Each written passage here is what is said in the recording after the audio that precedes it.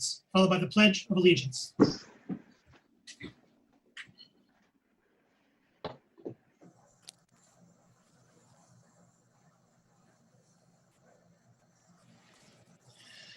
I pledge allegiance to the flag of the United States of America and to the republic for which it stands, one nation, under God, indivisible, with liberty and justice for all.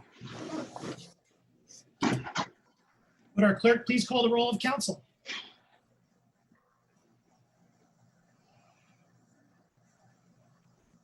Councilmember Hayner, Here. Councilmember Bannister, Here. Councilmember Griswold, Here. Councilmember Lum, Here. Councilmember Grand, Here. Councilmember Ackerman, Here. Mayor Taylor, Here. Councilmember Eaton, Here. Councilmember Nelson, Here. Councilmember Smith, Present. Councilmember Remlawi. Here. We have a quorum. May I have a motion, please, to approve the agenda? Moved by Councilmember Remlawi, second by Councilmember Griswold. Discussion of the agenda. All in favor? Aye. All opposed? The agenda is approved. Do we have communications today from our city administrator? Yes, Mayor, a couple items. I wanted to make you aware that the liveries are back open after having been closed for about 2 weeks. They are open today. Of an important note, I wanted to share on behalf of the clerk and encourage our voters who have absentee ballots to turn them in. The deadline for the ballots to be received by the city is August 4th at 8 p.m. It's important to note that they have to be received at City Hall by the clerk. They cannot be postmarked by that date. They have to be received. So we encourage, when you're ready, to get those in. Lastly, I wanted to bring to your attention a communication item that was added to as a city administrator communication regarding the financial update for the city. The COVID report basically summarizes what's changed since the last month. And at a high level, I'll just describe it briefly verbally. But the water and sewer funds over the course of last year and this year, what we call fiscal 20 and 21, over the course of 2 years are projected to be within about 500,000 of each fund within revenue shortfall. They have the ability to recover that by deferring some capital projects. Those decisions have not been made given the fact that those dollars are smaller than was initially anticipated. In addition, the local and major street funds receive monies from the state. We are not sure yet where the state is going to be in fulfilling their plan to sustain funding for road repair. If they do not fulfill that, then we do have some capital projects we could defer, but at this time, those projects have not been deferred. Lastly, the general fund, your most significant operating fund. Fiscal 20 was expected to have a $3.8 million loss in revenue. You were also expected to, through your budget process, to expend some funds in fiscal 20. Through the actions that have been taken, we now anticipate that fiscal 20 will be about $2.1 million use of fund balance. So that's, in my view, that's pretty good compared to where we started from. We were estimating we would end the year with about a 15% undesignated fund balance. So that's at the lower end of our range, but still it's not below our range like we had originally anticipated. For fiscal 21, there's about a $6.5 million revenue shortfall that is anticipated. You'll recall that we started that year with a balanced budget. So the $6.5 million was a challenge that we had. If we continue the plans that we have in the financial recovery plan that we've implemented already and sustain those for this year, we would be able to recover all of that $6.5 million. So that is our plan at this point. I do want to make you aware that the city has applied for a CARES Act funding that is eligible to cities. The first portion of that is eligible, is for April and May police and fire expenditures. We're estimating a reimbursement of about $3.5 to $5 million. If that comes in, it would be around in September. So we are not expecting I would not suggest any changes right now in our financial situation as far as spending monies, but we are expecting a significant grant from the state if this CARES Act comes through. Because of our concerns about a second wave, and because of our concerns about what the revenue picture may look like for 22, we don't remain in a position to spend funds at this time, is my recommendation. But that is the latest update on the report. And if you have any questions, it's attached, and I'm happy to follow up later with you. That's all that I have. Thank you. Thank you very much. I'm having technical difficulties. I have lost video. Can people hear me? Yes. Thank you very much. We have no introductions today. We now come to a set of public comments. Public comments reserve time and opportunity for members of the public to speak to council and the community about matters of municipal interest. To speak at public comment reserve time, one needs to have signed up in advance by contacting our city clerk. Speakers will have 3 minutes in which to speak, so please pay close attention. Our clerk will identify for you when 30 seconds are remaining. When your 3 minutes are up, the clerk will notify you, and then it is time for your comments to conclude. In order to speak at public comment, after having been designated a time, please dial 877-853-5247. That is 877-853-5247. Enter meeting code 982-6320-8392. That is 982-6320-8392. Dial *9 to raise your hand. The clerk will identify you by the last 3 digits of your phone number, and after that, you will be recognized on the queue. Our first speaker today is Stephanie Mercier.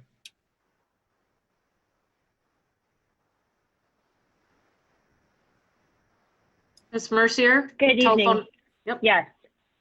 Can you hear me? Yes, we can. Thank you. Great, thank you.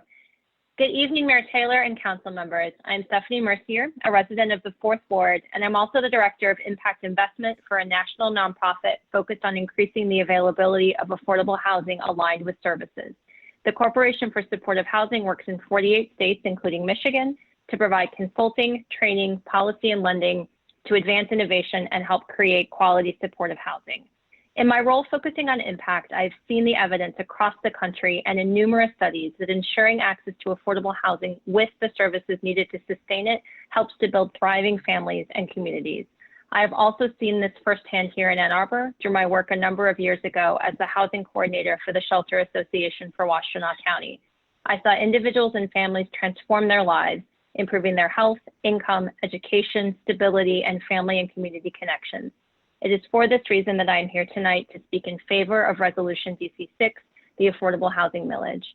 Back in 2007, as part of the implementation of the community's 2004 Blueprint to End Homelessness, a county task force was formed to explore locally viable solutions to create a sustainable revenue source to build affordable housing units and related supportive services. The task force recommended 3 things: increasing public education about homelessness and affordable housing issues, creating a 20-year millage to fund housing and supportive services, and establishing an endowment that once the millage had expired would be available in perpetuity to fund supportive services. We are here tonight to discuss moving forward with the recommended 20-year millage for affordable housing and related supportive services. Recent polling conducted by a top-rated polling firm, Epic MRA, showed 77% of those who were polled were in favor of such a millage.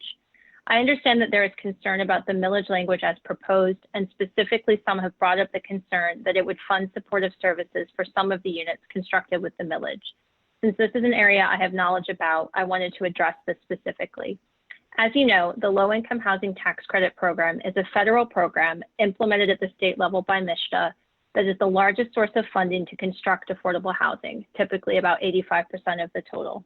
MSHDA requires applicants to demonstrate they have funding for supportive services for the entire term of the affordability commitment period they apply for, which at minimum is 15 years, but can be longer. There is no reliable new revenue source for supportive services at this time. So not having supportive services funded as part of the millage would actually put in jeopardy construction of affordable housing units. Services are also a critical component of maximizing positive impacts for families and communities. Ann Arbor is already a thriving community, but Resolution DC-6 can ensure that we build upon this strength for all members of our community, regardless of income level, and move toward building a more equitable and vibrant future. Thank you for your time this evening.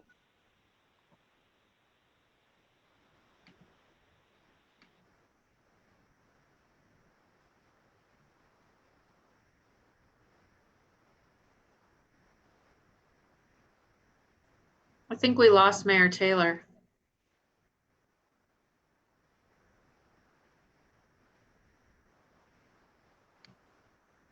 Mayor Pro Tem Lum, do you want to call the next speaker? Keep us moving? I'd be happy to. Okay. No, it looks like he's back.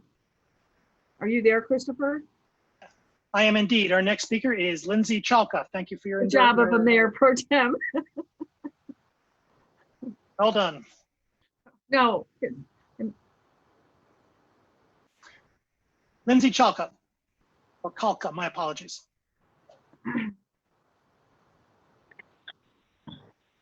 Ms. Chalka, caller 697. Go ahead. Yes. Okay, great.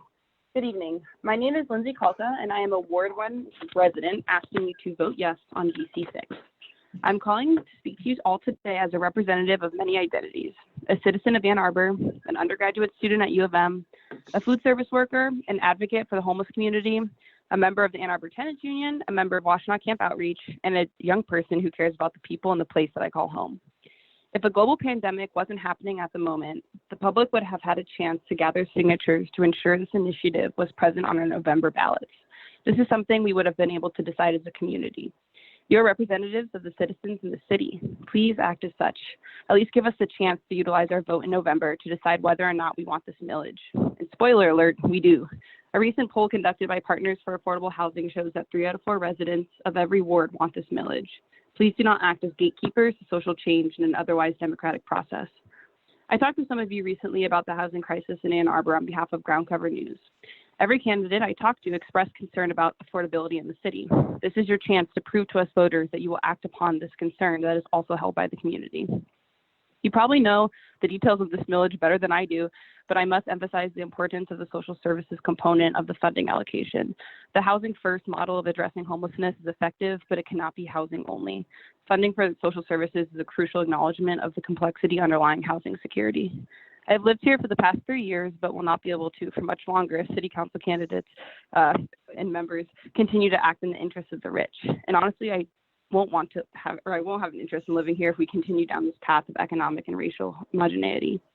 Lastly, I remind you all that this millage is just a step in the right direction to housing equity. It is not at all the solution. I challenge you to continue seeking out and supporting initiatives that acknowledge that housing is a human right, because it is. Thank you for your time, and please vote yes on DC6. Thank you. Our next speaker is Anthony Scott.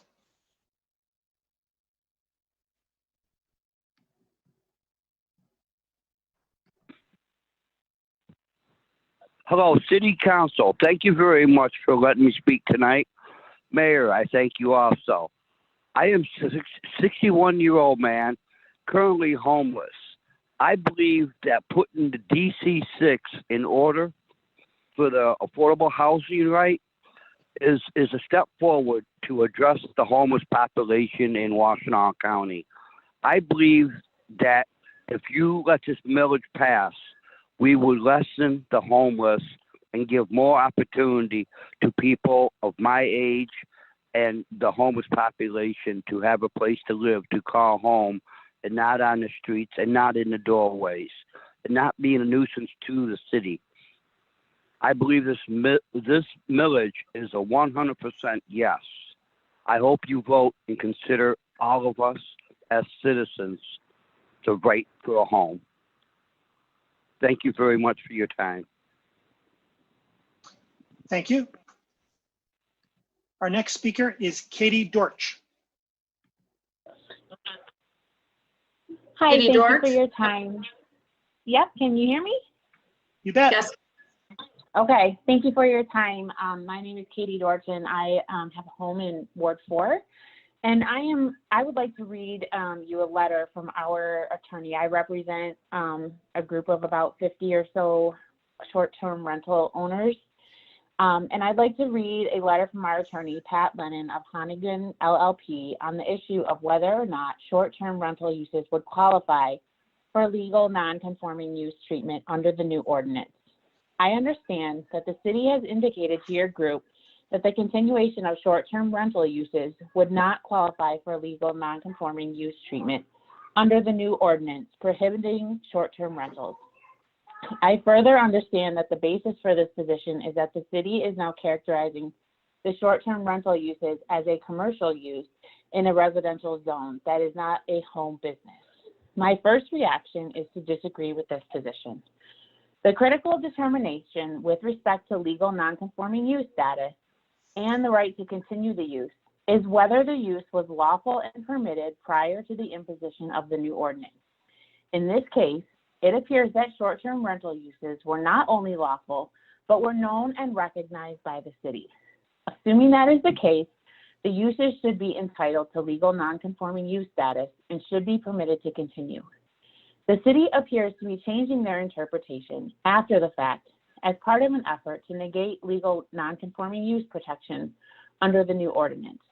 This approach appears to be a direct attack on your legal rights to continue previously lawful uses following imposition of a new ordinance. If the use was not previously lawful, why was it permitted, regulated, and taxed? Or, put another way, if the use was not previously lawful, why do they need a new ordinance at all? The recharacterization of the previously acceptable use as an unlawful now comes off as a transparent effort to sidestep your right to continue those uses as legal non-conforming uses. The heart of the right to continue legal non-conforming uses is the balance between protecting property owners that relied on an ordinance when they invested in their use and the interest of the city to gradually, over time, eliminate those use from certain zoning classifications. The city's approach appears directed at the immediate elimination of the previously permitted use rather 30 than seconds. the gradual reduction and elimination of the use, and in doing so appears to violate the rights of owners that have lawfully used their properties for short-term rental purposes. Thank you for your time. Thank you. Our next speaker is Noah Hoffman.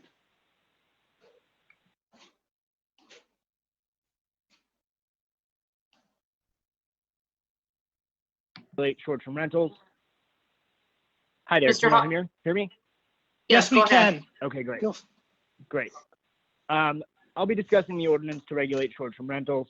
I'll be reading a separate letter from our attorney, Pat Lennon, that was addressed to Mr. Postema, the city attorney, and which was also emailed to the clerk on July 16th. Mr. Postema, our firm represents Noah Hoffman, Heidi Mitchell, and other residents that rent homes within the city of Ann Arbor on a short-term basis. Our clients have provided us with a copy of the city's proposed short-term rental ordinance and have shared their respective histories of communicating with the city with respect to the ordinance. As discussed herein, if the city proceeds with imposing the proposed ordinance, it should modify it to treat existing short-term rental properties as legal non-conforming uses and allow them to continue. We will begin with the observation that the proposed ordinance is not fair to our clients or to others that have used and continue to use their properties for short-term rental purposes. These citizens invested in their properties in reliance on their rights to rent them and have paid higher taxes due to their quasi-commercial status. The income from short-term rentals has been and continues to be a critical part of their livelihoods and a critical source for maintaining their properties. In some cases, the loss of rental income could lead to a decline in maintenance and repairs. In other cases, the loss of the income stream could be devastating and lead to foreclosure. Beyond the obvious fairness issues, the proposed ordinance and its impacts on our clients also raises serious legal issues. Specifically, our clients and others that can document the lawful use of their properties for short-term rental purposes should be entitled to continue their use of their properties as legal non-conforming uses. We are informed that the city representatives have told our clients that their short-term rental uses would not qualify as legal non-conforming uses. We disagree with this position and urge the city to modify the proposed ordinance to clearly exempt properties that are currently used for short-term rental purposes. You'll see that the recently decided Michigan Supreme Court case, Reum versus Spring Lake, which speaks directly to this issue. At its core, Reum holds that existing lawful short-term rental properties are entitled to legal non-conforming use status. In Reum, the Supreme Court concluded that if the use of a property for short-term rentals actually was lawful prior to the adoption of a new ordinance, then the property owner has a right to continue using their property for short-term rentals after imposition of the new ordinance. In this 30 case, seconds. the involved short-term rental properties are all currently lawful uses, and they should all be entitled to legal non-conforming use status should the ordinance be enacted. As such, they should be permitted to continue short-term rental uses based on the reasoning in Reum and based on the fairness principles set forth above. As mentioned, the right to continue to use their properties for short-term rental purposes is critical. They're all longstanding supporters of the city and its policies, and they all hope the city will respect their right to continue the current use of their properties.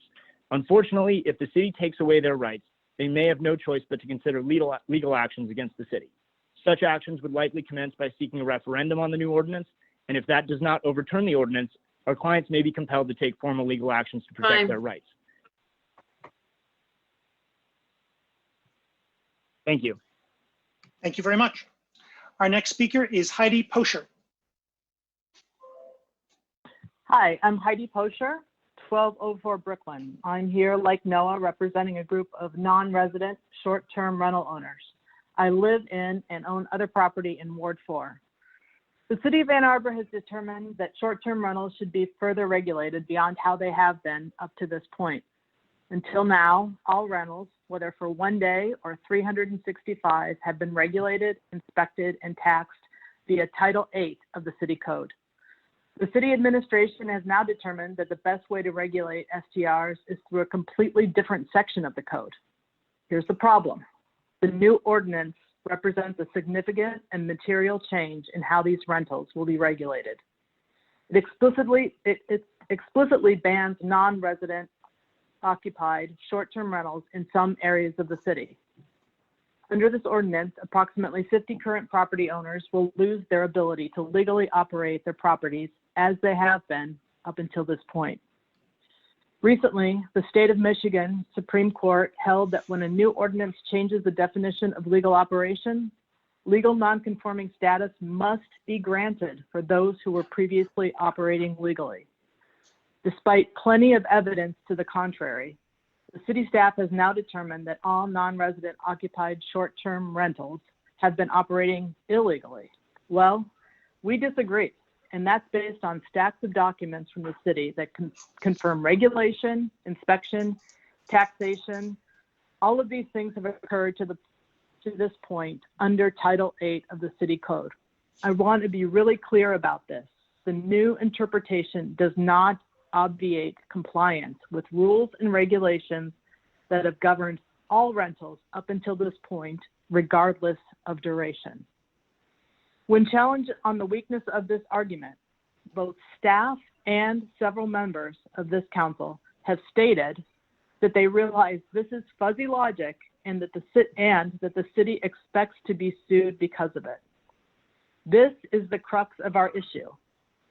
The city's position seems to be that they intend to use this trumped up argument to bar us from rights that have already been established for us by the Supreme Court of the state of Michigan. We'll have to sue in order to experience and benefit from these rights. This is tantamount to guilty 30 until seconds. proven innocent. This is tantamount to guilty until proven innocent. We request council require staff to establish a working group to determine how our right to legal nonconforming status will be granted and authenticated. We've been asking for this working group for almost a year. Council has absolutely nothing to lose by taking this action now. Elizabeth Nelson, you are my council representative. I'm asking you specifically to propose the formation of a working group to fix this problem. Also, I'm highly in favor of the affordable housing. Thank you. Thank you. Our next speaker is Lola Adefeso. Hello. Hello. Please proceed. My name is Lola Adefeso. I'm a resident of Ann Arbor and a taxpaying member of Ward 2. I am a first-generation American, and I'm here today to speak against the ordinance against short-term rental. About a couple of years ago, I began to get close to the American dream, which we all seek as part of this one nation. And in that process, my husband and I acquired a rental property in Ann Arbor. We looked throughout the city's website. We called many of the city offices for guidance on whether we are able to proceed in the manner that we wanted to and what are the rules and laws that we needed to follow. The feedback that we got from all avenues was that we needed to register our property and have it inspected, which we have done. And we have done that for every year that we have owned this property. And now the city is saying that we can no longer operate, and it's not clear to us where that decision is based. The short-term rental property is a livelihood for us, supports our family. And in looking through the ordinance that's drafted, it looks like the city has modeled what the city of Austin has done with short-term rental, and it's not working out well for Austin. In the same way that my Heidi and speakers before me has highlighted, this is setting a course for a legal battle between short-term rental owners and the city council, in the same way that the rules and laws in Austin is already in the courts, and the state of Texas is poised to vote into law a measure that would undo what the city of Austin has done. So the city of Austin has wasted the time and money of its citizens to put into action an ordinance that it cannot defend. And it breaks my heart that to see that the city of Ann Arbor is following in this footstep and unfairly treating the residents of the city who are law-abiding citizens who have followed the rules. We have paid taxes. We have had our properties inspected in the way that we have been instructed to do. And so this change of rule midstream for people like me is a make or break decision of our livelihood when we have done nothing wrong. I'm asking that my council member, Jane Loon, to propose that this ordinance go back and work with the team of short-term renter current owners to come to a resolution that would work for both the city and current owners. Thank you. Thank you. Our next speaker is Ben Rantum. Hello. Thank you, Mayor Taylor and council members, for the opportunity to speak to you tonight. My name is Ben Ranta. I have been a resident of Ann Arbor for the past 12 years and live on Dexter Avenue in Ward 5. I'm a blue-collar worker. 4 years ago, I invested most of my savings in buying and renovating a home in Ann Arbor, knowing all along the way that I was in good standing with the city for my rental property. I want to speak to you tonight about my opposition of the proposed ordinance to amend Title VII of the Business and Trades Ordinance with regard to short-term rentals. Members of council and city officials have gone on record stating their goal is to maintain the sanctity of, quote, community character within the residential neighborhoods. What's implied here is our community needs to remain mostly white, educated, and affluent. This is inherent racism. Any such language in this ordinance with regard to maintaining community character should be removed. Similarly, it should be removed from all Ann Arbor city ordinances. First, the question, excuse me, why is the ordinance being added to the purchasing, contracting, and selling portion of the city code? I hope that in your deliberations you address this question.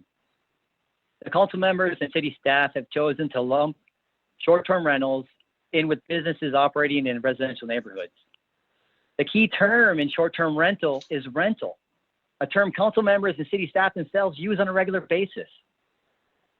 All short-term rentals should be continued to be categorized, licensed, and regulated as rentals because these are rental properties. They always have been rental properties, irregardless of the length of stay by tenants. The city is simply enforcing the existing ordinances and zoning, why is there a need for a new ordinance? Some members of the council and staff, by their own admission, have not collected all the necessary data to objectively view the situation as it is. All this has resulted in an inconsistent and potentially discriminatory ordinance where some rentals are not allowed based solely on their street address. The just and fair action to take now is to reject this ordinance, send it back to staff, and create a legal non-conforming use status for non-resident occupied STR owners in the ordinance. 30 seconds. Okay, I have two asks tonight from City Council. First, make a motion to reject this ordinance as written and send it back to staff before this first reading. Not all constituents' voices have been heard on this. Second, I'd like to make a plea to Councilmember Ramlawi. Do the right thing. Be courageous. Do a courageous thing and make a motion to form a working group with participants from all perspectives of this draft ordinance to work through these complex issues before the first reading occurs. Everyone on this council has shown they are.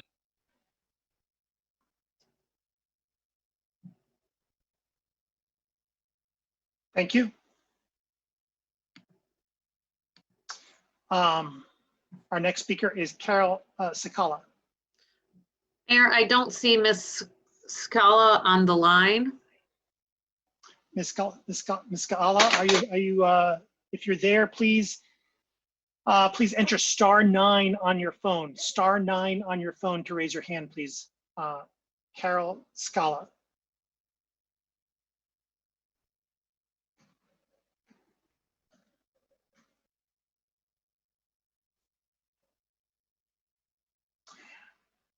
Moving on, our next speaker is Dan Ezekiel.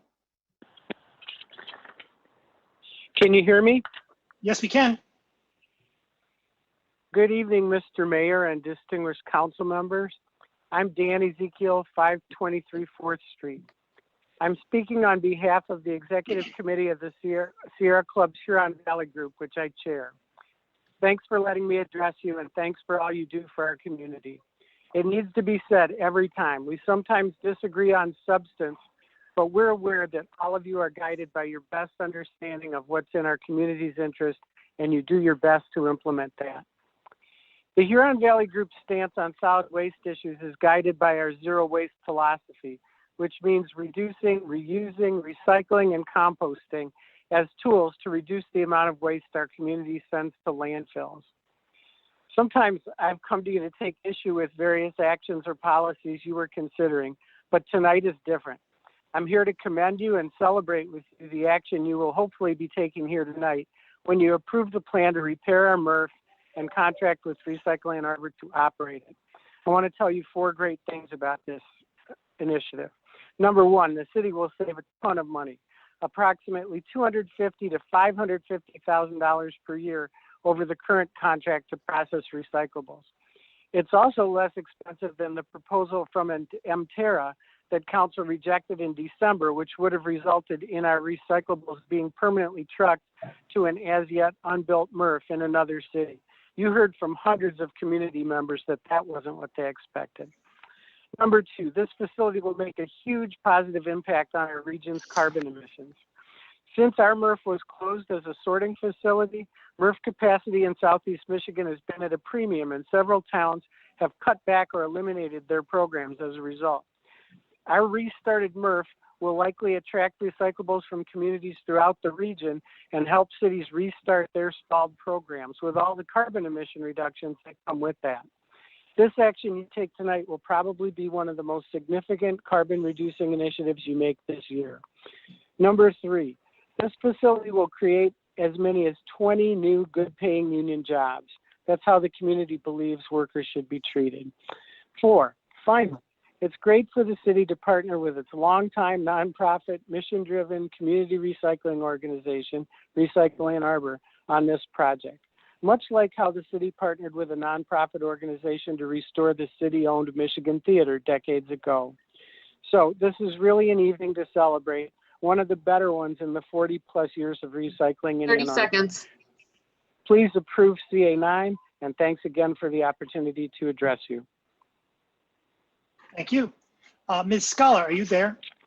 She sent me an email saying she pressed *9 and nothing happened. Mayor, there is a caller. It is not the number that we have listed for her. Would you like me to try that caller? Yes, please.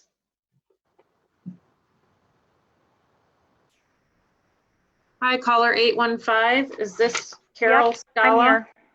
Yes, I am. Okay, Very go good. ahead. Thank you.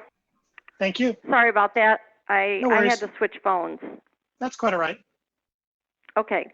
Thank you. My name is Carol Scala, and I'm a homeowner in the 4th Ward. I'd like to comment regarding the proposed short-term rental ordinance, and I would ask council to consider the following illustration. 2 friends buy homes at the same time 2 years ago, looking to eventually rent them short-term. One home is in a residential zone, one is in a mixed zone. At the time of purchase, there would be no consideration by either as to the location of the homes because there was no restriction to renting. It was legal. Both did due diligence and had rental inspections. Both invested heavily in renovations. After 2 years, one owner is told, you can't short-term rent anymore because you have the unfortunate luck without any prior knowledge of buying in a residential area. The other owner goes on his way, continues to rent his home, and holds his investment. Why? Because he had the good fortune and luck to have bought in a mixed zone without any prior knowledge that this was going to be a win for him. Neither buyer had the benefit of a policy, a rule, or an ordinance that would have led them to buy in a protected zone and ensured their rental continuance. This is discriminatory, it is preferential, and it smacks of favoritism and bad governance. Thank you. Thank you. Are there communications today from council? Ms. Boujee, can you enable me to lower hands, see hands and lower hands? Thank you. Ms. Communication council, Councilmember Griswold, I believe.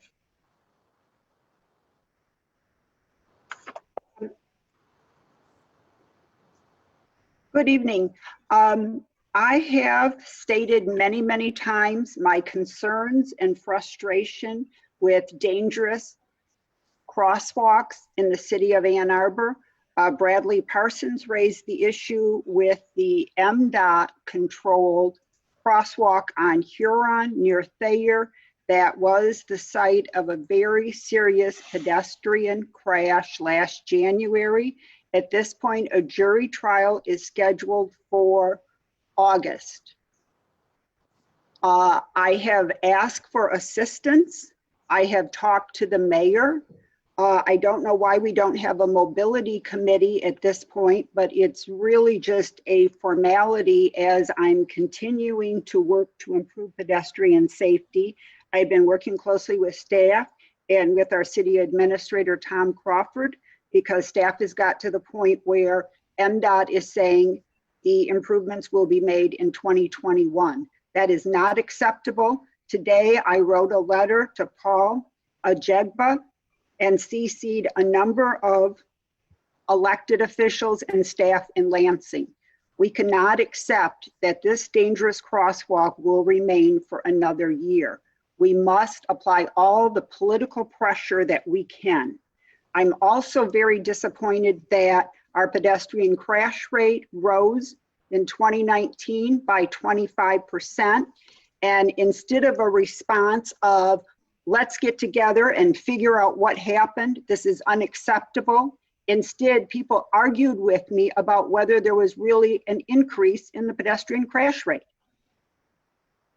I'd also like to mention that the New York Times had a book review yesterday, Why Intellectuals Support Dictators, The Twilight of Democracy. I think there's a lesson here for Ann Arbor, and I would suggest that people read this. I posted it out on my Facebook. The subtitle is The Seductive Lure of Authoritarianism. I am concerned that we are simply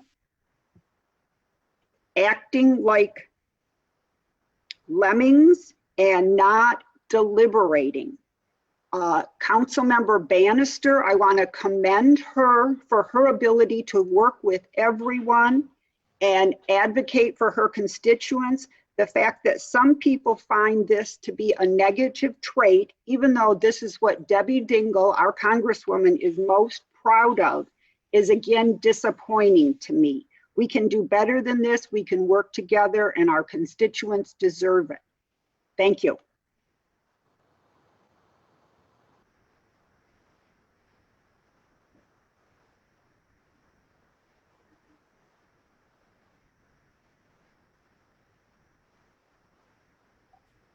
Councilmember Nelson, my apologies. I just wanted to make an announcement. There are a couple of construction projects that started today in Ward 4, South Main Asphalt Councilmember- Pass. I can't hear you. Can anybody else hear you? All right, I'm continuing having technical problems. Please proceed. My apologies. Oh, okay. Yeah, two projects in Ward 4 started today, South Main Street Asphalt Pass and Boardwalk Drive. And there's another construction project that we're anticipating that will start July 27th. Water main construction along South Boulevard. Residents should have gotten a notice about this. I posted about it in my newsletter.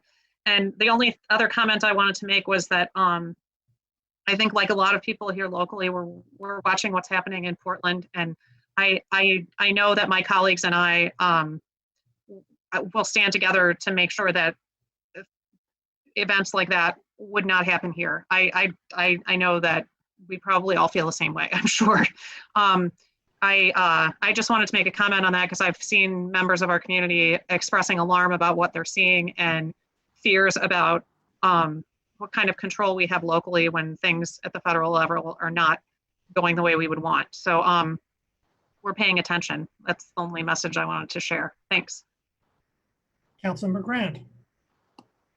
Thank you. A few things. One is and can everyone hear me okay? Because I know I've been hearing some echoes. Great.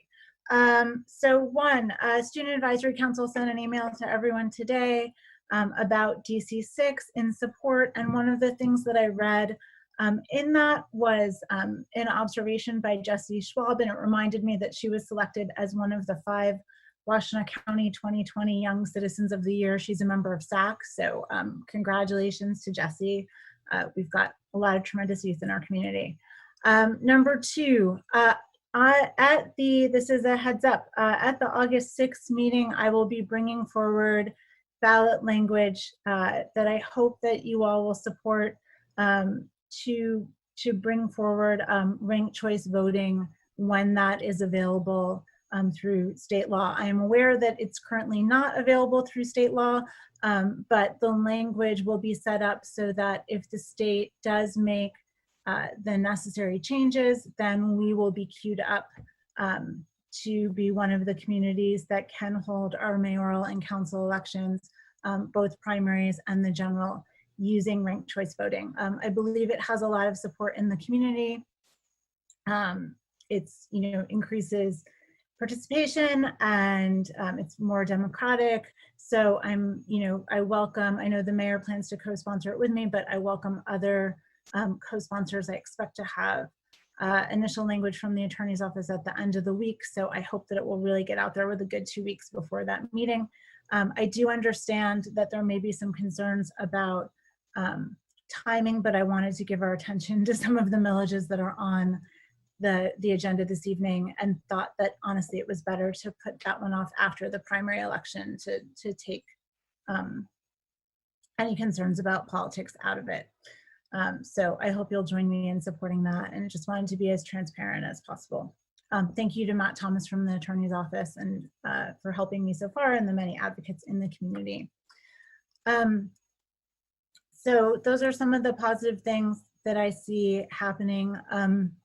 I'd be remiss if I didn't point out some of the things that have been really upsetting me in our community over the last few days, especially, and I didn't want to mention it, but I keep feeling angry, and then horrified, and nauseous, and then angry again, because there were a couple things. One, and since Councilmember Griswold mentioned it about collaboration, that was used as an excuse in my mind by Councilmember Bannister on her campaign literature to mislead voters. she took a quote from former planning commissioner who's no longer on the planning commission, Scott Trudeau, and twisted it to look like he was Really? supportive of her campaign when that was not the case.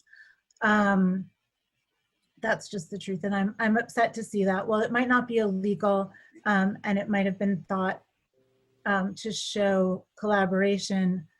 Kicking someone off the planning commission doesn't show collaboration, so you know, that's just not the case. And I was really hoping that Councilmember Bannister would apologize to both Councilmember Ackerman and former Planning Commissioner Trudeau for those actions, and I was waiting to speak to see if that would happen, and I didn't hear it. So I felt like it was important to say something because I was really disturbed. Even if it's not illegal, we know that All we shouldn't take other people's words and put them on our campaign literature without permission. The second thing that I'm upset about, I've also talked to women who've considered running for office and been able to say, you know, you will be trolled, you will deal with misogyny, but there's one line that hasn't been crossed, and that's going after your children. Your children will be safe from comment. And today, and well, really yesterday, that line was crossed when Jen Eyre's daughter was called out, and frankly sexualized in a way that was totally inappropriate, just for Miss Eyre having a picture of her family on her website. And she was accused of using her daughter in a way that truly sickened me as a parent and as a person. And that that message was called to be taken down, and it wasn't on the Ann Arbor Politics site. So as you're looking for information about who to go for, please, and vote for, please don't look at the Ann Arbor Politics site. Seriously, come on, Mr. Mayor. How long is this going to go on? And I call on my council members who participate on that site. If it's to been longer please than 3 stop. minutes, Member, if you can. wrap I'm it done. up. Thanks. To please stop. Member Ramlawi. I'm done. You know, what a sour way to start a meeting, honestly. The community is highly disappointed with us. I'm hearing an echo. There's feedback, sorry. I think Stephen Postma his microphone was on and I've muted him. Sorry about that. Remember, you have the floor again. We're elected to take on the business of the city. And, you know, Mrs. Councilmember Grant, please keep this BS out of our meetings. Our meetings go on long enough.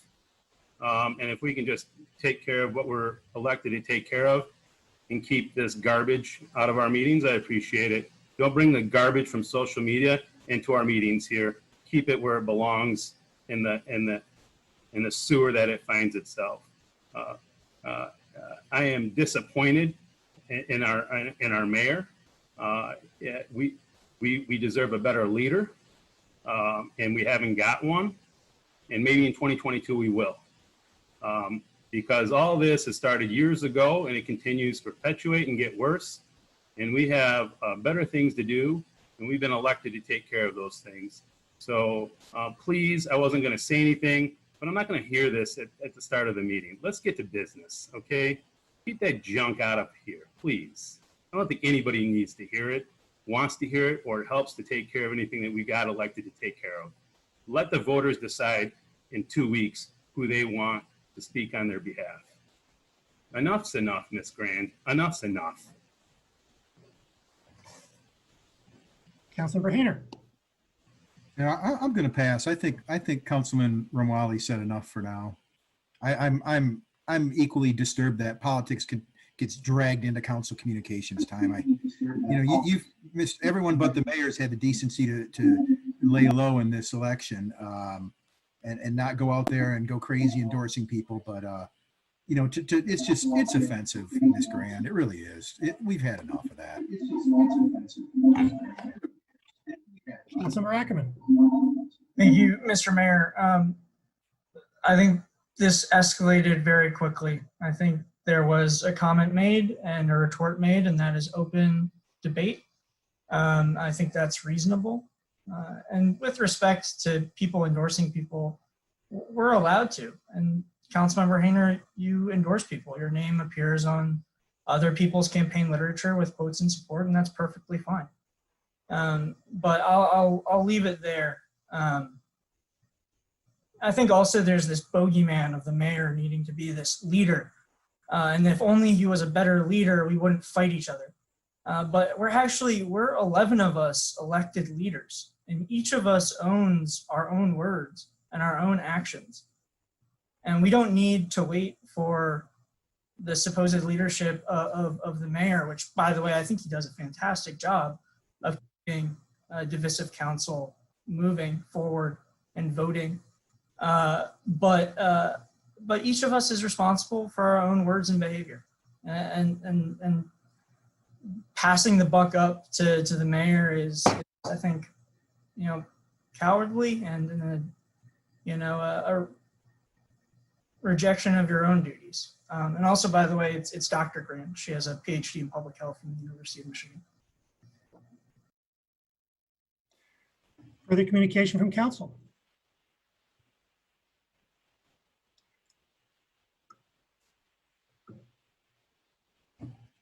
I'd like to direct confirmation of the following nomination that was presented to the City Council for consideration of the June 1 regular session to the Downtown Development Authority, Ji-Hye Kim. May I have a motion, please? Moved by Councilmember Smith, seconded by Councilmember Griswold. Discussion. All in favor? Aye. All opposed?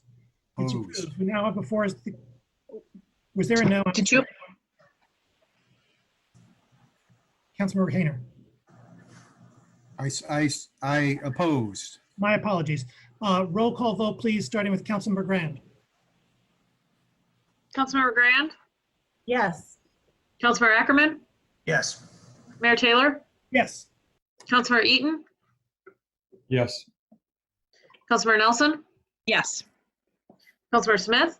Yes. Councilmember Ramlawi? Yes. Councilmember Hayner? No. Councilmember Bannister? Yes. Councilmember Griswold? Yes. Councilmember Lum? Yes. Motion carries. We now have before us the consent agenda moved by Councilmember Ramlawi, seconded by Councilmember Smith. Discussion of the consent agenda.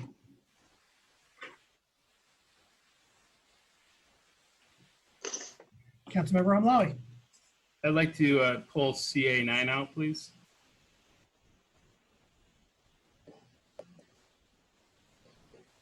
Further discussion of the consent agenda. All in favor of the consent agenda with the exception of CA9, please say aye. Aye. Aye. All opposed?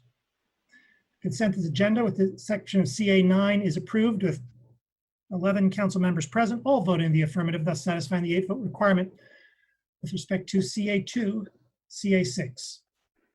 CA9, resolution to approve a services agreement and land and building lease with Recycler Ann Arbor for materials recovery facility, transloading, re-equipping, and recyclables processing. 10-year term, 2 potential 3-year extension. Moved by Councilmember Ramlawi, seconded by Councilmember Smith. Discussion, please, of CA9. Councilmember Ramlawi.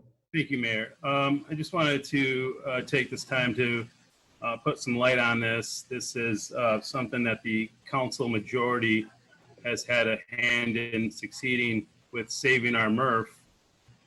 One that was told to us could no longer be revived and become a local asset and be a part of our sustainability goals. And the conservative majority decided to take a different route. And lo and behold, here we have an agreement with Recycle Ann Arbor to do just what was told was going to be too costly or impossible to do.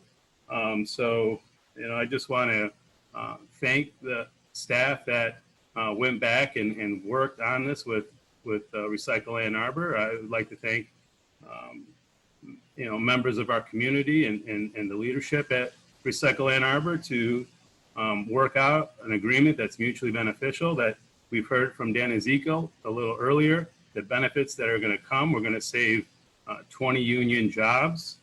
We're going to save on the carbon emissions by sorting and transporting that here locally and not sending it down to Cincinnati. We're gonna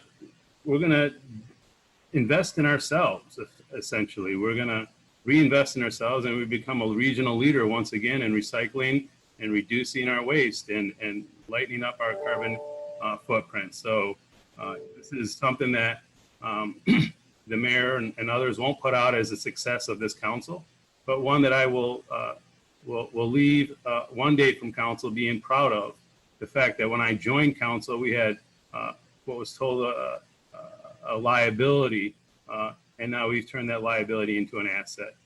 So thank you very much for the people that made it happen. Councilmember Lum. Thank you, Mr. Mayor.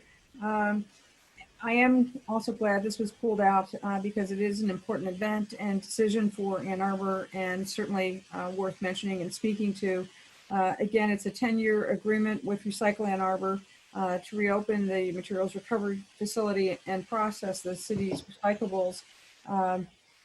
Bit of the history here. Again, this is important.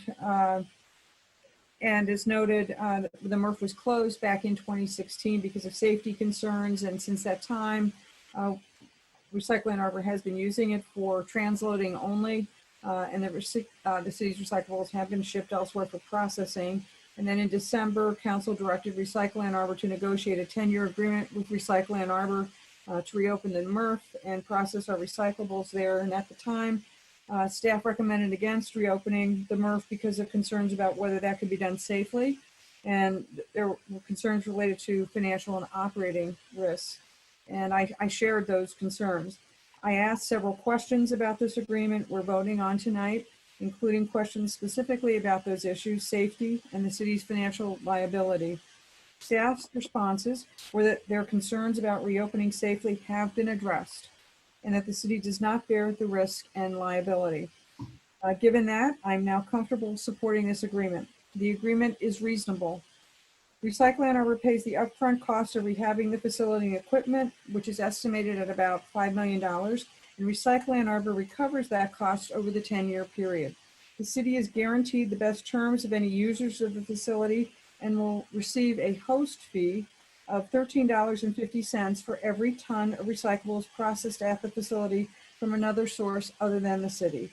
The city also shares in the revenue from this recyclable material, and in response to another of my questions, staff projects that could be about $400,000 annually, although we know recycling markets are quite volatile. Anyway, I thought it was worthwhile to call this item out tonight, as did Councilmember Lowey. It is an important decision and milepost for Ann Arbor. I'll be supporting this tonight, and I would like to thank staff for negotiating an agreement that they believe addresses the concerns that were raised in December. Thank you very much. Councilmember Hayner. Thank you. I just want to make some comments on this. I had a nice long conversation with a gentleman who has a lot of experience in collection of waste and recycling. And I know that the scale project is well underway out there at the MRF right now. And he expressed some concerns that the scale, if this, when this becomes up and active and it has the potential to become part of the solid waste resource management plan and have other folks from the eastern part of Washtenaw County use our facility, which I think is one of our hopes. He expressed some big concerns that that scale is too close to the gate, and that these trucks are going to start queuing up out on the road. And he's seen it happen at other facilities when he drove for waste management. And I just wanted to throw that out there that I think that in anticipation of bringing this building up to speed again and getting traffic from outside of the city, that there are some concerns that the folks on that staff have about the architecture of the driveways, and there was also a request that we look into creating an additional siding or off lane on just outside the gates there where the trucks could queue up because he thinks that's what's going to happen. And I know it's a little, it's a little gone down the road there with the scale already being put into place and worked on, but I just wanted to pass that on. It was a resident and a knowledgeable resident's concern that I wanted to share with everybody. So I'm hopeful that we'll get this up and running again. And I think that it's a very valuable asset that we have here. And I think REA is getting a good deal on this. And so hopefully it will pay off for the city again in the long run. And we'll start to see some actual recycling be done again. So I think our next big thing to tackle is the issue with compost. And so I'd like to see us get back to the compost, because not only does that play into our 820 plan, but actively reducing the compost in our solid waste is going to dramatically reduce the tonnage and the volume of our solid waste. So I look forward to that happening next. Thank you. Councilmember Smith. Yeah, I'd like to say a special thanks to Ms. Maciejewski and her staff and the leadership at Recycle Ann Arbor, our nonprofit mission-driven community partner in this, for being able to mend fences and put together an agreement that is, I believe, a win-win for everybody. It's not just a good deal for Recycle Ann Arbor. It's a good deal for the city, but most importantly, it's a good deal for the residents. And as we know, those of us who've been working on this issue since the MRF closed in 2016 know that people expect Ann Arbor to provide this facility. And I think this is a huge step in the right direction. I'm thrilled that we're able to do this. And I would like to merely echo with what Mr. Ezekiel said this evening, which is we should be celebrating this moving forward. This is a big deal. A lot of people, particularly the Environmental Commission, the Working Group on Solid Waste, have put countless hours into this. Staff has put countless hours into it. Recycle Ann Arbor has been amazingly creative in thinking about how to do this. And I'm thrilled for our community to be moving forward on this. Thank you. Councilmember Bannister.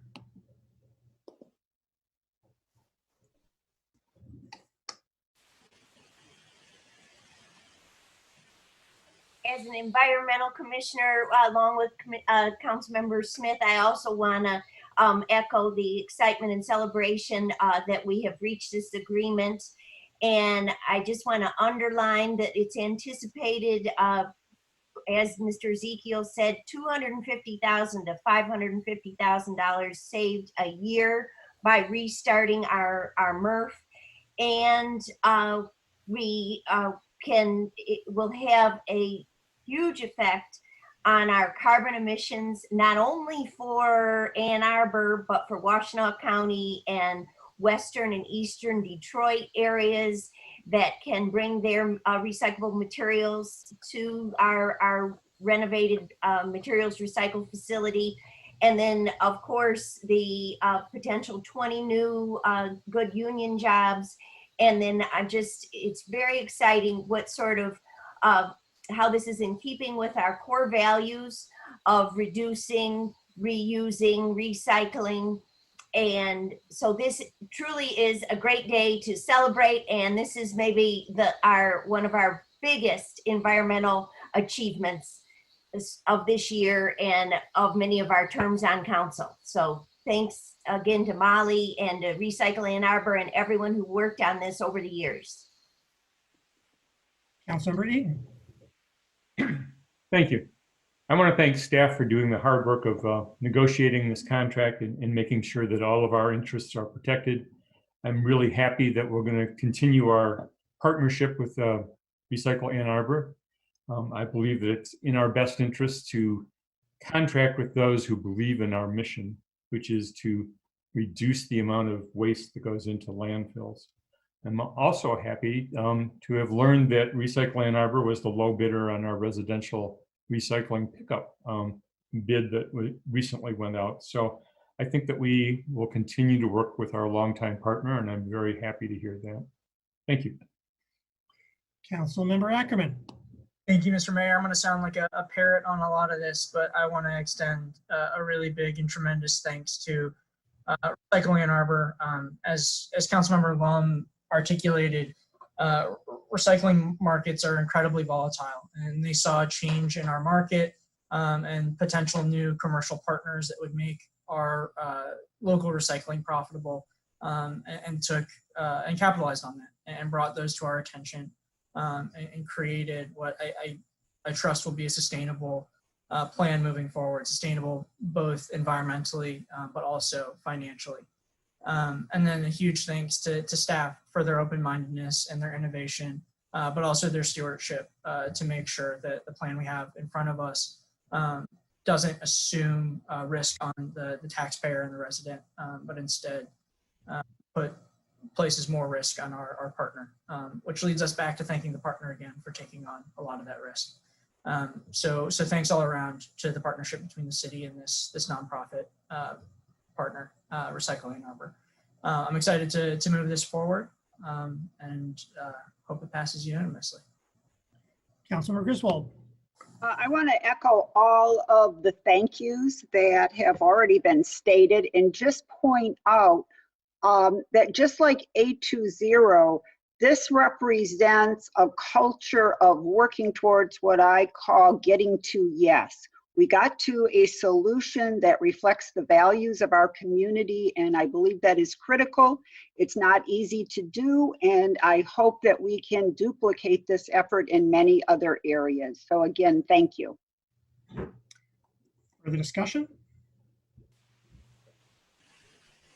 I guess in perhaps closing, I would like to say too that I am incredibly excited about this development. I know there are a few issues that have galvanized the environmental community more so than the prospect of reopening the MRF and revitalizing the recycling program, the local recycling program here. And I'm just delighted that staff has worked closely with our local partners, our local experts, and very much look forward to a recycling program that is revitalized, localized, and poised to succeed. Further discussion? All in favor? Aye. Opposed? It is approved. We now come to a set of public hearings. Public hearings are opportunities for members of the public to speak to council and the community about a specific item on the agenda. That is to say, the specific subject of the public hearing. To speak at a public hearing, one need not have signed up in advance. To speak at one of our 3 public hearings today, call 877-853-5247. That is 877-853-5247. Enter the meeting ID, 982-6320-8392. That is to say, 982-6320-8392. When it is time of the public hearing, please enter *9 to raise your hand, and you will be recognized by the last 3 digits of your telephone number. Speakers will have 3 minutes in which to speak, so please pay close attention to the clerk, who will notify you at the 30-second mark when you have 30 seconds remaining, and then ask you to wrap up your remarks at the 3-minute point.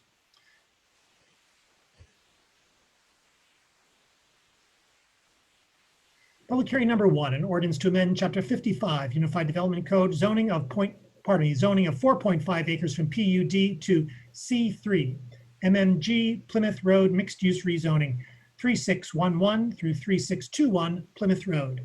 Is there anyone who would like to speak at this public hearing?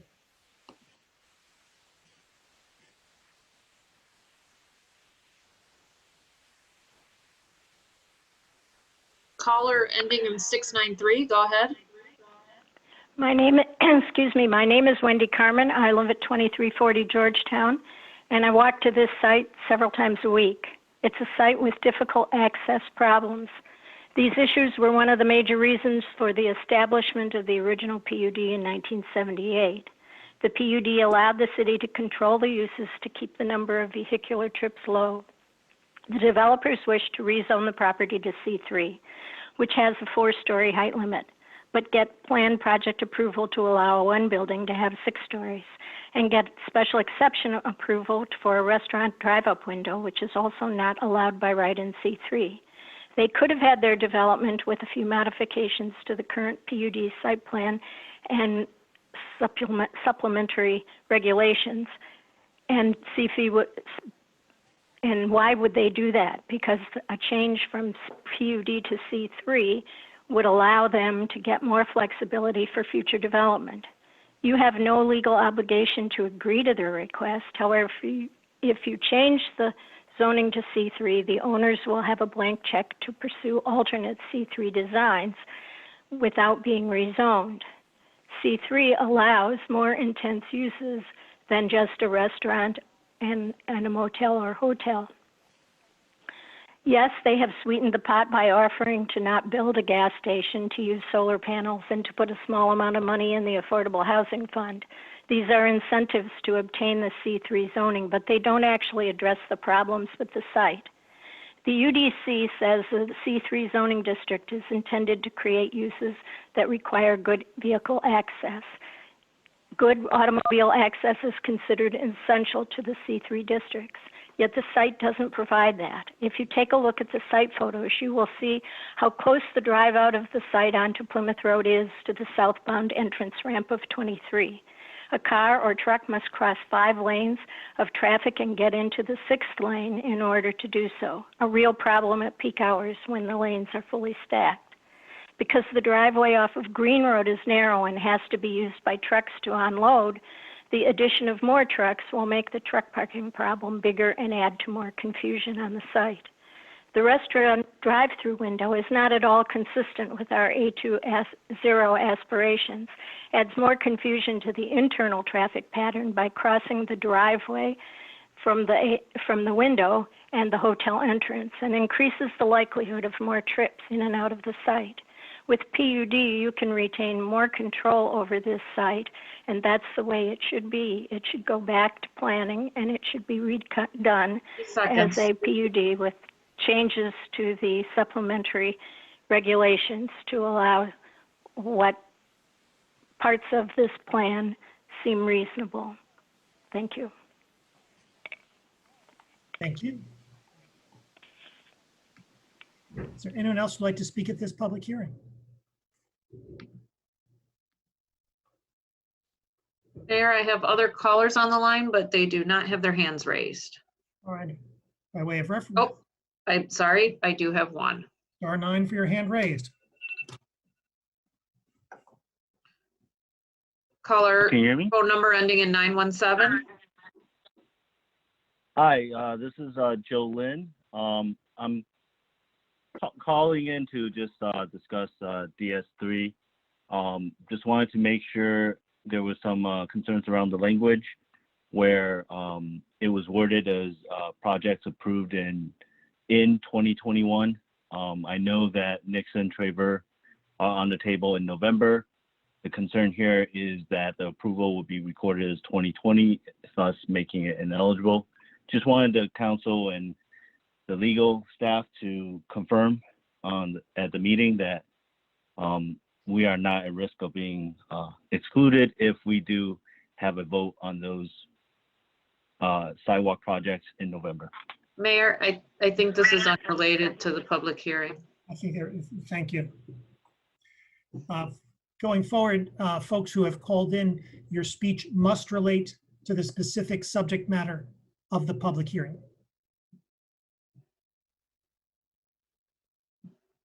Is there anyone else who would like to speak at public hearing number 1 in connection with the rezoning of 3611 through 3621 Plymouth Road from PUD to C3?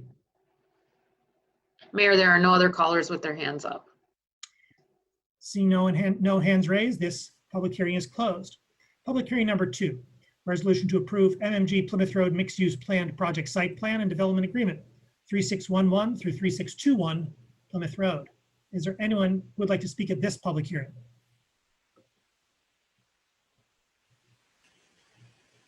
Mayor, no. Oh, I do have one caller. Please. Hi, my name is Dre Marcus. I'm actually the developer. Do I get a chance to speak after the presentation, or is this my time to speak This after? is your opportunity, sir. Okay, so I would just like to add that, we've been working with your staff closely for almost last year and a half to try to bring this project to fruition. And I understand at the last zoning meeting, there were some concerns expressed about issues, changing from a PUD and control and things that the city could get by getting a PUD versus just rezoning to this current zoning. So we worked with your staff closely to try to accommodate the city as much as we can. I commend you folks on having an affordable housing fund. I see the great need in that. Obviously, after all these calls today, I see there's a great need in that. But, you know, in times of COVID, we did try to make a good faith amount that we can contribute, just because our project now is upside down, obviously, just in terms of sheer numbers and the economic conditions. So I want to say that we did give an honest effort to try to give everything that we could to appease the board, so to speak, in terms of saying, all right, you do have control here, you are limiting the use, and things of that nature. Thank you. Thank you.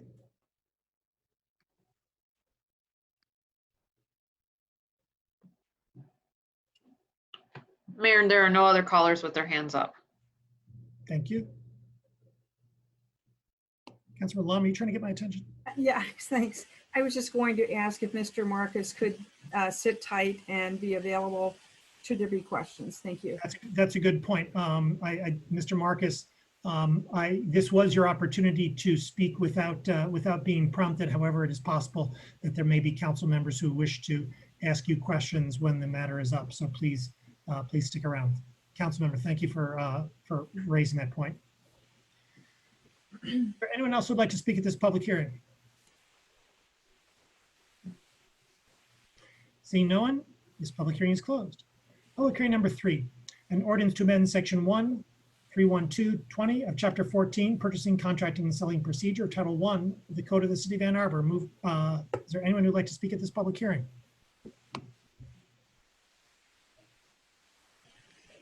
Caller 069, go ahead.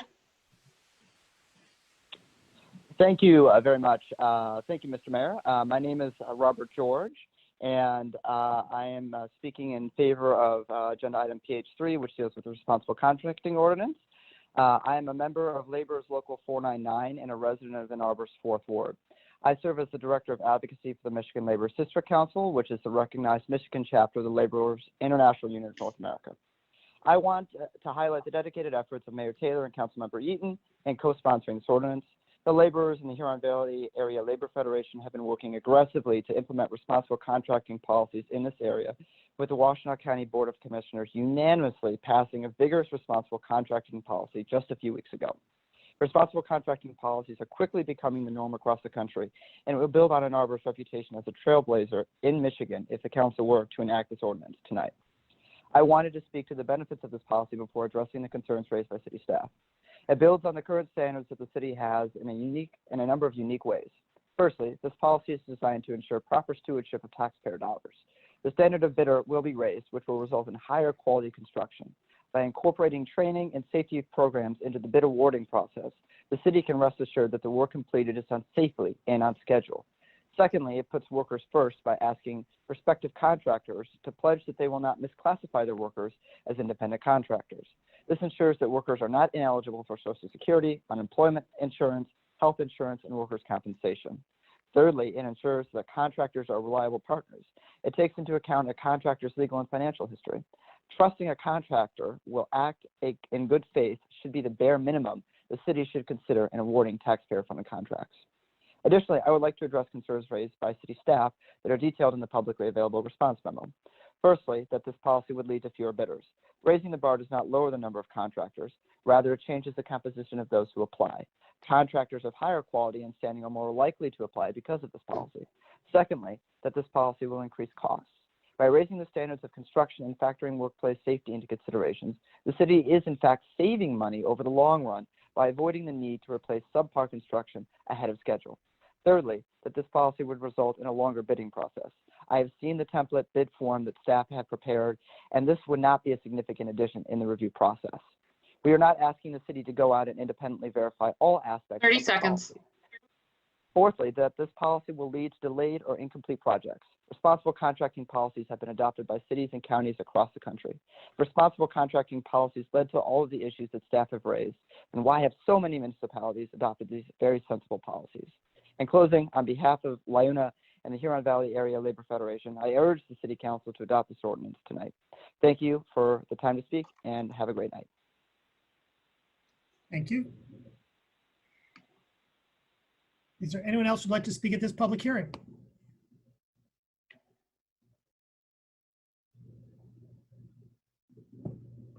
Mayor, there's no one else with their hands up. Thank you. Seeing no one, this public hearing is closed. May I have a motion, please, to approve the minutes, the special session of June 29 and the regular session minutes of June 6, 2020, moved by Councilmember Ramlawi, seconded by Councilmember Lum. Discussion of the minutes. All in favor? Aye. Aye. All opposed? Minutes are approved. B1, an ordinance to amend Chapter 55, Unified Development Code zoning of 4.5 acres from PUD, planned unit development to C3, Fringe Commercial District, MMG Plymouth Road, mixed use rezoning 3611 through 36121 Plymouth Road, moved by Councilmember Lum, seconded by Councilmember Bannister. Discussion, please, of B1, Councilmember Lum. Thank you, Mr. Mayor. I have comments. I'll speak once to both the zoning and the site plan, but first, and again, I hope Mr. Marcus is available, and I see Mr. Leonard. I'm sure that you both heard the comments made during the public hearing, and I would just like to follow up on some of those questions. The one specifically has to do with the internal traffic pattern, which has been brought to our attention as a problem, and I will note that I'm out in this area on a regular basis, and it is a problem.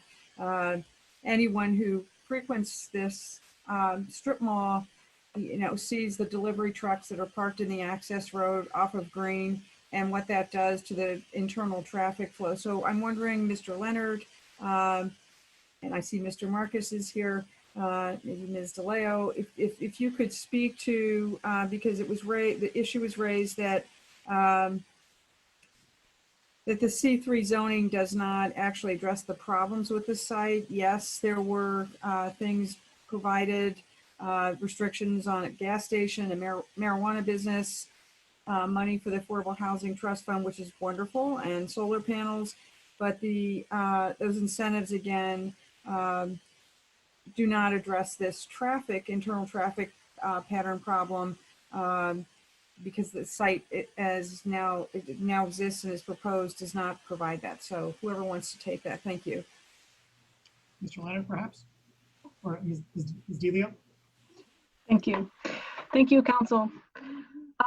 This is a delicate situation, if you will. The proposed use is a hotel. It is not unlike the existing use, and the restaurant is the same. There was a previous restaurant there.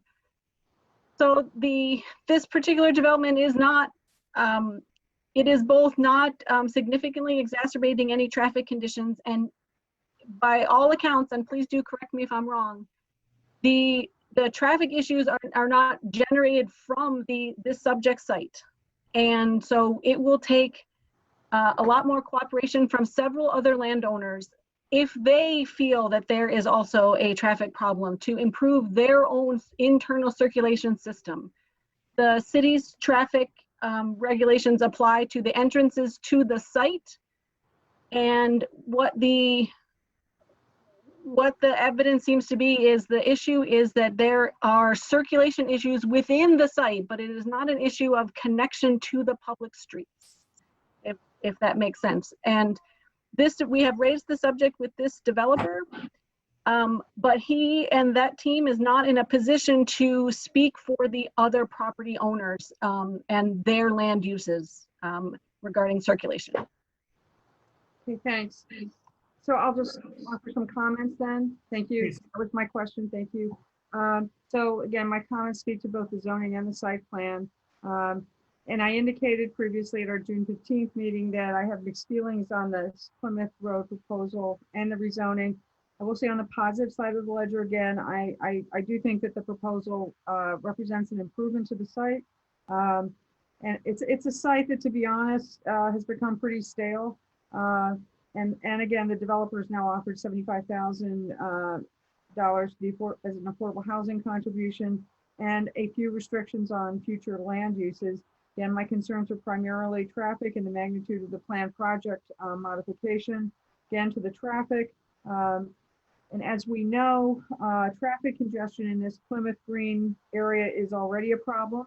The peak volume is, I asked about this, and the numbers are big. The peak volume is 3,400 vehicles an hour. That's, needless to say, a lot. And this does add to the problem. And unfortunately, it does not come with any mitigating actions. I heard what you said about this, Ms. DeLeo. And I will note too that the one possible mitigating action that staff had suggested was a quote, right in, right out design, but the developer did decide against that. And when I see language in responses to questions like, quote, there is enough traffic volume generated to allow additional controls, but not enough to require them, end quote. And the additional controls are not put in place, that just tells me that there's going to be an issue.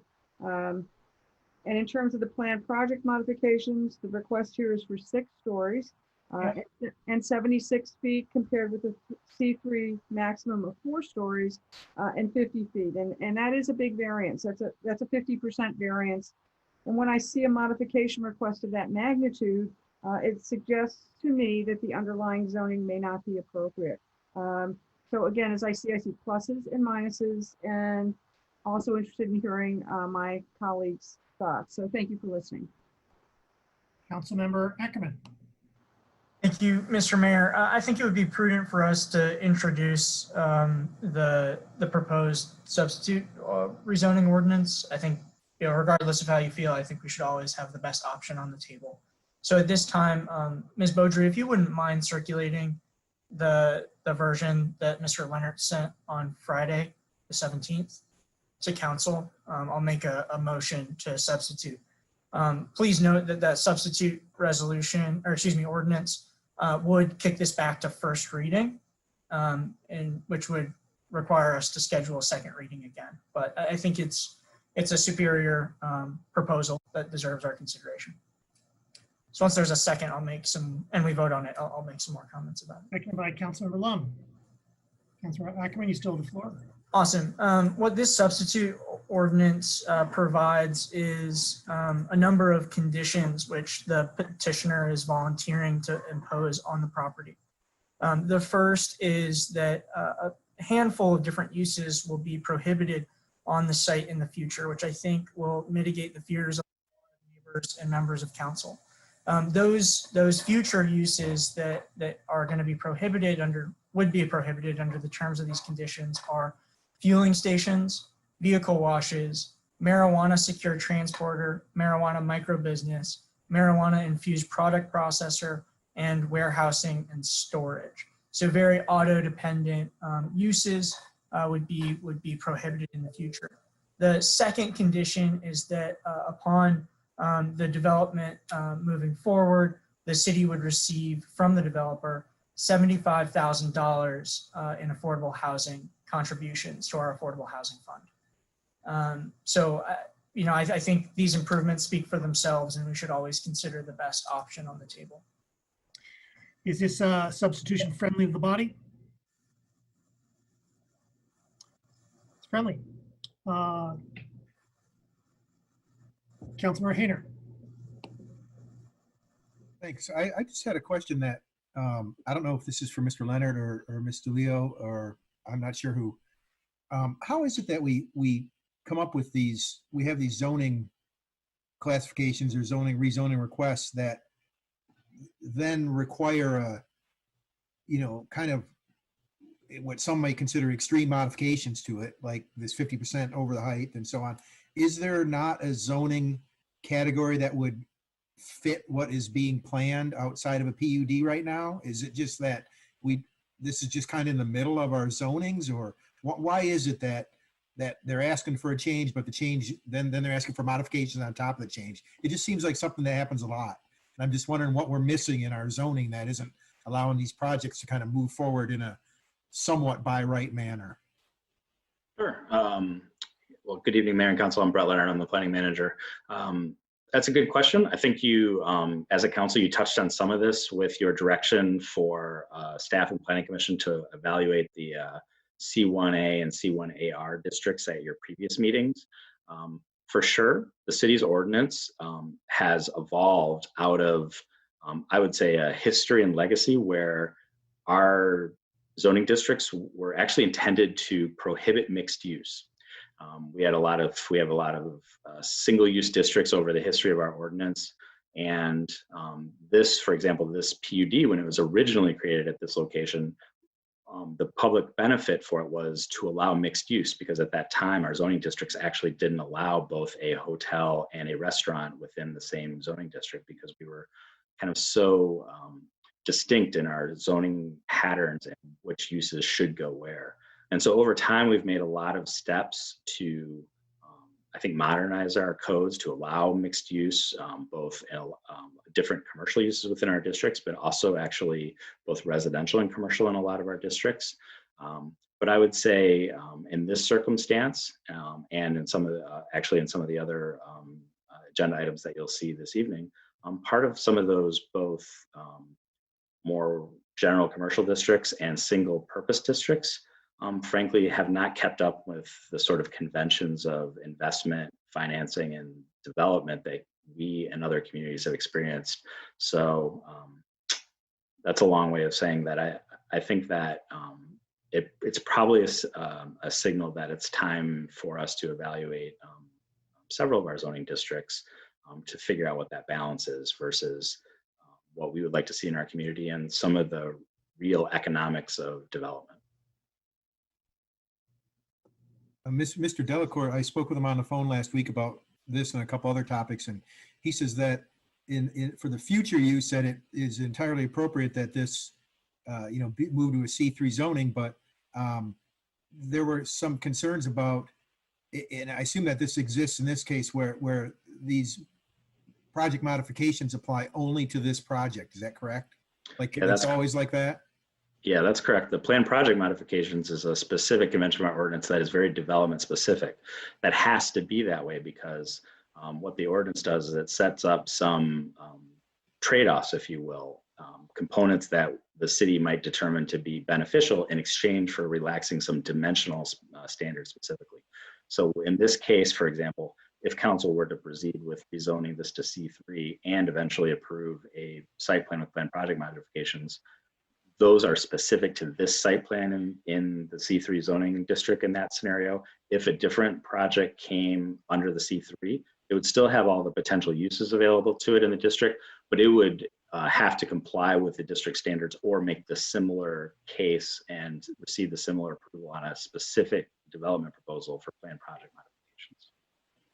All right, thank you. Councilor Lund. Thanks. Another question for you, Mr. Leonard, to follow on to Mr. Hayner's question. So, as we all know, we're looking at a change in zoning here from PUD to C3, a conditional rezoning, C3 rezoning. But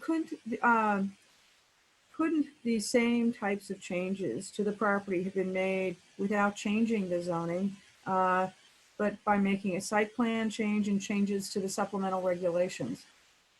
Changes to the supplemental regulations would be rezoning. Whenever those are modified, they have the same effect of essentially modifying the zoning for that property. While they are just that, maybe perhaps modifying the supplemental regulations, they are in fact a rezoning because you are exchanging the PUD with one set of supplemental regulations for a new. So you couldn't just change the supplemental regs for the PUD? Through the rezoning process, you could seek that process as well. Right, so then you could make these changes with the PUD. Subject to your action. Right, okay, thanks. Further discussion?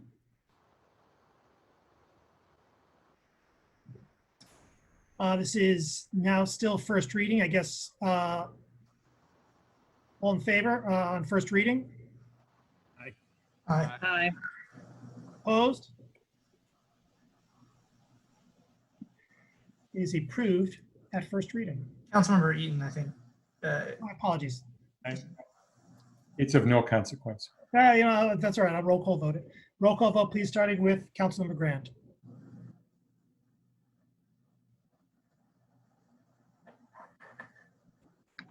Councilmember Grand, Yes. Councilmember Ackerman, Yes. Mayor Taylor, Yes. Councilmember Eaton, No. Councilmember Nelson, Yes. Councilmember Smith, Yes. Councilmember Ramlawi, Yes. Councilmember Hayner, Yes. Councilmember Bannister, Yes. Councilmember Griswold, Yes. Councilmember Lum, Yes. motion carries.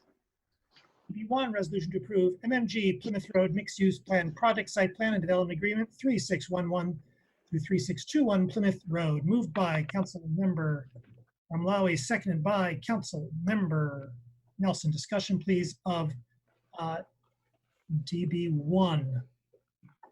Councilmember Ackerman. Thank you, Mr. Mayor. Mr. Mayor, Mr. Leonard, do you recommend that we postpone this till whenever the rezoning comes back for its second reading? Is that a month? Yes, I would, because the site plan would need to be considered in conjunction with the final proposed. So second meeting in August?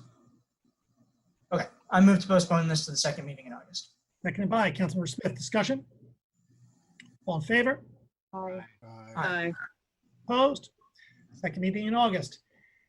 DB2, an ordinance to amend section 1312-220 of chapter 14, purchasing, contracting, and selling procedure, title 1, the code of the city of Ann Arbor, moved by Councilmember Eaton, seconded by Councilmember Grand. Discussion, please, of B2. Councilmember Lum. Thank you, Mr. Mayor. I did not support this at first reading, and my position has not changed. I agree completely with city staff who oppose this ordinance as it's proposed. Staff wrote to us that they were unanimous in their concerns that, quote, adoption would lead to fewer bidders, higher costs, longer bid processes, and delayed and/or incomplete projects, end quote. Let me repeat that. Fewer bidders, higher costs, longer bid processes, and delayed and/or incomplete projects. And if that isn't concern enough, staff also told us, quote, of specific concern is that the policy would heavily favor large organizations over smaller organizations, end quote. And I have a real problem with that, disadvantaging the smaller and likely more local bidders and contractors. Those adverse impacts are not unexpected when you consider that what this ordinance is doing. It's adding significantly to the administrative burden for contractors and bidders with 15 new reporting requirements on bids as small as $25,000. Staff also suggested that if council is inclined to adopt this, it may be economically and practically advantageous to exclude road and related construction as well as utility related construction projects. I think that makes sense, and I'm interested in hearing if my colleagues share that view. If so, we could ask staff the most appropriate way to accomplish that, and I know Mr. Wilhelm and I believe Mr. Horner are here to address questions about this, whether we should amend this tonight or send it to staff for review and their further recommendations. But in the absence of changes like that, to make these reporting requirements less onerous and burdensome to contractors and to bidders and more costly to taxpayers, I will not support the ordinance tonight. Thank you for listening. Councilmember Ramlawi. Thank you, Mayor. I can't speak any better on the matter than the Councilmember Lum just did for the same exact reasons. I don't think she missed the point. And that I would lean on staff to carve out perhaps exceptions that give them the biggest amount of heartburn, and perhaps phone this until those exceptions could be made. But I think my colleague spoke to it extremely well, and I can't get to that. Councilmember Eaton. Thank you. I appreciate the concerns that staff has presented us, and I respect my colleagues listening to staff on these matters, but these are the same concerns that we hear repeatedly, and that we try to raise the bar on who we do business with. A few years ago, I brought forward a resolution to better enforce our prevailing wage ordinance, and we were told that it would be an inconvenience to our bidders, it would chase away bidders, it would be just so burdensome. And repeatedly, we've looked at our efforts to enforce our prevailing wage ordinance, and it didn't do any of those things that were we were warned about at that time. All we're doing with this is that we're setting a set of expectations of people who do business with the city of Ann Arbor. And I think these represent our basic core values. I recognize that there are some unknowns here. Certainly, if all of these horrors come to fruition, we should probably come back and look at it. But I think that it's all really quite hypothetical now. I believe that we'll end up with more bidders because right now, if the advantage goes to a bidder who cuts corners and mistreats employees, responsible bidders simply won't bother bidding on work with the city. And we want the responsible bidder. We want the work done right. We want the employees treated well. And I think that this is a step in that direction, and I hope it will support. Thank you. Councilmember Grant. Thank you. I appreciate the place that this is coming from and certainly intend to support it. I know that while not welcomed by staff, I do believe that all of these requirements are those that companies and bidders we want to work with will already have in practice, or they'll be pretty slight tweaking, as Councilmember Eaton alluded to in the past when we've made some changes. They haven't always been welcomed, but I think this is one of those occasions where it is our job, I think, to push back and lay out the values that we want to see in terms of fair labor practices. So I appreciate the co-sponsors bringing this forward and enthusiastically support it. Councilmember Ramlawi. Thank you, Mayor Taylor. Is someone from staff here to perhaps give us some advice and indication on how long it would take to perhaps amend this so that it addresses the concerns that they have? And if it's possible, perhaps to maybe postpone this until that could be done? I guess Mr. Crawford. Mr. Horning is here to speak to this item. Good evening, Mayor and Council.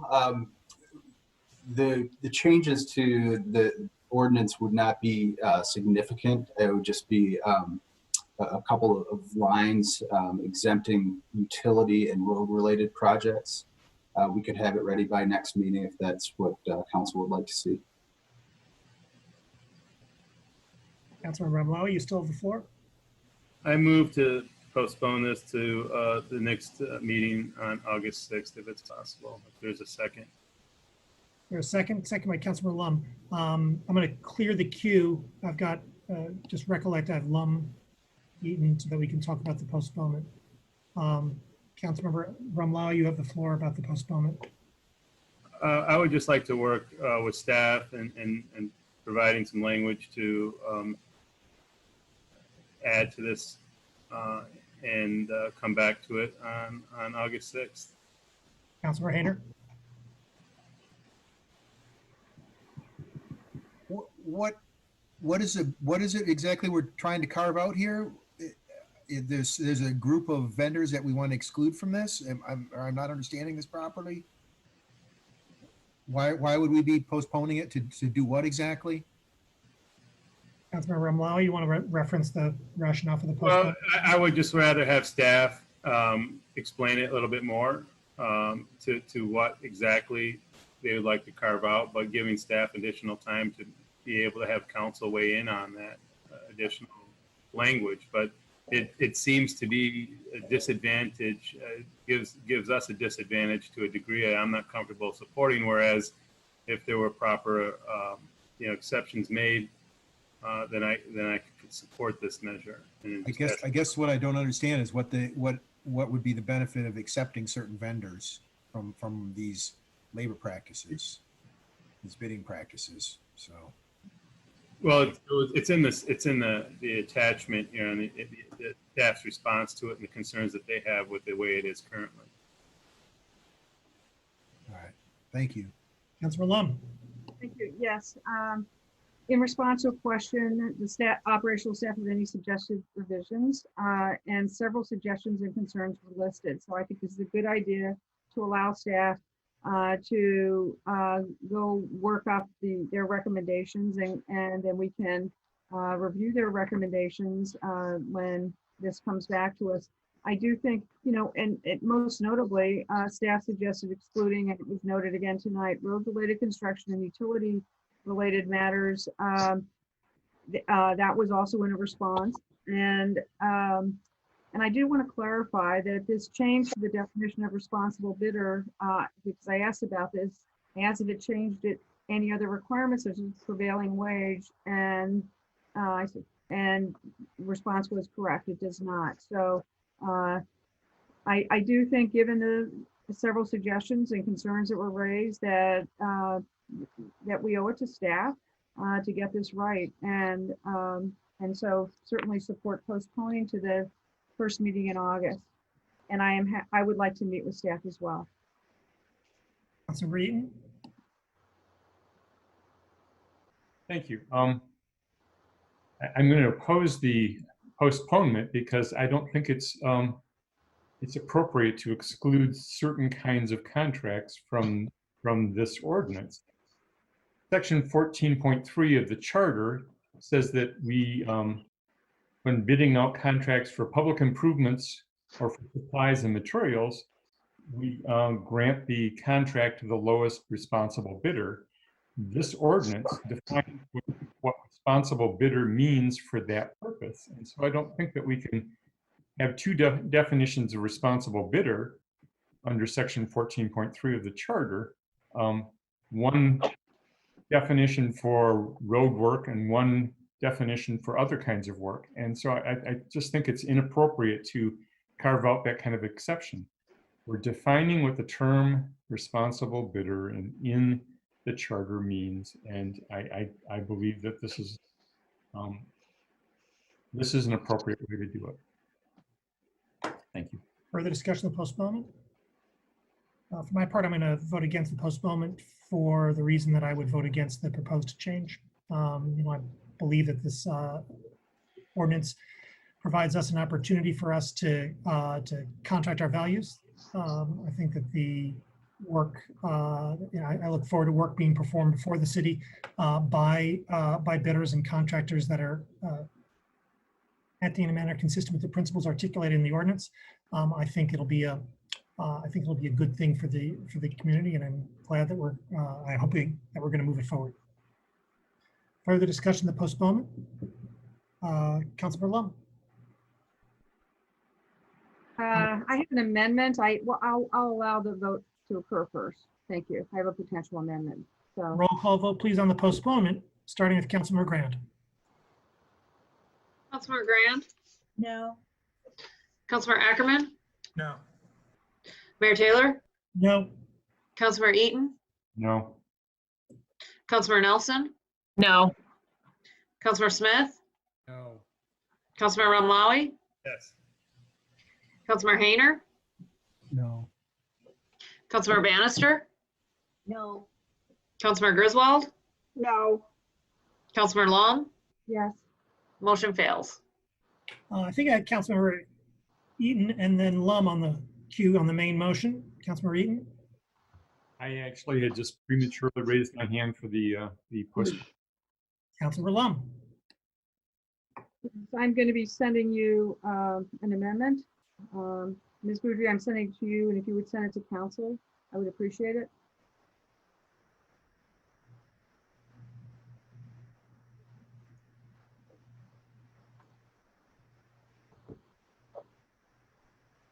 And I see Mr. Wilhelm and Mr. Horning here. If you could speak to this amendment.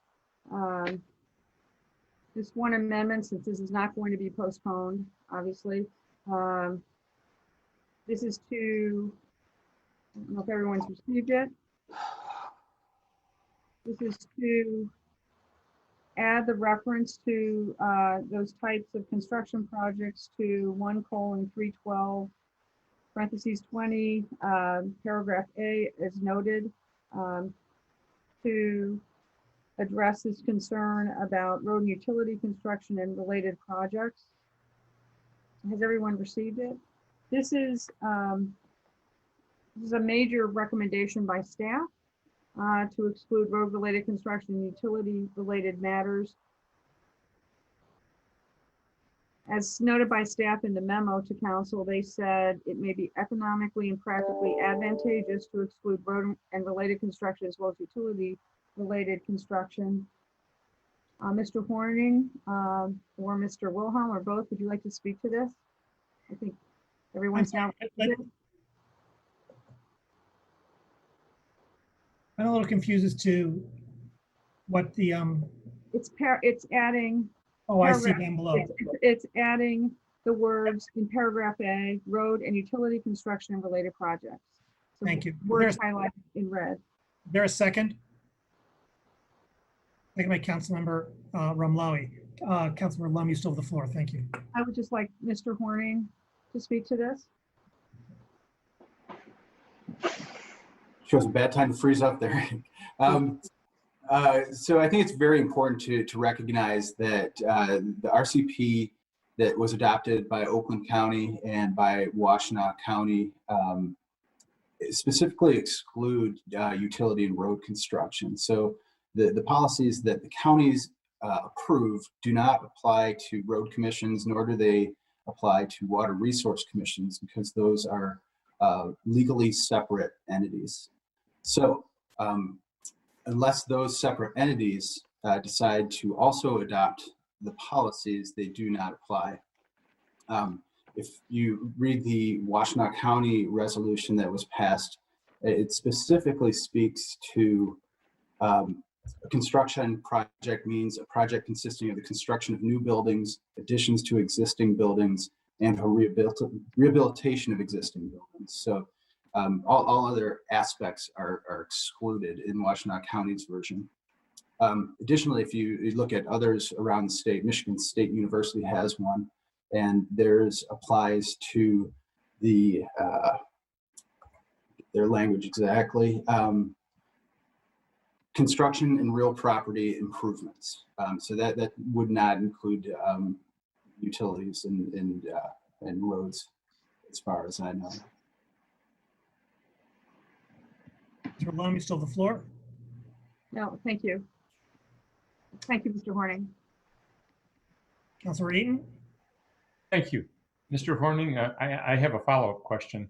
So in the case of the county's policy, they're excluding road and utility construction because they have a separate entity that oversees those projects, the road commission, isn't that right? And they're not able to bind the road commission to a policy that they pass. That is correct. Okay, and we don't have that problem here. We do our own road construction and we do our own utility work. Is that correct? That is correct. So based on that distinction, I'm going to oppose this amendment. Thank you. Further discussion of the amendment? For the reasons stated previously, I too am going to be opposing the amendment. Roll call vote, please. I'm sorry, Councilmember Ackerman. Thank you, Mr. Mayor. I mean, I'll be voting against this with just the added confusion of why we were trying to postpone if the language was ready. But now seeing it, I won't be supporting it. Roll call vote, please. Pardon me, Councilmember Lum.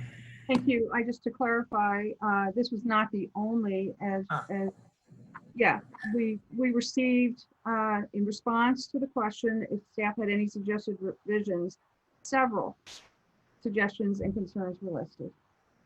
Understood. Thank you, Councilmember. Further discussion of the amendment? Roll call vote, please, starting with Councilmember Grant on the amendment. Councilmember Grand, No. Councilmember Ackerman, No. Mayor Taylor, No. Councilmember Eaton, No. Councilmember Nelson, No.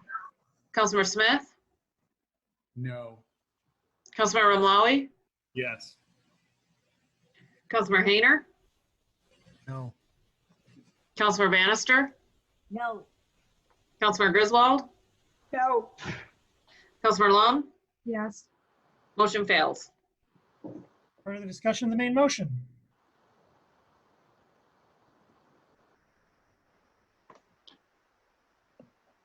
Roll call vote, please, starting with Councilmember Grant.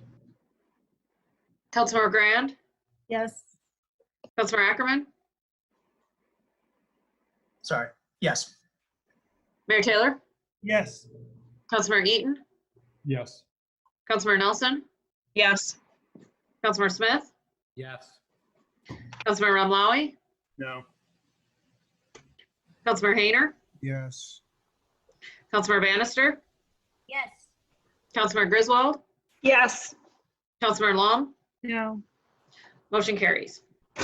B1, an ordinance to amend section 1265 of chapter 11, Risk Fund of Title 1 of the Code of the City of Ann Arbor, moved by Councilmember Lum, seconded by Councilmember Smith. Discussion, please, of C1.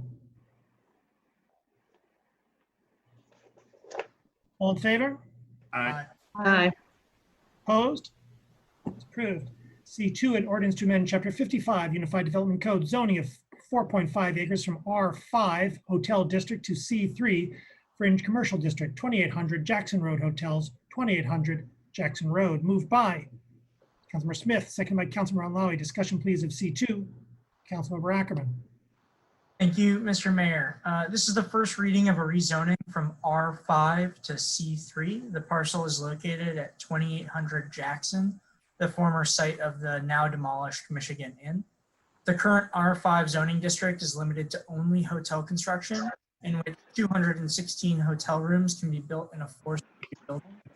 The proposed C3 district allows any number of commercial uses. In this case, the petitioner seeks to build 2 4-story hotels with a total of 235 rooms, a net increase of 19 possible hotel rooms. Staff recommended approval to this rezoning and project to the Planning Commission because it complies with our master plan and will provide greater flexibility in the future as hotel and commercial real estate markets and needs change over time. Planning Commission had a rich discussion over many months about the proposal, and in the course of those discussions, the Commission was able to secure 4 main amendments and updates and improvements to the site. The first was the addition of a living bioswale. So the water retention will now include native plantings that will help with water retention as well as cleaning as it re-enters our aquifer. Rainwater, that is, re-enters our aquifer. Transformer screening, there's a large electrical transformer on site, and with the advice of one of our landscape architect on the Planning Commission, Commissioner Gib Randall, we were able to improve the plantings that will provide faster coverage around it, and we won't have to wait for years and years for these plants to grow to protect the view from the road. Parking lot screening, there was some fear about sight line distances as pedestrians were crossing the curb cuts to access this new sidewalk. The petitioner had originally had higher plantings that would have blocked the view of a motorist from seeing pedestrians. That was lowered. And then finally, the building that is most immediate to Jackson, we were able to get the architect to redesign the front, which is a much more inviting facade on Jackson, the major thoroughfare on which this property would be developed. Originally, the facade facing Jackson just looked like the back of a hotel because it was the back of a hotel. And now it'll be much improved. So that's everything from me and the story of what happened at the Planning Commission. I'm curious to hear colleagues' thoughts. Further discussion? Councilmember Romali. Thank you, Mayor Taylor. Yeah, I appreciate the executive summary, Councilmember Ackerman. Just being in the 5th Ward, this property has been an eyesore, has been abandoned and blight for quite a while. So we're encouraged by some redevelopment and activation, and hopefully some new life being put in that part of our town. So see what comes next. Thank you. Councilmember Griswold. Yes, I hate to be too detail oriented, but you stated that the hedge or the bushes near the road, near the pedestrian crossing had been reduced. Do you know if they've been reduced to 36 inches or 30 inches? Councilmember? All specificity, Mr. Leonard. One of the reasons that I'm asking that question is the standard is 36, but with more aerodynamic and smaller cars, 36 doesn't really give you any sight distance at all. Councilmember, I have the species of plant and I will look up what its height is. I can generally 24 add, inches tall. It's 24 inches tall. and the intention was also to change the species to something that would comply with that over a longer term than something that would require more ongoing maintenance to meet the city code requirements. Oh, okay, thank you. I really appreciate that. Further discussion? All in favor? Aye. Aye. Aye. Opposed? It is approved. C3, an ordinance to amend Title 7, Business and Trades of the Code of the City of Ann Arbor by adding a new chapter which shall be designated as Chapter 97, Short-Term Rentals, moved by Councilmember Ramlawi, seconded by Councilmember Nelson. Discussion, please, of C3. Councilmember Lum. Thank you, Mr. Mayor. I'd like to compliment city staff for bringing this ordinance back for council consideration in the time frame that we requested in spite of the pandemic. And thanks to you, Mr. Delacorte, and to your entire team. It's worth remembering why we began this discussion talking about regulating short-term rentals a year ago. Short-term rentals of properties have grown dramatically in Ann Arbor, and with that growth, the adverse impacts. Nuisances, impacts on neighborhoods, and reducing the supply of permanent housing increased to the point where it became clear from our residents that something needed to be done in terms of regulation. In my view, this ordinance is a very reasonable and positive step forward. From having no regulation at all and not even knowing who and where the short-term rentals were, to having a solid registration and licensing process that will provide the city the information it needs for proper oversight. And while having a robust registration and licensing system is certainly important, I believe the aspect of this ordinance that will have the greatest positive impact is prohibiting non-owner occupied rentals in residential zone districts. I may be wrong, but my sense is it's that situation, non-owner occupied rentals in residential areas, that is the source of most of the issues. Under this ordinance, they would be prohibited. And I believe that will result in less nuisance complaints and less reduction in permanent housing stock. Personally, I believe stricter regulations might be appropriate, such as restrictions on spacing, location, or limiting the number of rental days, but this is a good start and I certainly support. Not surprisingly, we are getting pushback and legal threats from the short-term rental owners who benefited from the unregulated Wild West environment that they were operating in previously. I do hear and understand their concerns, but on balance, I'm more compelled by the needs of our residents and will be supporting this ordinance at first reading tonight, and thank you for listening. Councilmember Ramlawi. Thank you, Mayor Taylor. I'd like to ask Mr. Delacorte to come and give us maybe a 3-minute synopsis on how we got to where we're at today with this ordinance, from where it began with a council-initiated resolution to look into SDRs, if he's here to get us up to speed. I'd be glad to. I appreciate it. Obviously, I think Council Member Lum kind of laid out the history of it, so I won't repeat all of that. But staff was asked to take a look at this several months or potentially even about a year ago. We did hold a series of public engagement meetings where we listened to a lot of folks on their thoughts on short-term rentals, the issues surrounding them, land use, and several other tangent or issues related to them. And truthfully, from my standpoint, I've probably come 180 on this from where we started. We heard from a lot of folks, including those who own short-term rentals, about the desire to continue operation and the investment and a lot of issues that are surrounding or their concerns about the potential restrictions within residential districts. But what came clear to staff, the more we listened to that and the more we talked about it, what was the land use regulations in relation to short-term rentals and the intent of residential zoning districts in the city, and whether or not short-term rentals fell on the side of residential land use or whether they were more closely associated with a commercial land use. The more we talked about it and the more we looked at it, the short-term rental process or the short-term rental method by which these properties are leased is similar in our minds to a commercial use, or much more similar to a commercial land use than they are to a residential land use.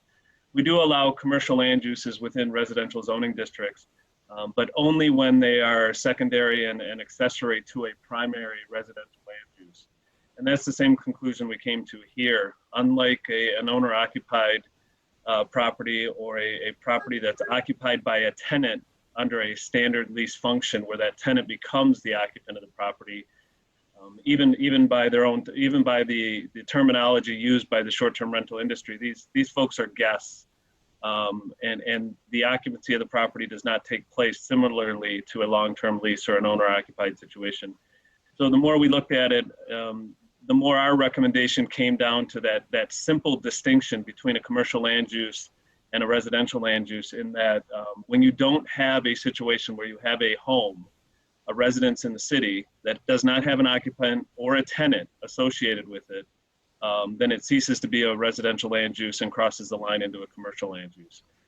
Once we made that determination as staff, that was what guided our decision as far as a recommendation that would prohibit short-term rentals in non-owner occupied structures within residential districts and limit them to zoning districts where commercial land uses are more normally accepted or permitted by the ordinance. So there's my 3-minute version. I'll stop there, and I appreciate the opportunity.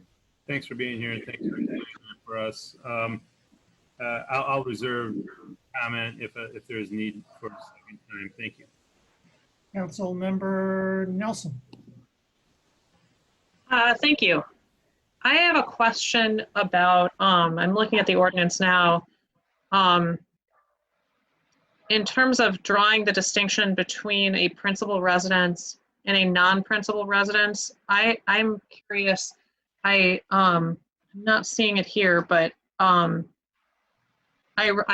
read in one of the documents that the idea is that property owner would be issuing us or presenting a sworn statement that they are in fact the resident of the dwelling. And I'm just curious if there are any other methods of verifying or confirming that in fact they are that this is in fact their principal residence. I mean, I can only relate to it in the matter that we do still with long-term or traditional landlord-tenant relationships, because the city does not inspect properties or certify and inspect properties where there is an owner-occupied situation. We do rely on a multitude of things, including homestead exemptions and other tools to try to determine if there is an owner-occupant of the property. It's not a perfect science. There is no one perfect method, but there's usually we use a multitude of ways to determine that, and I would expect that to be similar in this instance as well. So if I owned a home that I wanted to use as a principal residence short-term rental unit, I would, in order to get a license, I would present evidence to you that I'm taking the homestead exemption on my taxes, and that would be something that what other evidence would we? I mean, I guess I've had communication with people who are, and I know that you and I have had conversations about when we pass an ordinance like this, a vast majority of people are going to comply with it because most people do not want to be running afoul of law. But yeah, I'm sort of curious about verification of that. I mean, I think that the process to start will be the application for for the license will, on the application itself, will require a signature stating that they are the owner occupant of that property if they're going to do it in a residential district. We don't need them to provide. We can certainly double check to make sure that the homestead property, but that is not 100% bulletproof in this. Just because it's homestead, it doesn't mean they necessarily live there. Or they could have it there's a multitude of ways to have it homesteaded. There is no bulletproof way to make sure. Like you said, we will require some kind of statement along with the application that this is an owner-occupied property and that they are such when they make the application for the license or their agent. But we expect that there will be some we will have to investigate and that some people will not be surprisingly 100% honest with us on that. But that is not similar to some of the issues we deal with on long-term rentals either. And we'll have to figure out ways to, and as we find better methods, we will add those to our application process as well. Mayor, can I add to there? Mr. Markey's here if we have additional questions about this, but just so you're aware, when a resident claims a principal residence exemption, we do not accept that on its face. There are a number of things. I'm not sure we want to share all of our tools on how we look to see if they are principal resident, but we do look at a number of items to make sure it's case. I'm glad Tom said that. Thank you. Councilor Hayner. Thanks, Mr. Mayor. I can only imagine what those tools are. I have some concerns about this. I didn't support this way back when we voted to send off staff to choose this third and most onerous of the options. I have some fears about this, and I also have some concerns. It seems like we're kind of walking the line between looking out for the health, safety, and welfare of current residents and also anybody who comes to town, in that we inspect short-term non-residential we're anticipating that if we pass this, we will require the licensing, and I think that's perfectly appropriate, and the inspection of non-residential. But what I don't understand is in 2C of 7654, we say that if it's a principal residence homestay or principal residence whole house short-term rental, we don't require an inspection. And I don't understand how we can claim that one is a commercial use and one isn't a commercial use if we're not inspecting both of them. Well, well, go ahead. I'm sorry. Well, that's one of many concerns I have with what's before us right now. Feel free to go ahead if I can. Yeah, I would like to point out, because that's been brought up in the past. The reason for that distinction is because it's similar to our long-term, our standard rental ordinance. If it's an owner-occupied structure now, the assumption of the ordinance is the owner takes responsibility for that property. If you own your property and you lease a portion of it out, whether it's for a long-term, 6 months, a year, or whether it's short-term under this regulation, the city does not inspect it. So we do not currently inspect rental properties, long-term rental properties where the owner is present. It's the homeowner's responsibility to make sure that the protection is placed. The difference between a commercial property is similar to a restaurant or other ones. You're inviting the public in without having a responsible party who actually lives there. Now, maybe that's a distinction that shouldn't be drawn, but it is consistent with how we inspect long-term rentals too. If we were to change it for short-term rentals, then I would suggest we change it for long-term rentals too, and do an inspection and certification process for the non-short-term or long-term rentals, for lack of a better term. The reason it's in the ordinance this way, it's consistent with our current practice for regular rental properties. It just seems odd that if we're issuing a license in some sense that we're taking responsibility for that property, but we're not doing the inspection. So I think that's a gray area for me that I don't approve of in this. I know one of the callers, and I had the same thought myself. One of the callers spoke to the notion that where does this belong, and we're making it a zoning issue versus a use issue. And it's interesting to me because when we talk about a residential use versus a commercial use, but really the actual use of the property is that there's a tenant in there, that there's someone staying there. It's a living use. It's not a manufacturing concern or a restaurant opening up or a sales office or whatever. And so I have more, I don't think this is correct in the form it is before us. I just like to clarify one of the distinctions we do make is we can find nowhere under the short-term rental or the Airbnb scenario where the guest is considered a tenant. They do not sign a lease with the owner of the property. It's a third-party agreement, and maybe I'm parsing terms here, but we've been very specific that part of the reason for our recommendation is because under the short-term process, it is not similar to a tenant who actually takes occupancy of the property. They are not. They sign a use agreement with Airbnb, but there is no direct relationship between the owner and the guest. As referred to. That's what I don't understand, because it seems like a semantic argument, because the use is that you're going to take a temporary tenancy of this property. And so I know I see Mr. Postman shaking his head that it doesn't come with tenants' rights and those kinds of things, and that's fine. But I just think we're splitting hairs here.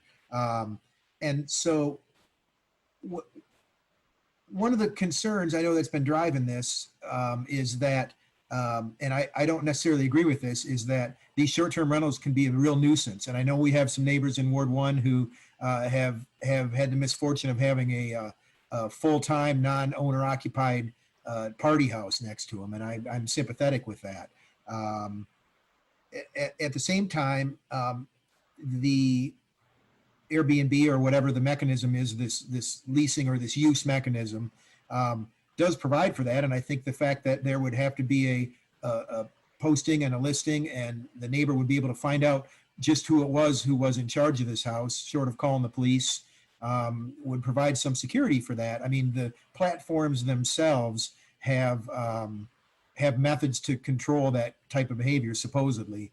And I also wonder if the vast, and this came up before and I actually never got an answer, if the vast majority of nuisance calls are for traditional college type rentals or short-term rentals. I would guess that just based on the volume of traditional rentals in this town, the vast majority of complaints come from those rentals and not short-term rentals. And so I just think we're going a little overboard here with this, and I don't support it in its current state. And just from a staff point of view, clarify, we get very, very few, if any, nuisance complaints about short-term rentals. That is not what drives our recommendation. In fact, if we had 0 nuisance calls, we would be making the exact same recommendation to you. Just from a staff standpoint, I know everybody on council has heard from a lot of folks, but our recommendation it has nothing at all to do with the amount of the amount of nuisance calls whatsoever. This is strictly after reviewing the use and how it's structured. That line we talked about at the beginning of the meeting, where we have drawn a line, and it's not a thin, simple line. It's not a black and white issue, but when the staff looked at it, we are making the recommendation that short-term rentals falls on the commercial side of that line. Long-term rentals fall on the residential side. But that recommendation stays the same regardless of the number of nuisance calls we get or not. Is it possible that the rentals that are currently existing or could be in the future, well, not if this passes, but that are in short-term rentals that are in a residential zoned neighborhood, say, like I share a driveway, and I was talking to my neighbors about this, and I would not love it if the house next door to me that shared our driveway turned into having 300 neighbors a year instead of 1 neighbor a year. And we're fortunate we have we've always had good neighbors. We try and be neighborly. So I get it. I understand why we don't want these in a residential situation. At the same time, I think that we could create a special exception use like we have for marijuana dispensaries or some other things where, you would go to the neighbors and say, do you have any input or consideration that this in a residential area could become a short-term rental or can continue to exist as a short-term rental? It just seems like a workaround that might be tolerable. I don't know how many people we're talking about cutting out of the game in the residential area. And I don't know that we'll ever know, because I suspect that what's going to happen is, if this passes, is that the folks who are now operating discrete short-term rentals in residential neighborhoods are not going to apply for a license and are not going to comply with this law, and are going to continue to operate as short-term rentals until they're busted, as it were. So I have concerns about this driving folks underground. Thank you. Councilmember Griswold, Ackerman, Smith, and Grand. Councilmember Griswold. Yes, I do have some concerns, because as we've heard from some of the Airbnb owners, our zoning is not real specific in terms of residential and commercial. It's not like they're on other sides of the street. It's not like you can drive down the street and say, that's definitely commercial, that's definitely residential. And so given that, and also the fact that we are in a financial crisis right now, and my preference would be to do as little harm and create as little disruption as possible. So I would prefer an option that allowed some grandfathering with some strict criteria. If you broke the criteria, you'd lose your grandfathering. But I just don't feel like we can do the amount of harm that this would do at the current time. Thanks. Councilmember Ackerman. Thank you, Mr. Mayor. And thanks for all of the input we've gotten from people on all sides of this issue. I've probably got a dozen plus phone calls in the last week, and I apologize for not returning them, only because this came to the forefront at a time when I didn't have a lot of bandwidth to return that many phone calls. And I apologize to the staff for not finding time to share this feedback earlier. I have some concerns around the equity of allowing these operations in mixed use over residential areas. I think, you know, my concern and anxiety and fear around short-term rental is the impact it has on housing supply. We exist amid a housing shortage. Every day, every month, every year that we don't build new housing, we cause people to be priced out of our community. And the more units of housing that are, bought up for the purpose of short-term rental, the less housing stock is on the market for renters to rent, for homeowners to buy, for people to root into our community. The people who work in our community, the people who want to retire in our community. And I do have some concern as to, if this isn't something that we want in residential neighborhoods, is this something that we want in apartment buildings? And I understand, if we're going to put it anywhere, legally a mixed use, building that allows commercial, I guess makes sense from a legal standpoint. But if we wouldn't ask homeowners to live next to this, why would we ask renters to live next to this? And if we want to have housing closer to where people work, the hotspots are North Campus, the medical center, downtown Central Campus, and South State Street, where there's a tremendous square footage of office and the jobs that go along with it, or once went along with office space. I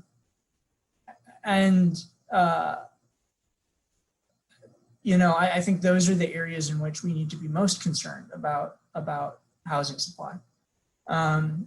So I have pause about the locations.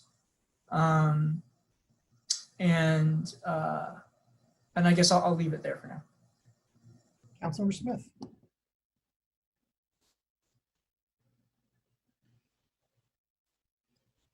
So I didn't support this at first reading. I'm not going to support it tonight. Councilmember Ackerman definitely explained many of my concerns about this. And as I think about the use, it boils down to what is actually happening in the house. I think we're setting ourselves up to do a lot of harm to individuals in our community by going down this path. And really what's happening is people are sleeping in a house, same as they would whether they're renting it, whether they've owned it, whether they are short-term guests. You know, it's people staying in a house. To me, I guess you can call it commercial because somebody's making money. You know, I think that's trying to get too fine to try and find a way to regulate this. I think it's draconian. I think there is a much easier way to go about this, and it's to, you know, license, inspect, require the publication of a local agent to neighbors can contact. I think, you know, Councilmember Griswold made the point that, you know, we are in a time when, you know, all of these people that have been calling us about this stuff, this is, you know, either their entire livelihood or a huge portion of it, and we're set to wipe that out. And so I would expect that we will be in litigation for an awful long time about this. I am not comfortable doing that. I would support pulling together a task force that works with some of these folks to try and find a middle ground. So how we can do this, you know, because I cannot vote to take this level of action. I'm disappointed that it's come to this. Thank you. Councilmember Grand. Thank you. I think like Councilman Ackerman, I see a lot of, and others of you, I see a lot of pros and cons, and usually I know, you know, by the time we get to a council meeting, I know exactly which way I'm voting on something because I've thought about it, and this to me, I keep getting pushed and pulled to either side. I have serious concerns, like Councilman Ackerman does, about what this could do to our housing supply. I have really not as many concerns at all about neighborhood, certainly not neighborhood character, not even really semi-commercial uses in our neighborhoods, because I think when we see other commercial uses in our neighborhoods, those are often some of the most beloved institutions in a neighborhood. So I don't really have any issues with bringing in that kind of use that is just housing into a neighborhood. I'm more concerned about housing supply. And I also think that, you know, I do see the benefit of having a certain number of short-term rentals in our community, maybe not an infinite number. And I wish we had gone to a place where we could look to think about how we could regulate that growth in some way, because I do think there are people who come to this community for short-term stays at the medical center in particular, and I'm very sympathetic to that need that's being met. And I know that that short-term rentals often bring people into our community that we might not otherwise get exposed to our community, and they come to, you know, they might want to think about moving here, or they're having their house renovated, and so sometimes they allow us also to keep people in our community,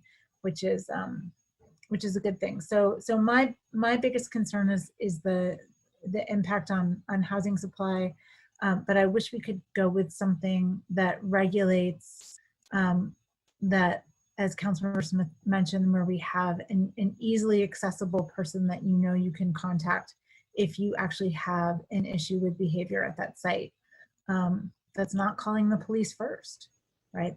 Because I think we're trying to move to that as a community as well. I did have just a quick question for Mr. Delacourt. I was looking at the text. I know there was if this doesn't go the way that I'd maybe like to see it go this evening, there was a statement or an email you sent us earlier about removing the issue of, or the words, the character, community and neighborhood character. And when I was looking at the text, I still saw it in there. Did that get edited? Delacourt, you're on mute. Got it.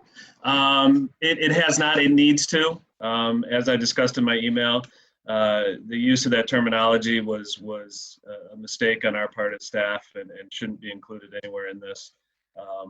If there's no amendment made tonight to strike it from any part of the record, or the ordinance. We intend to between first and second reading if this moves forward.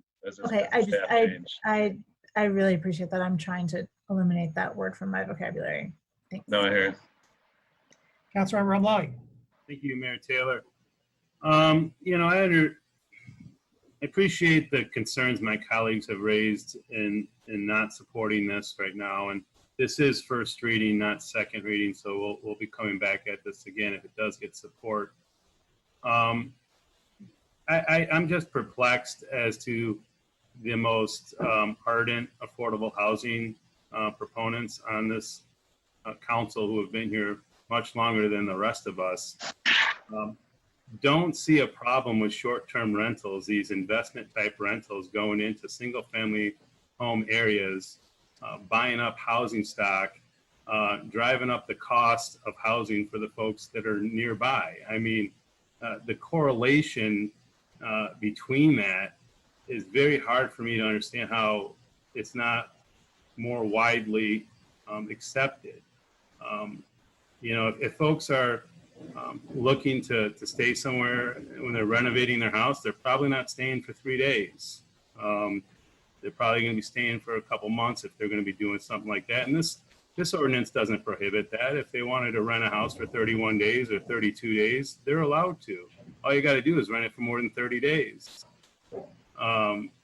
You know, so for me, there's a strong correlation, and it's not scientifically proven yet, between these short-term rentals being used as vehicles of investment in single-family homes and driving up the cost of living.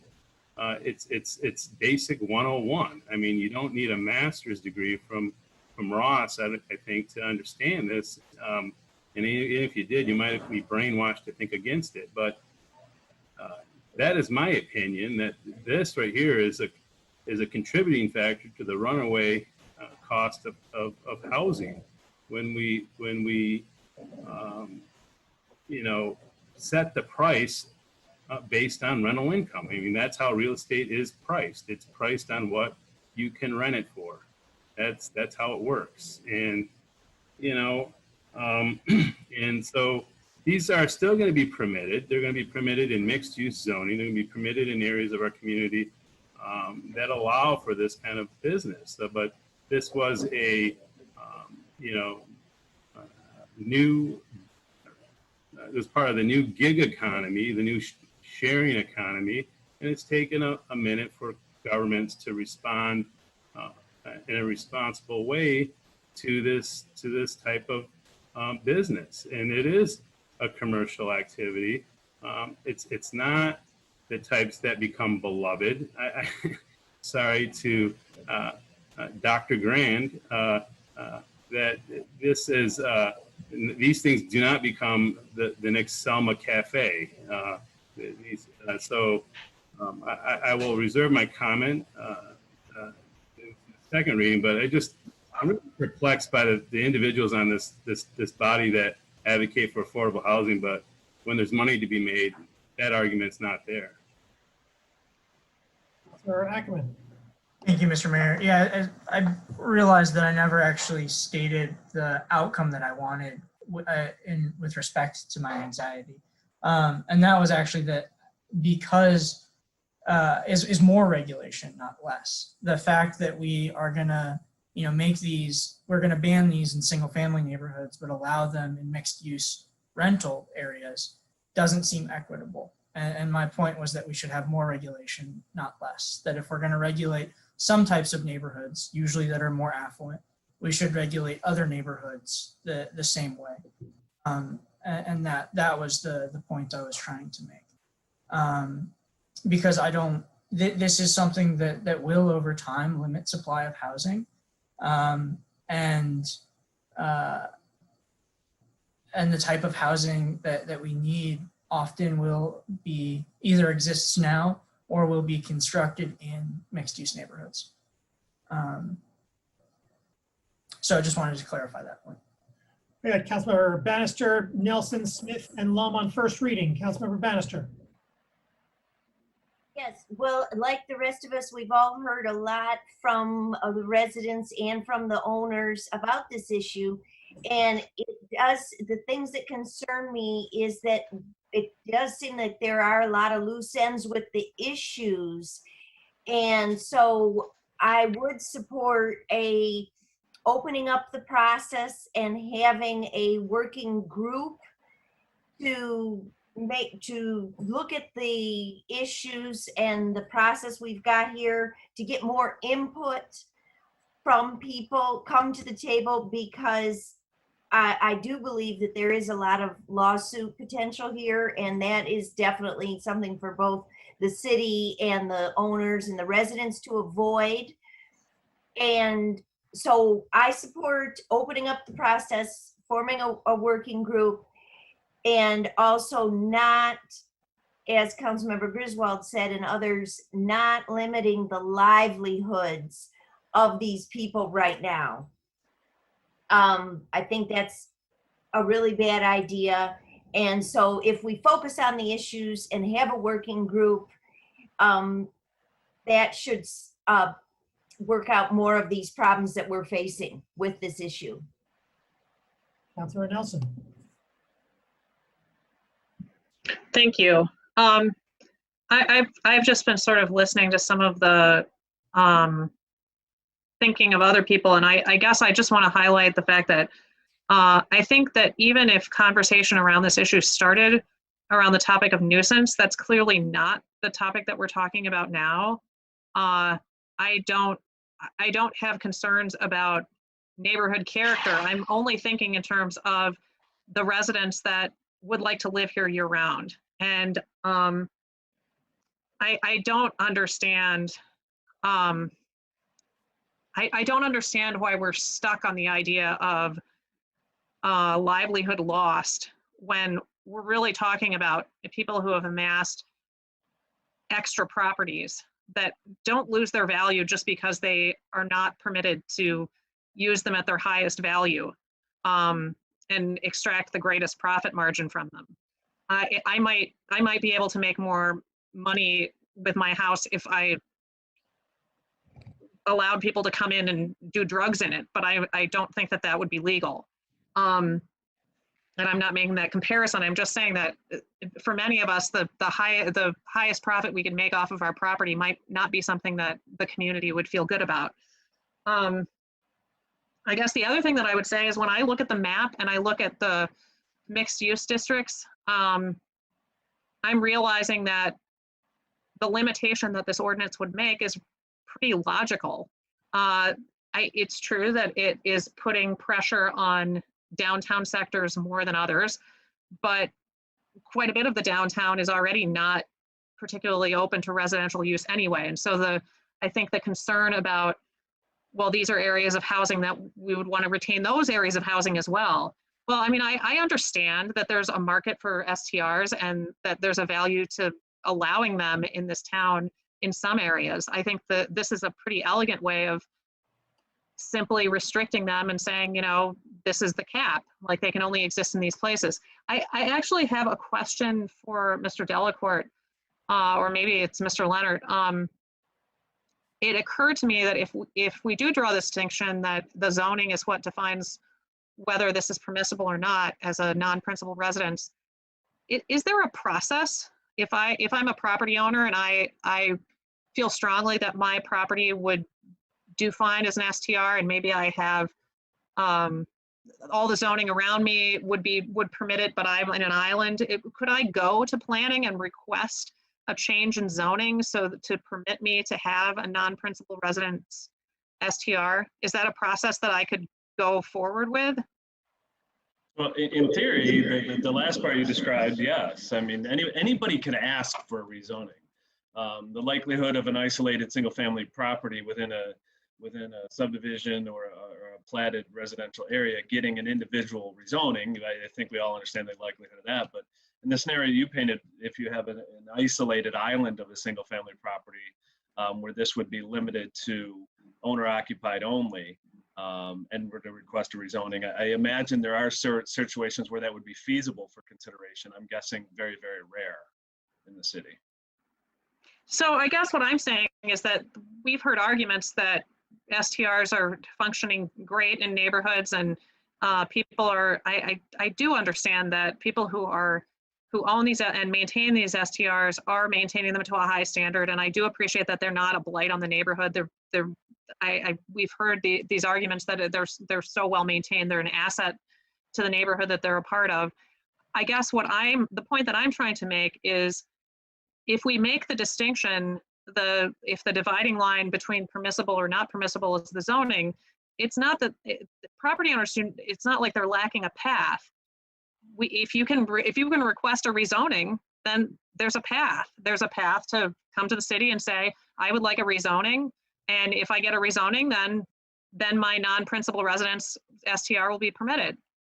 Am I misunderstanding something, Mr. Delacorte, or is that how would that work? No, I mean, no, by all reasonable, you can ask. Like I said, I think the scenarios where most of these are located would make that very difficult. But I do think the point you hit on is absolutely truth when we've talked about the ability to support these. Nowhere in the city, and I think the word, I forget where it was used, is the city or is staff recommending these be banned. Any residential property where you have an owner occupant, just like any other use within that house that's secondary or accessory, whether it's an office, whether it's teaching music lessons, where it's doing something else, as long as you have the owner occupant or tenant occupant, they can still be used for short-term rental. They can still be made available, or portions of the house made available anywhere within these districts as a short-term rental for those folks to make revenue on. If folks have bought these properties with the sole intention of short-term rental, that would be prohibited, but there's no prohibition against long-term rental, which last time I checked is not a real money loser in the city of Ann Arbor either. They may not be able to make, as I think someone pointed out, the highest and best revenue with the property by doing the long-term rentals, but they're not prohibited from renting these properties. It doesn't mean they have to turn around and sell them, or that they have no rental use for them whatsoever. It's just got to be more than 30 days, which also addresses a lot of the concerns people have expressed about the type of folks who would use these for family who have long-term medical care or other uses. It's not that we're saying that it has to be 6 months or a year. It's just that it has to be 30 days and there has to be a more traditional landlord-tenant relationship. So there's no banning of these whatsoever.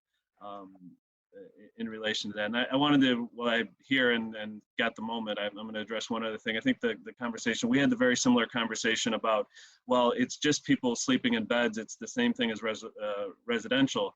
The more we talked about it, we made the analogy that's very similar to say, if it's just people sitting at the table having dinner, it's not a restaurant. Well, if nobody's living there and all you do is have people over for dinner and charge them to do so, that is a commercial use. And if you don't establish occupancy of a home, that we believe and are recommending that it's a commercial use, similar than if you just have people in and out of the house for dinner and don't have anybody living there permanently or under a tenant relationship. So we had that conversation as well. So I'll leave it at that. I guess the only other remark that I'd like to speak to is the idea that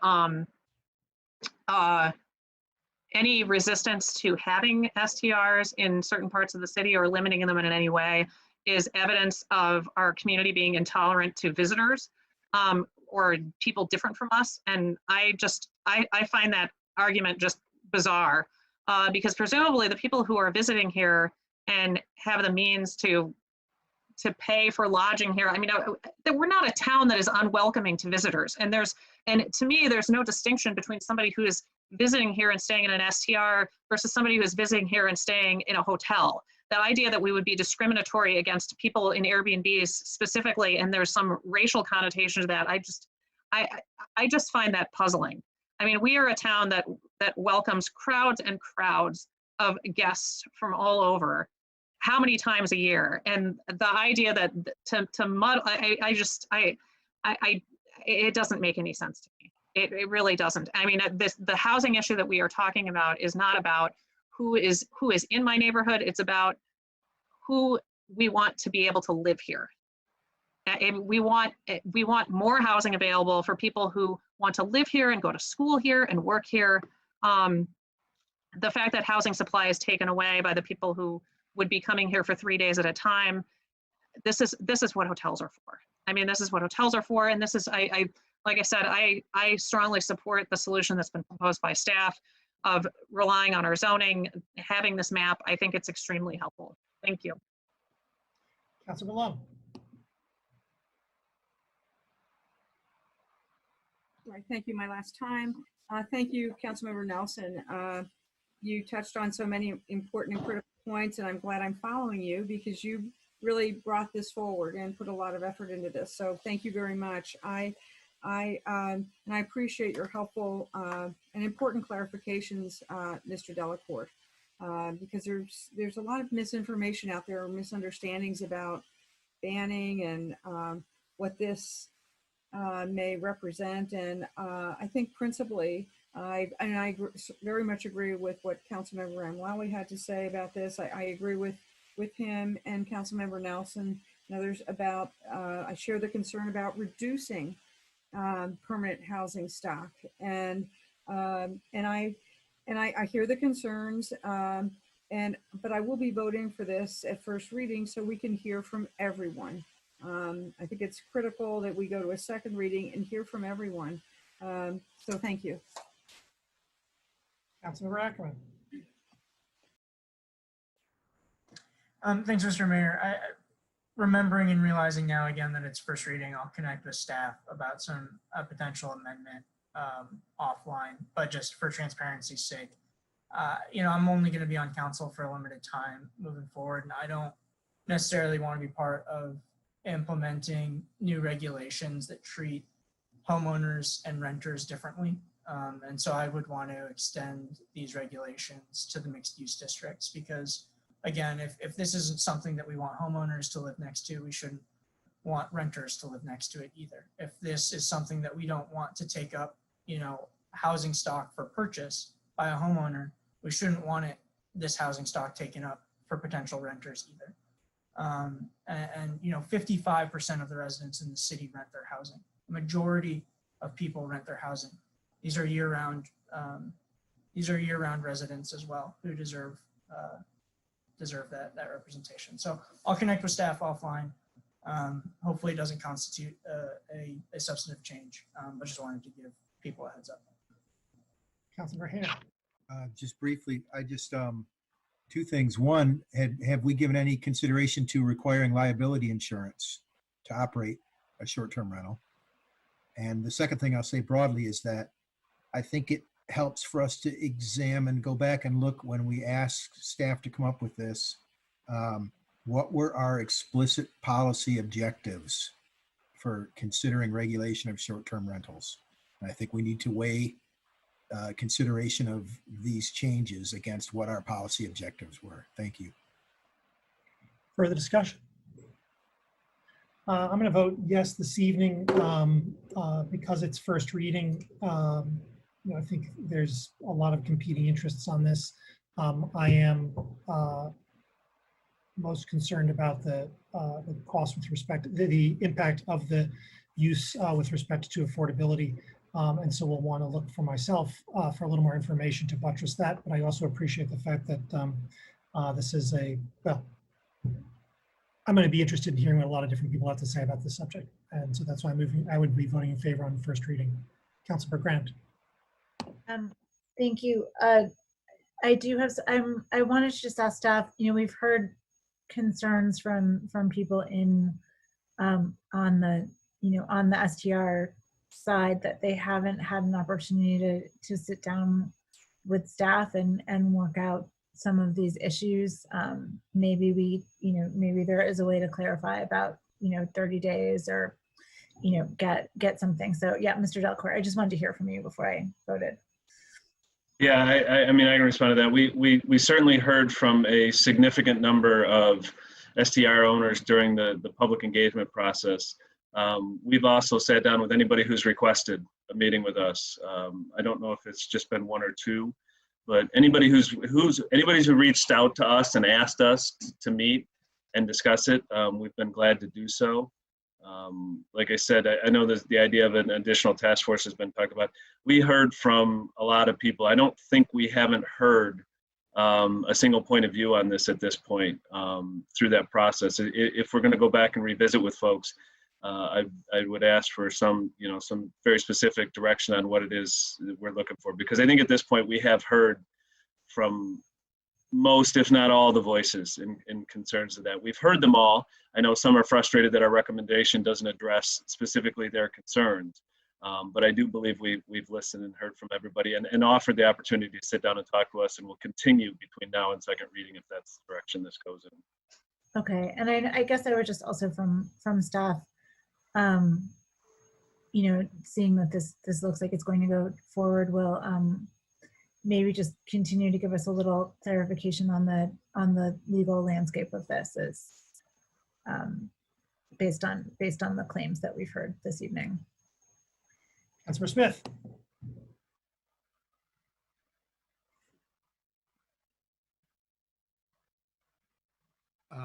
To keep this going, I'll vote yes to move this to second reading so we can hear from the community. Further discussion, roll call vote, please, starting with Councilmember Grand.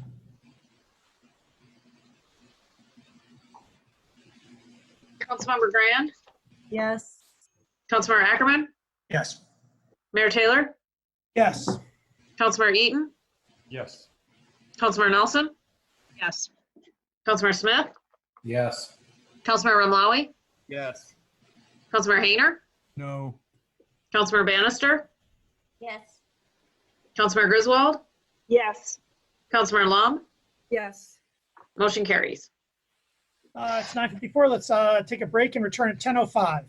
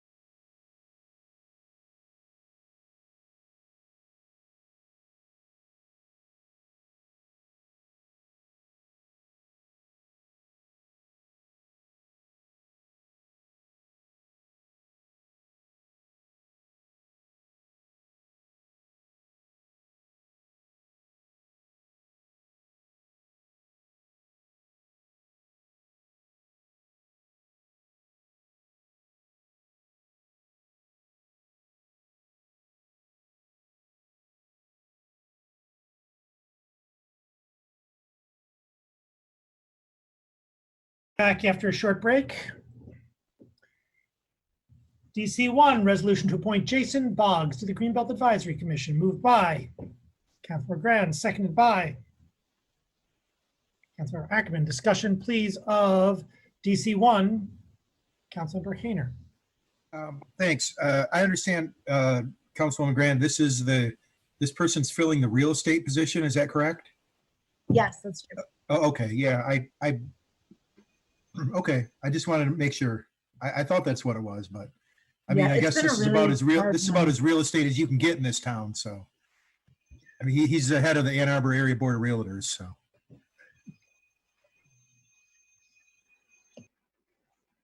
Further discussion? All in favor? Aye. Aye. Opposed? Approved. DC2, resolution to appoint Julian Singleton and Marie Gabrielle Buendia to the Environmental Commission, moved by Councilmember Smith, seconded by Councilmember Nelson. Thank you. Discussion of DC2. All in favor? Aye. Aye. All opposed? It's approved with 11 count. Is that right? Did I get 11? 1, 2, 3, 4, 5, 6, 7, 8, 9, 10. Thank you. 11 council members present, all voting in the affirmative, thus satisfying the 7-vote requirement. DC3, resolution to appoint Stephanie Carter to the Independent Community Police Oversight Commission, moved by Councilmember Ramlawi, seconded by Councilmember Nelson. Discussion, please, of DC3. All in favor? Aye. Aye. Opposed? It's approved. DC4, resolution to implement a Rooney Rule for executive and management level hires in the city of Ann Arbor, moved by Councilmember Hayner, seconded by Councilmember Nelson. Discussion, please, of DC4. Councilmember Hayner. thank you, Mr. Mayor. As I mentioned at council comments last week, the idea behind this is to increase the pool of applicants for any executive level positions. It's based on the NFL's Rooney Rule that was adopted across the league many years ago now, and was just recently modified to also include women in that inquiry pool, the initial pool of candidates for any job. So this isn't a requirement for hiring. This is a requirement for interviewing. And the hope with this is that it will become a formal part of our HR. And I want to thank Mr. Fournier for bringing this forward. I know he did some work in Pittsburgh on this, and that's where it came from Art Rooney, the owner of the Pittsburgh Steelers. And the NFL's had great success with it. And I think it's something that we should be applying here to all our executive searches. And I'm looking forward to it. And I want to emphasize that it's we're talking about minority candidates and well, any candidate, but minority candidates specifically, and women also, as the modified Rooney Rule now stands with the NFL. And I received an email from a resident earlier who mentioned that there is in legal circles there's something similar called a Mansfield Rule that goes even further. And so I had no clue about that one. I'm not a legal scholar. I'm not a football fan either, but I know about the Rooney Rule. And so I just hope that when this is written by our administrator, that it comes forward and it casts the widest net for the types of folks that we want to interview for these critical positions in the city. Thank you. Further discussion? All in favor? Aye. All opposed? It is approved. DC5, resolution affirming Washtenaw County resolution declaring racism as a public health crisis in Washtenaw County, moved by Council Member Griswold, seconded by Councilmember Eaton. Discussion, please, of DC5. Councilmember Griswold. Yes, I think that it is important that we support the county commission and the county health department. So I'm proud to be bringing this resolution forward. I don't think I need to state the obvious in terms of life expectancy and birth rates. We're all familiar with that, but I do want to read the latest statistics on the COVID pandemic. And as of July 1st, 33% of Washtenaw's total cases and 41% of hospitalizations have been in Black residents, though they make up only 12% of Washtenaw's population. So during this pandemic, it is really obvious that there are disparities. Some of that is due to the fact that many of our minorities are essential workers and they're out there on the front lines right now. And so I just think that we should take this time to acknowledge it. Thank you. Councilor Hayner. Thanks, Mr. Mayor. I think it's appropriate that we consider going along with the county resolution who asked other municipalities in the county to affirm this commitment. I agree that it's a public health crisis, that racism is a public health crisis, and I also believe that poverty is a public health crisis. And I think the two are intertwined. And until we address both of those issues in our county, we're not going to have the kind of outcomes that we want. And you know, in many ways, it's clear that racism is used as a tool to keep people apart, to keep people from talking to each other. And I think what happens is when people do talk to each other, they realize that the real problem is poverty and class, and the real problem is greedy people. And capitalism requires racism to operate to its maximum utility, and it requires poverty to operate to its maximum utility.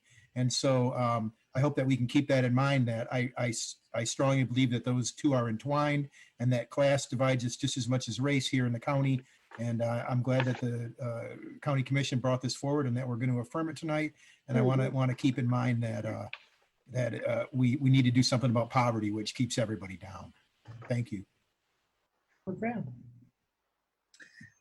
Thank you. I will be obviously supporting this.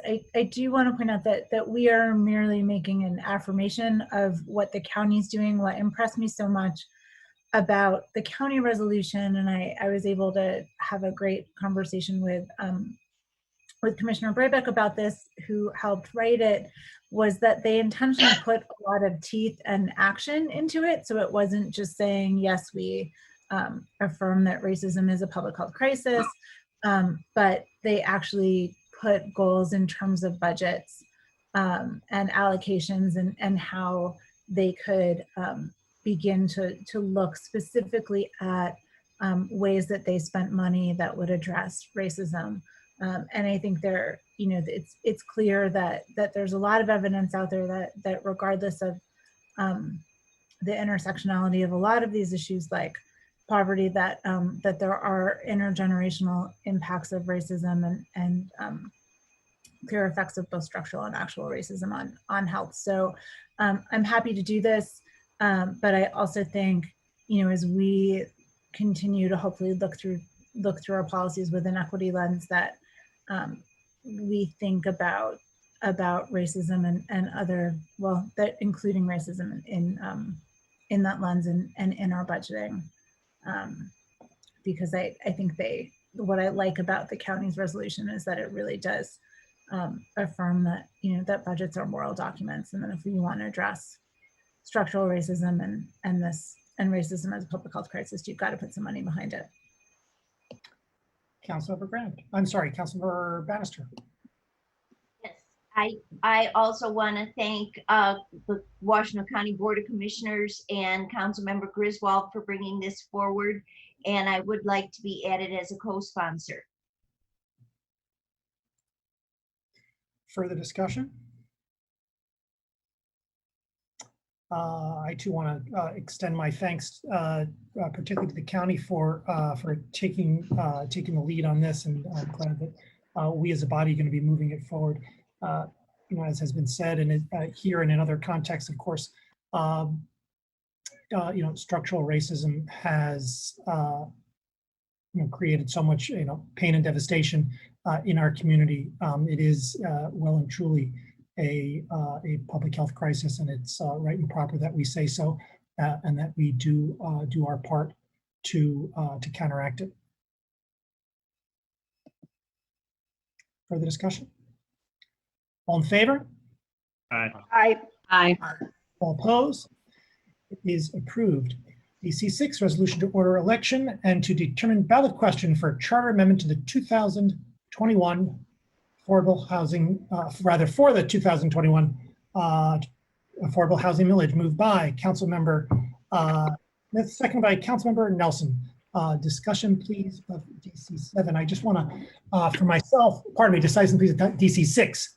For myself, and at the risk of stealing some of Councilmember Smith's thunder, want to give a little bit of a background on this. The notion of a housing millage has been bandied around for quite some time, and I'm delighted to be part of striving to do something about that. But I think that it's important to recognize the real lead work that has been done here by the Washtenaw Housing Alliance. They have done the polling work that they have distributed to us. They've done the visioning on this. They've talked it over with the community and with the providers beforehand, and then they brought it forward as a topic that is ripe for our work. I also would like to thank Councilmember Smith, who took the lead on drafting the ordinance, drafting the ballot measure, then worked on with myself and Councilmember Nelson.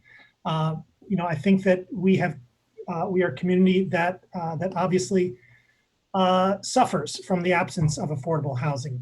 The stakes of the conversation are incredibly high because although we are a welcoming community, we, as we all know, are becoming more and more segregated every day, and that derives from pitiless economic disparity and the disgraceful history of redlining, and that's fundamentally unacceptable, and that the solution to that is thousands of units of new permanent affordable housing throughout Ann Arbor. And we are not going to get those things unless there is municipal money behind it. And the way to achieve municipal money is through a millage, and I'm delighted to be part of bringing it forward. Teachers, nurses, office workers, tradespeople, restaurant staff, retail employees, like these folks are good enough to work in Ann Arbor and they're good enough to live here. And they're unable to do so now because of the absence of housing. This millage proposal, I think, is going to be, I hope, passes and goes before the voters. If it goes before the voters, I'm confident it'll be passed. And I am confident that we and our successor councils will use that money to fundamentally change our community in a way that is well and good and will be for the benefit of everyone. Councilmember Smith. Thank you, Mayor Taylor.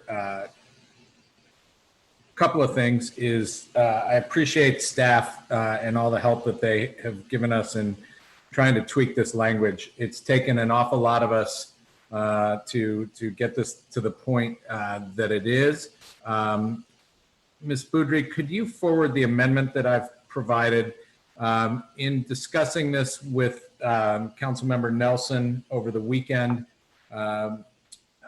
I am proposing an amendment to this which would make one change to the charter section of this. That is, thank you, Jackie. Section 8.25 is adding a clause to the last sentence, making that read, adding the phrase, and providing social services not to exceed 25% of the millage revenues for residents of such housing. That was in response to some of the discussion that was had to talk about how services are provided to the lowest income people to keep them in these houses, and there's a necessarily flexibility to provide some of that. But thank you, Mr. Crawford, for suggesting that language. I'd like to move that as the new language. I have a second.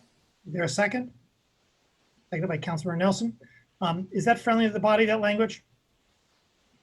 Not friendly. Got Hayner, Ackman, and Ramlawi on the queue. I'm going to clear that queue and move to the amendment.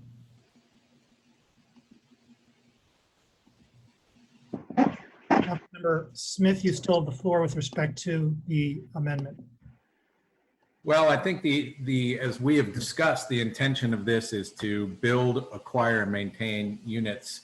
Some of the very low income units, as Ms. Hall can attest, require services to keep people in those units. And I think we wanted to provide some flexibility to be able to do that, but have the bulk of this millage go towards actually making housing available.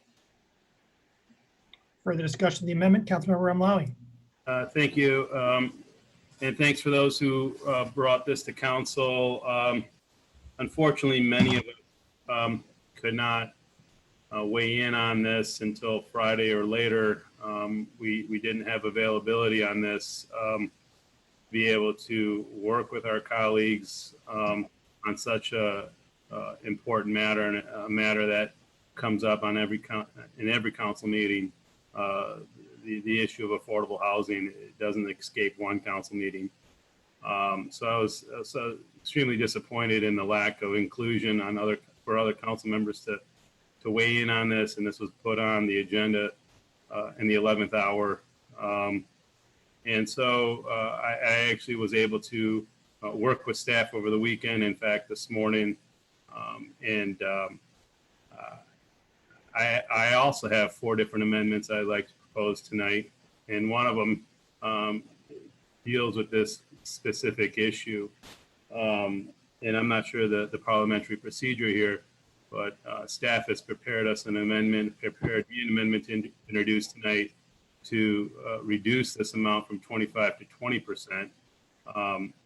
I feel that, and I'm sorry, you can cut me off anytime, Mayor Taylor.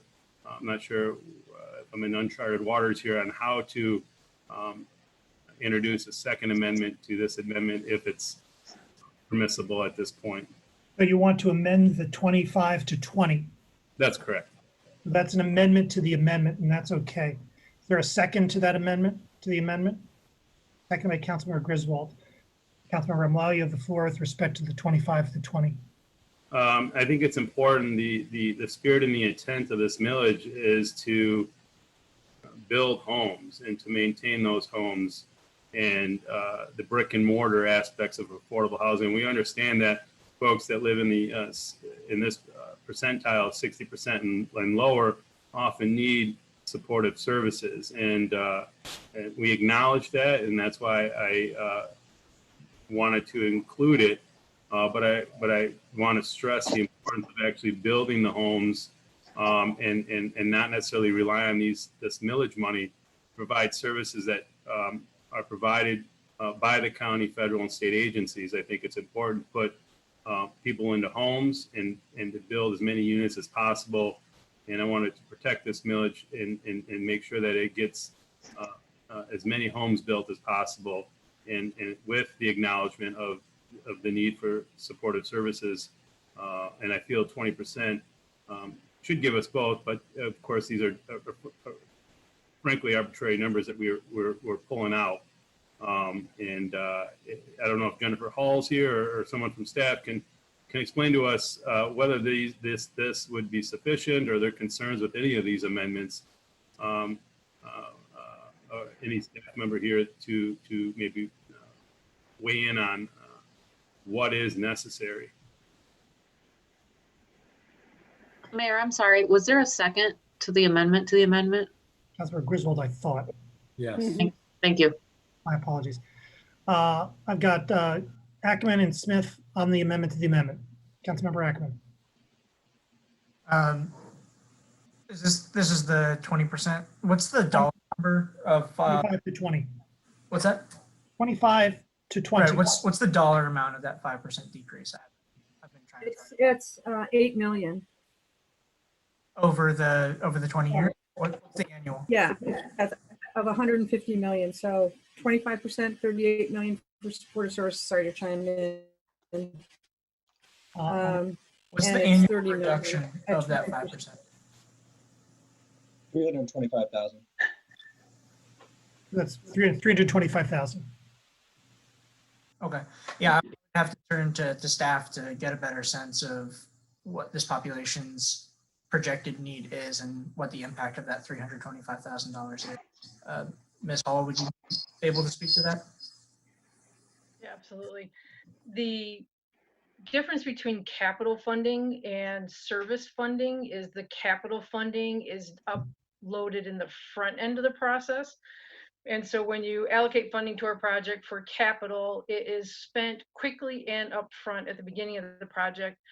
Whereas services, you do need, as one of the speakers mentioned in the public speaking time, if you are doing supportive housing for homeless and special needs households, you do have to have a commitment for 15 years of services, but you don't have to pay it out up front.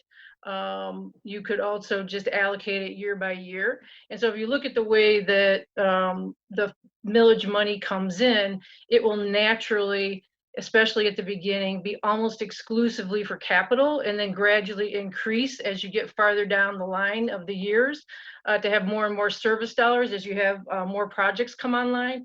So I don't think 20% or 25% is a barrier as long as we can use funding for services. I do think at some point in the future, there'll have to be a whole separate discussion and probably millage just to keep the services going after the buildings are built. Councilmember Griswold, then perhaps we can move forward on 25 to 20. I'll pass. Councilmember Ackerman. Sorry, I'll just say that if either number works, there may be a strategic advantage to the 20 if voters would be more responsive to that. Further discussion? Roll call vote, please, starting with Councilmember Grand on the amendment to the amendment, 25 to 20. So we're voting on whether it's going to be 20 at this point. Yes. The amendment to the amendment, 25 to 20, the amendment to the amendment that you offered. Oh, all right. Is there a question? I just saying I'm voting no because I want to have maximum flexibility, and I think 25 gives us more of that. So, please start with Councilmember Grand. Councilmember Grand, no. Councilmember Ackerman, Yes. Mayor Taylor, Yes. Councilmember Eaton, Yes. Councilmember Nelson, Yes. Councilmember Smith, Yes. Councilmember Remlawi, Yes. Councilmember Hayner, Yes. Councilmember Bannister, Yes. Councilmember Griswold, Yes. Councilmember Lum, Yes. motion carries. Further discussion on the amendment, that is to say the amendment putting a cap of 20% on services. Is that now friendly to the body? Excellent. Further discussion, the main motion as amended, I have Hayner, Ackerman, Remlawi on the main motion. And then I'll pop back into the U for you, Councilmember Griswold, if I may. Councilmember Hayner, this is back from you. Thanks, Mr. Mayor. I mean, I got a list of questions a page long because, as was mentioned, it seems like everybody got to look at this except for council. We had a Epic MRA poll, we had a Washington Housing Alliance, we had a bunch of, everybody got to look at this before we did. I thought it was unusual. And not completely appropriate.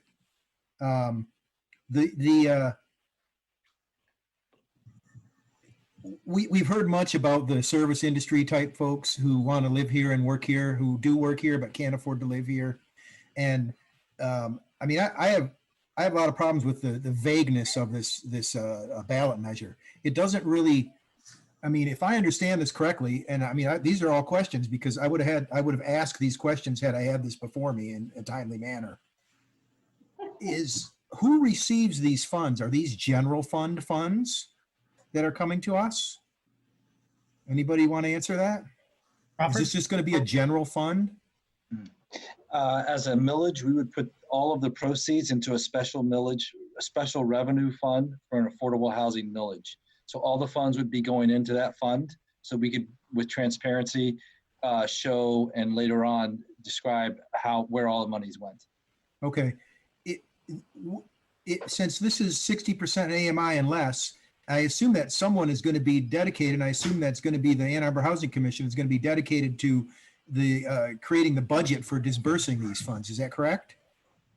That this will be dedicated for the budgeting will come through the Housing Commission or through City Council?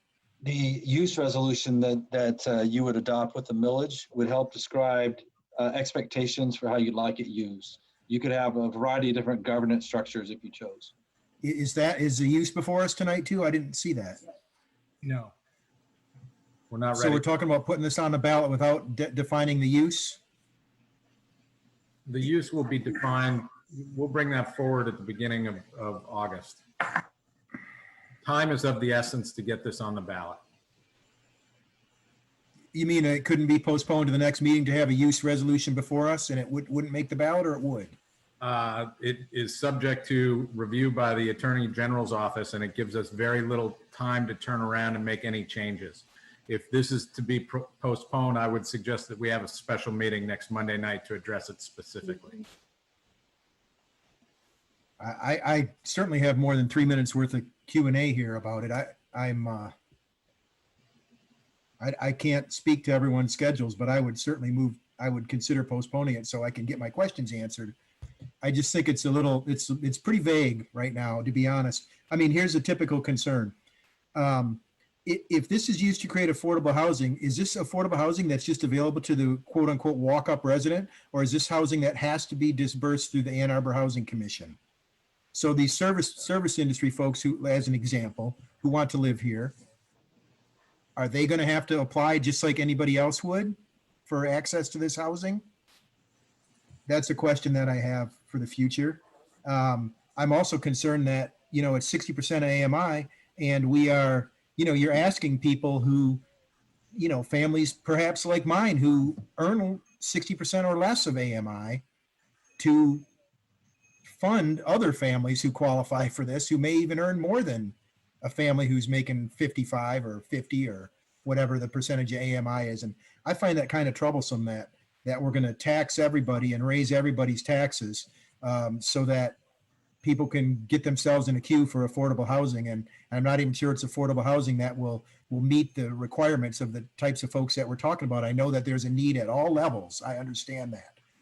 But I don't see how this, without having a use language before us, this solves that or gives me any confidence that we're just not creating a $150 million fund that we don't know what's going to happen. An example would be if we have a partner like Avalon who has purchased properties over the years, can they come to us and say, hey, we need $6 million to renovate all our properties? And then the taxpayer is building the equity of Avalon's holdings because we've used this millage money. It says we can use it for maintenance.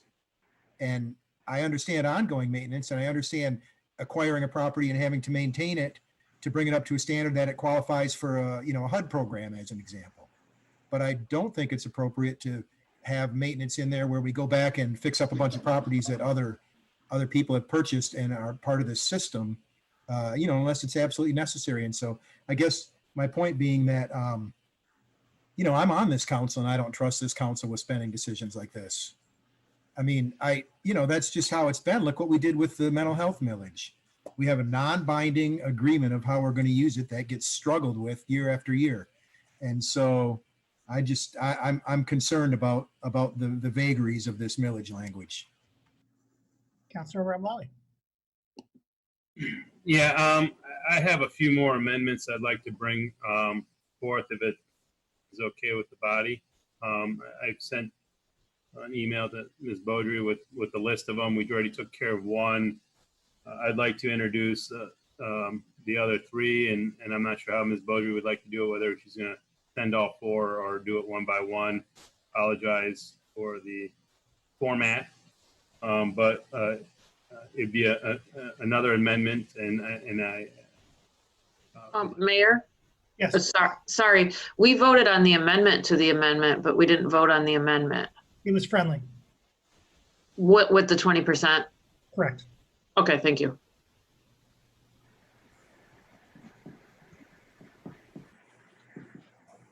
So if it's okay with the body, I'd like to move another one forth, and that would be Amendment 4 in the list of amendments. And that's to add a 6th whereas clause. Whereas it is the city's intention, it'll continue to contribute general fund money to the Affordable Housing Fund regardless of any additional millage money. I feel it's important for us to double down on our commitments and make sure that we don't substitute current funding to the Affordable Housing Fund with this millage, that this is going to be in addition to what we currently contribute to the Affordable Housing Fund. Is there a second? Second by Councilmember Smith. Is that friendly to the body? Is that a yes or no, Councilmember Lum? I would like to suggest a recommendation that rather than a whereas clause, you make that a resolve clause. Resolve clauses are more. Yeah, I apologize, and that's a great point, Councilmember Lum. That does put some teeth into it.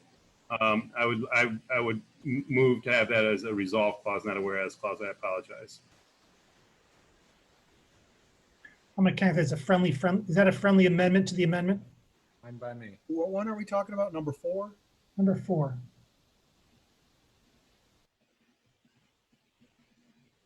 No.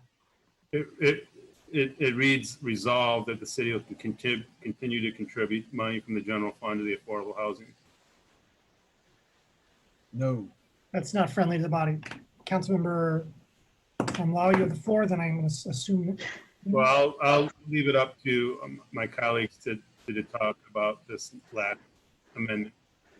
Councilmember Hayner? We're talking about taking $6 to $8 million a year for 20 years out of the community, and in substitution, in my mind, of the commitments we've already made, which pale in comparison to this dollar amount. They don't believe it's necessary to continue to budget for both. I think that there are opportunities in the community and needs in the community where general fund money or mental health millage rebate money or whatever it is, those are the same, could be used in a manner that we've discussed for outside social services. For example, we know that there are big demands for what would be called emergency services or calls for service to some of our housing commission properties, and I think that those might be that sort of thing. That money could be better spent on that, dealing with those issues. And so I just don't think it's appropriate that we double down on this. I don't think it's necessary. We're talking about a 10-fold increase in the amount of money we're spending per year on this. How much do we need? So I don't support that resolution. Further discussion of the amendment as amended. I've got Griswold and Lum. Councilmember Griswold. I think Lum was before me.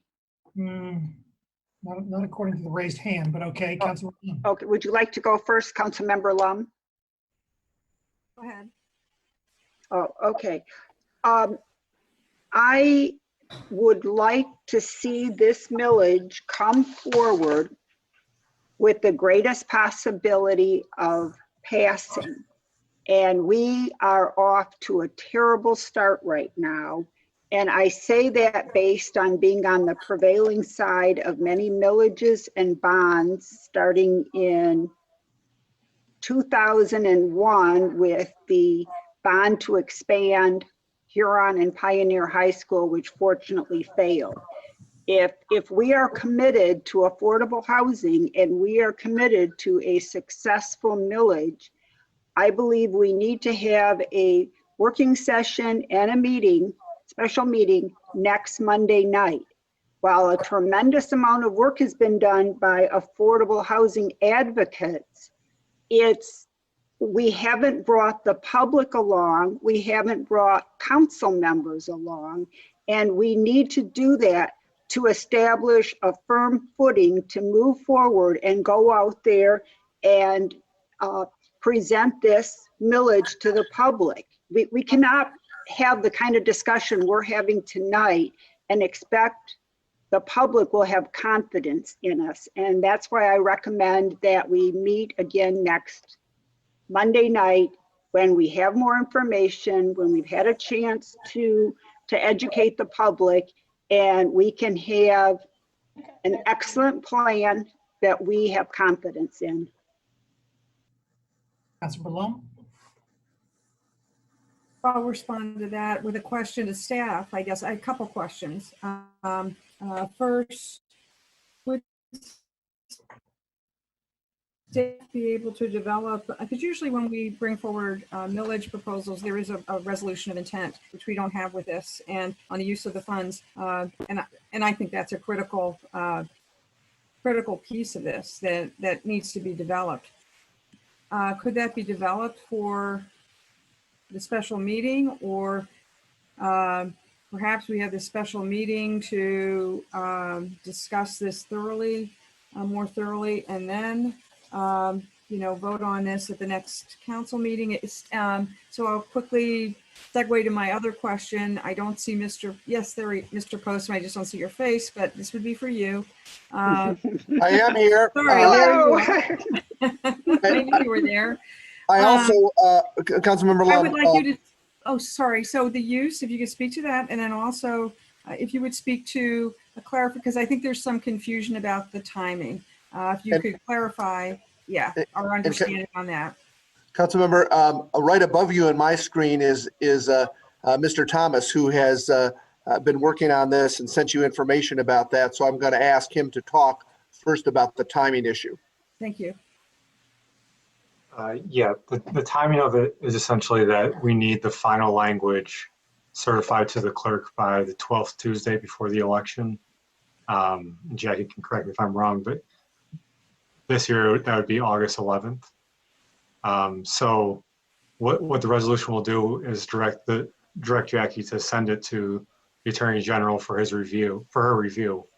And when the Attorney General can either give it the thumbs up or the thumbs down. If the Attorney General gives it the thumbs down, typically council would have an opportunity to act on her recommendations, where you could either override the recommendations and vote to put it on the ballot regardless, or you could amend it. But in either form, it would need to be in the final form to Jackie by August 11th. So we can't predict with certainty how fast it will be turned around at the Attorney General's office, but there would be some time to do so. Thank you. If I may, I've done a couple of these in the past, and I know so. And when I met with a former city attorney, it was done in concert with the Secretary of State's office and others. And so this has not yet been reviewed. Then just to clarify that by the AG's or the Secretary of State's offices, correct? The AG's office, and no, we haven't sent this on yet. Okay, thank you. But we can send it on tomorrow, even if you do decide to hold the working session. Right, or it could be sent on, again, to clarify the timing.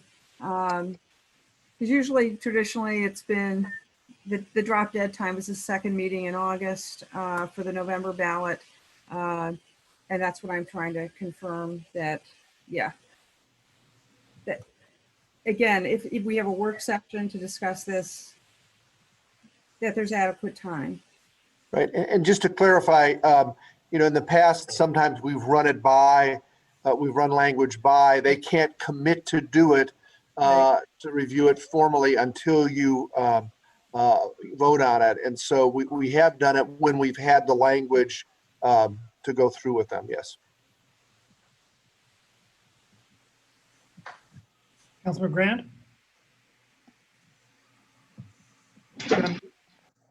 Councilmember, you're on mute. I'm sorry. I know it seems like we've sort of gotten off, and I know we should be talking about the amendment maybe, but do we have anyway, I'm just trying to get some clarification from this body.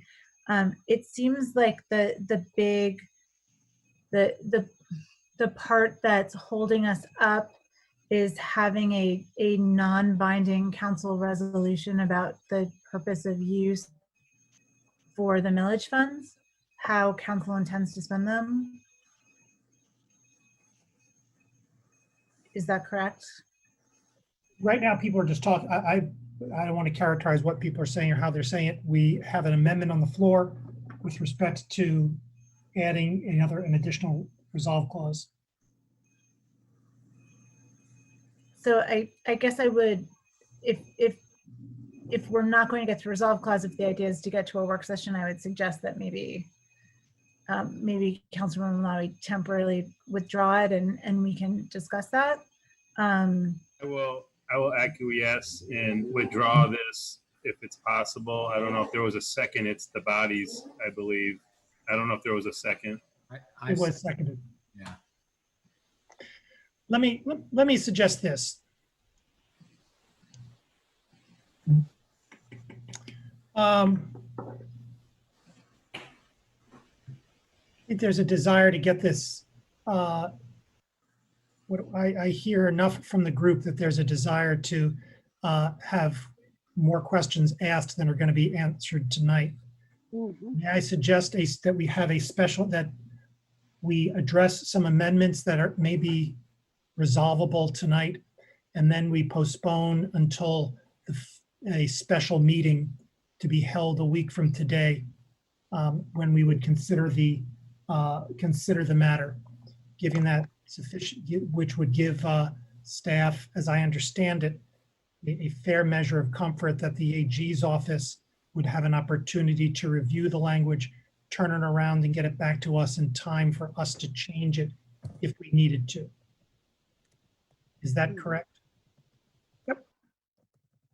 So let me suggest that that is what we end up doing. That does not cut that we have this amendment, any other amendment that a council member wishes to bring. I have one that to tweak some language that was identified by Mr. McDonald earlier, which I think will be friendly.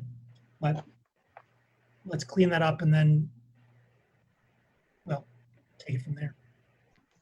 So we are currently looking at. We continue to have the resolution.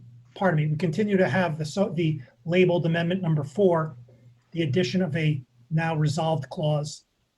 And it is the city's intention that it will continue to contribute general fund money to the Affordable Housing Trust Fund regardless of any additional village monies. Further discussion, if further discussion of that amendment. Roll call vote, Councilmember Hayner. Yeah, I just want to make clear, my problem with the amendment isn't so much as the amount of spending, it's that it doesn't really clarify anything for me. We know that, say, in the case of types of developments, that they make those contributions to the Affordable Housing Trust Fund. I'm not considering in any way that would end, like a PUD as an example, or voluntary contributions to the Affordable Housing Trust Fund.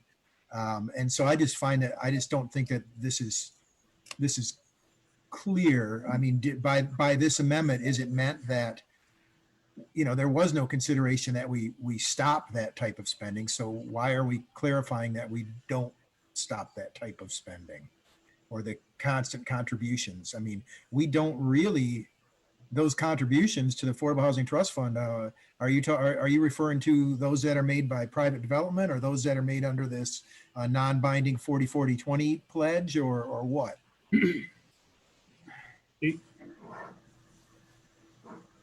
If I can respond, I'm not sure.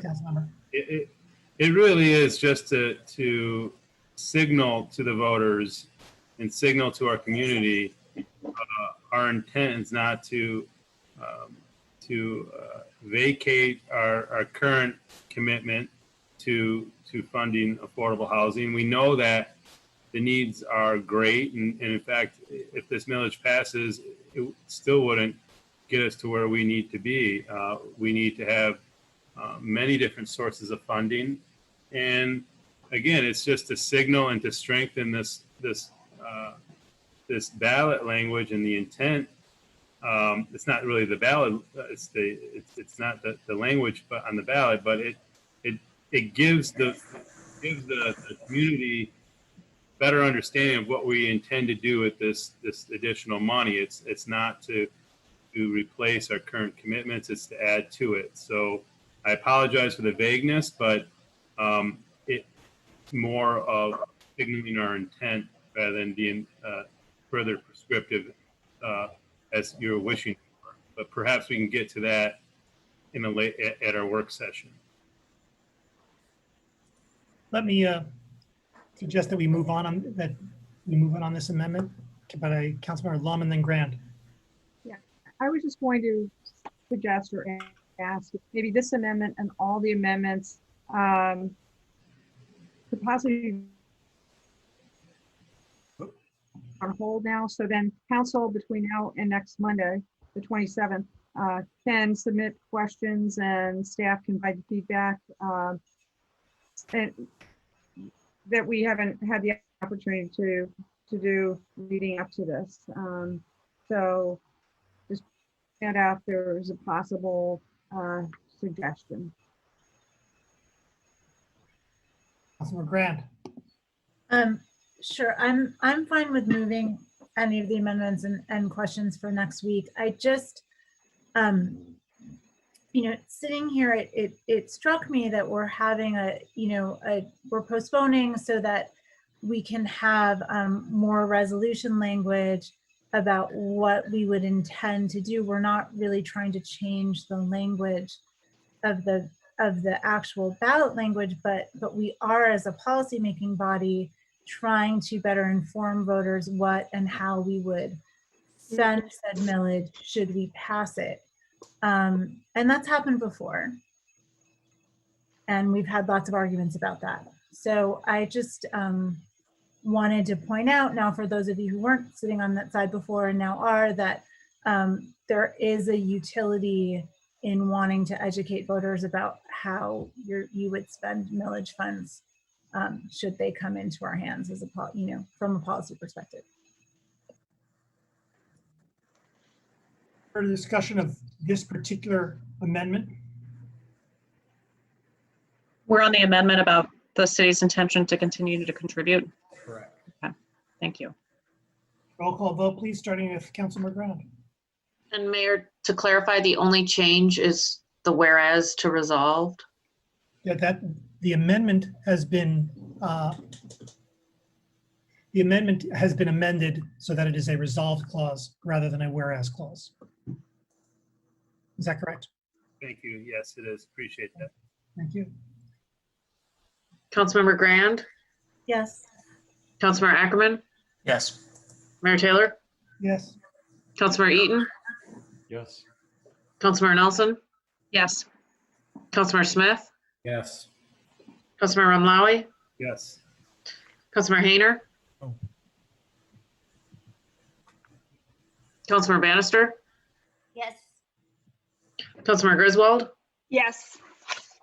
Councilmember Lum, Yes. motion carries. Further discussion of the main motion as amended? Councilmember Ramlawi? Are we going to continue to entertain amendments? Or are we going to postpone that till our work session on the 27th if there's a motion to do that? Let me suggest this. If there are amendments that people think are going to be friendly, let's roll with friendly amendments. And if it's friendly, that's great. If it's not friendly, then let's push it to the special meeting on Monday.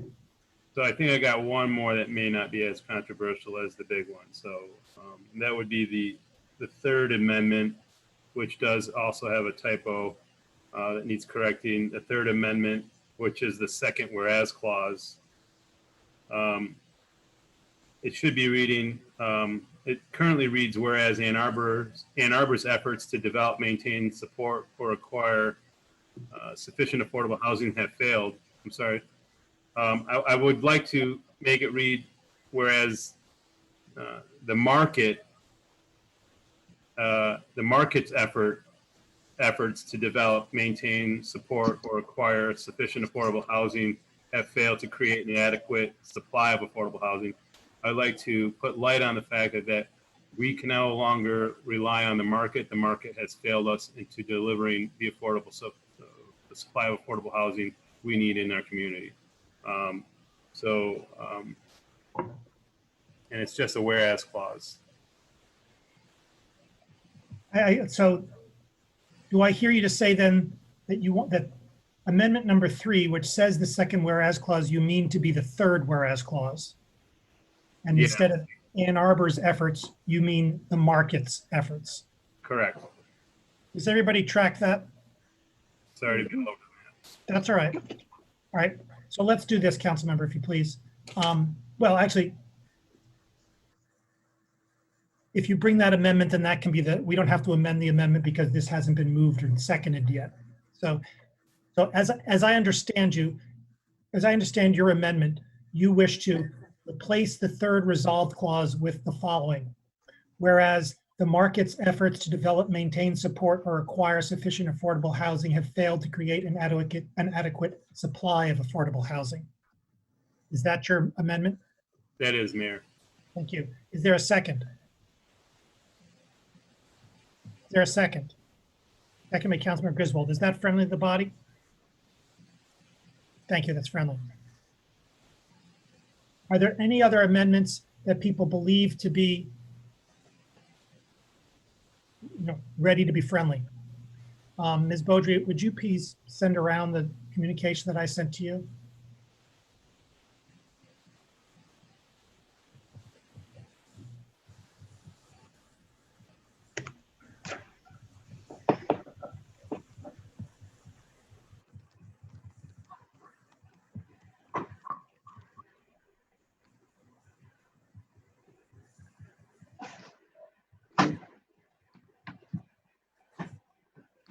This comes from an observation from Mr. McDonald as to a certain amount of asymmetry between some of the language.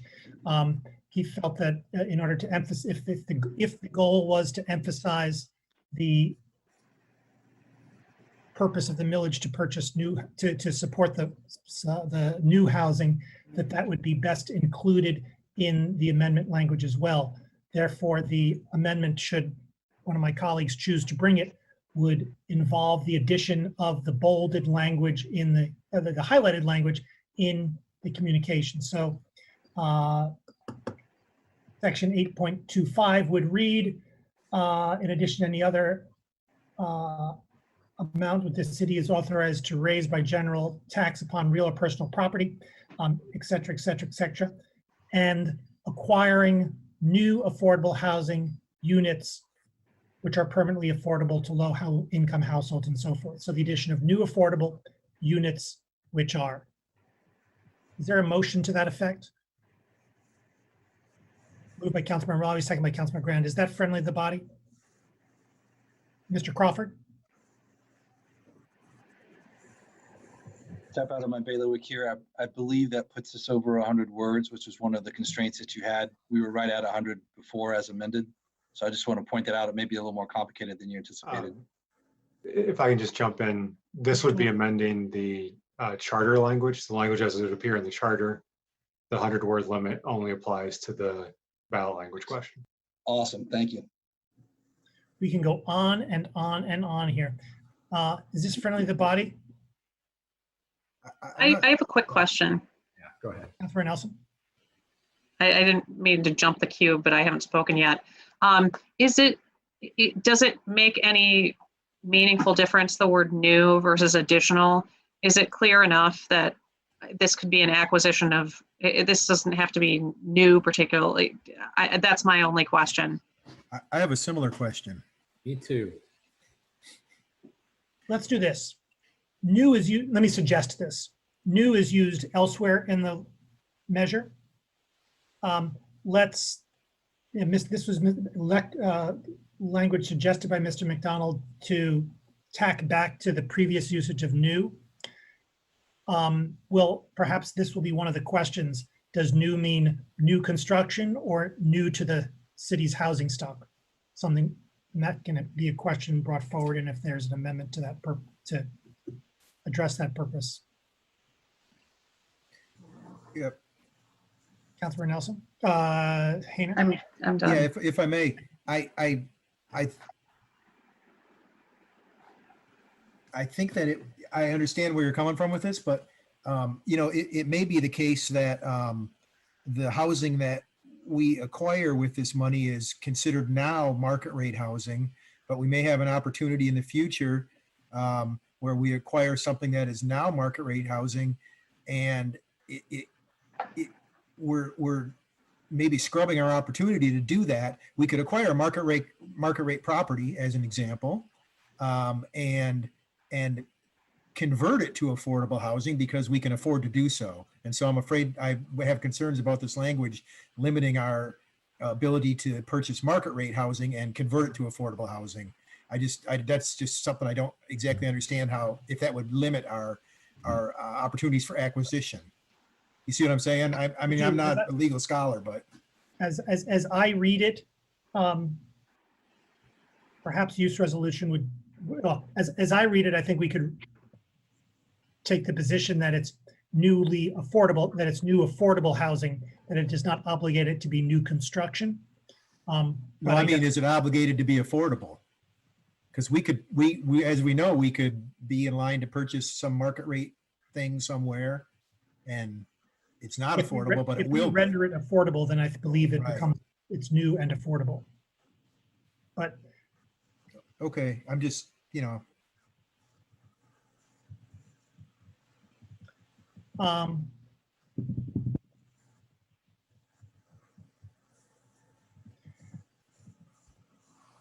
I hear too many questions about this to have this be the default? Let me suggest that this had a pleasing symmetry to Mr. McDonald. Let's move forward. Let me suggest that we move forward with this, and if it comes to pass over the next week that it's ill-advised, we pull it back. Is that all right with everyone? All right, that's deemed friendly. Are there any other amendments that people believe will be friendly? I've got Griswold, Hayner, Smith, and Lum on the queue. After that, perhaps people will have something to say if they wish to say it, and then we'll entertain a motion to postpone until a special meeting called for the purpose of considering the resolution a week from today. Councilmember Griswold. Can you hear me? Yes, we can. Oh, okay. I've lost my video. I just want to state that I am fully committed to putting this millage proposal on the ballot, and my comments and frustrations were not in any way directed at staff or anyone who has been working on this. A tremendous amount of effort has been put into this process in a very short time. Again, I just want to make sure that we start out with the most transparent process that has the greatest chance of passing at the polls in November. Thank you. Thank you. Councilmember Lum. Oh, here I am. Thank you. No amendments. But before we vote on it, I would just like to make it just a general recommendation about when we have the meeting on the 27th, it's going to be postponed to, that it's a work session. Usually we don't have public comment until 9 o'clock at our work sessions. My recommendation would be to have the public provide for public comment at the beginning of that meeting so that any input and feedback can be reflected in our discussion and possible other additional amendments. I don't think it's envisioned that it'd be a work session. I think it's envisioned that it'd be a special meeting to enable us to vote on it, to move it forward. Although if I recollect correctly, public comment, general time is at the beginning of special meetings. So it would have the effect of opening up the floor. Am I correct about that, Mr. Postuma?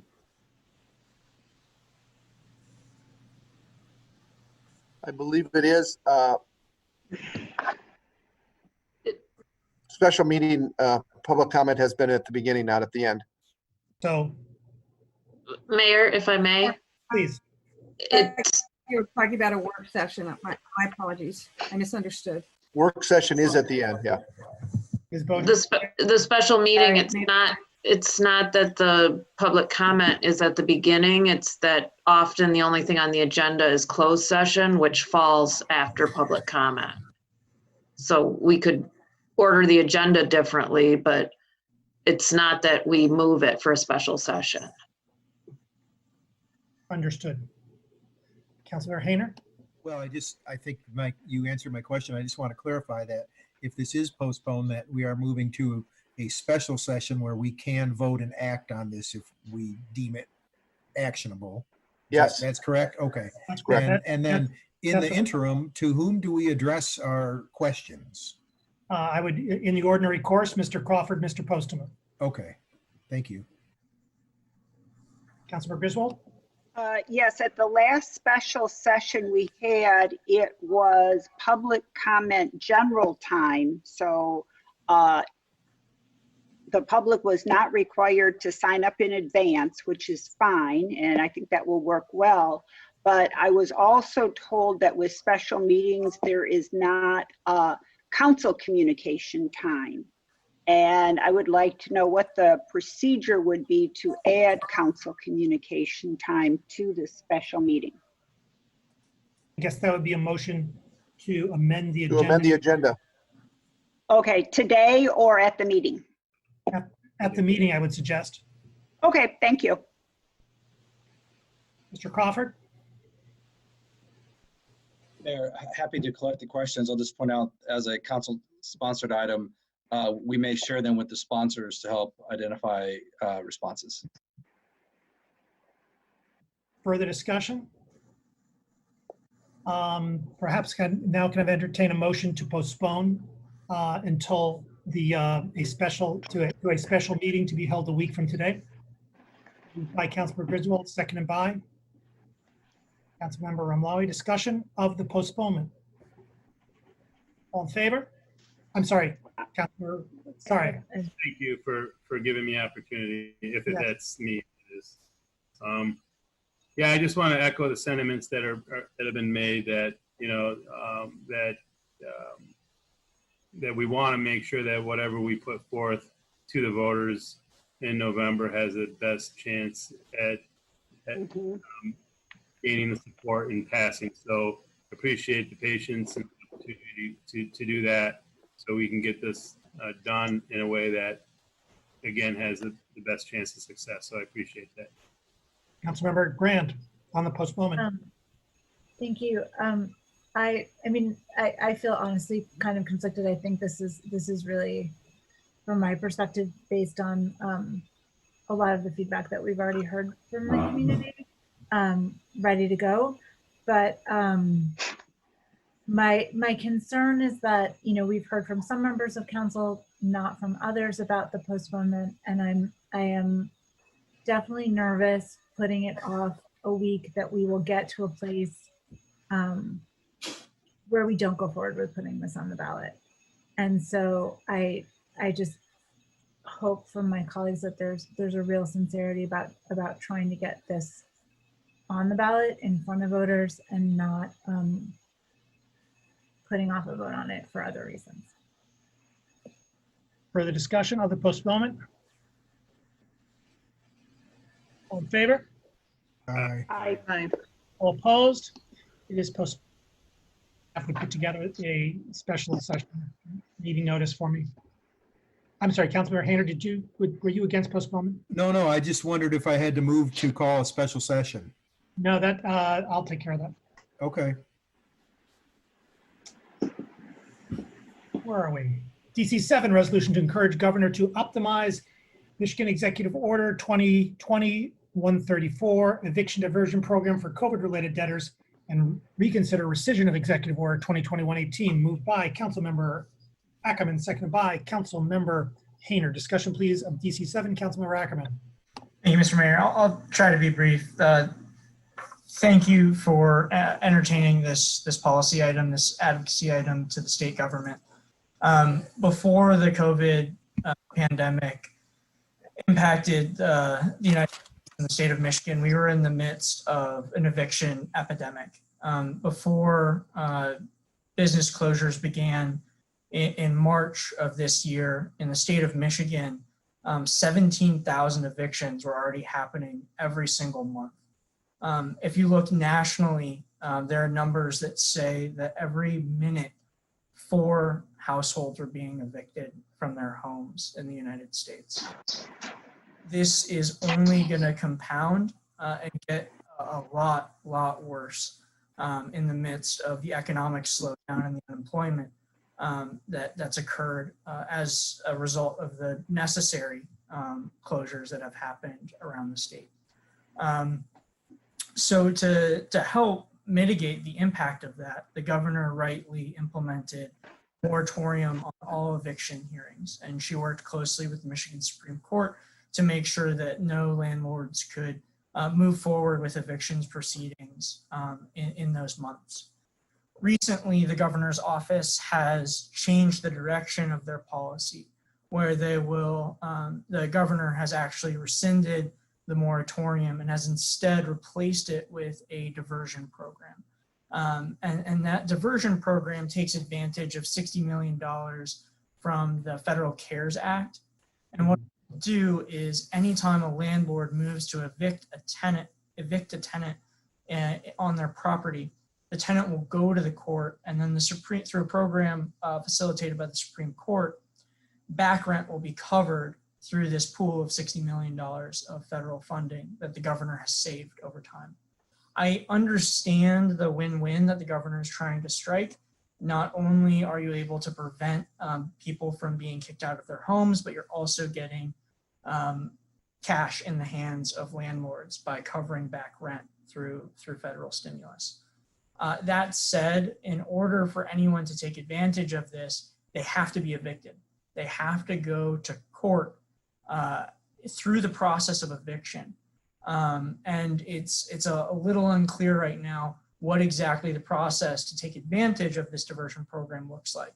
And if it requires extensive paperwork, if it requires legal representation, these are the people who absolutely can't afford intensive paperwork and legal representation right now.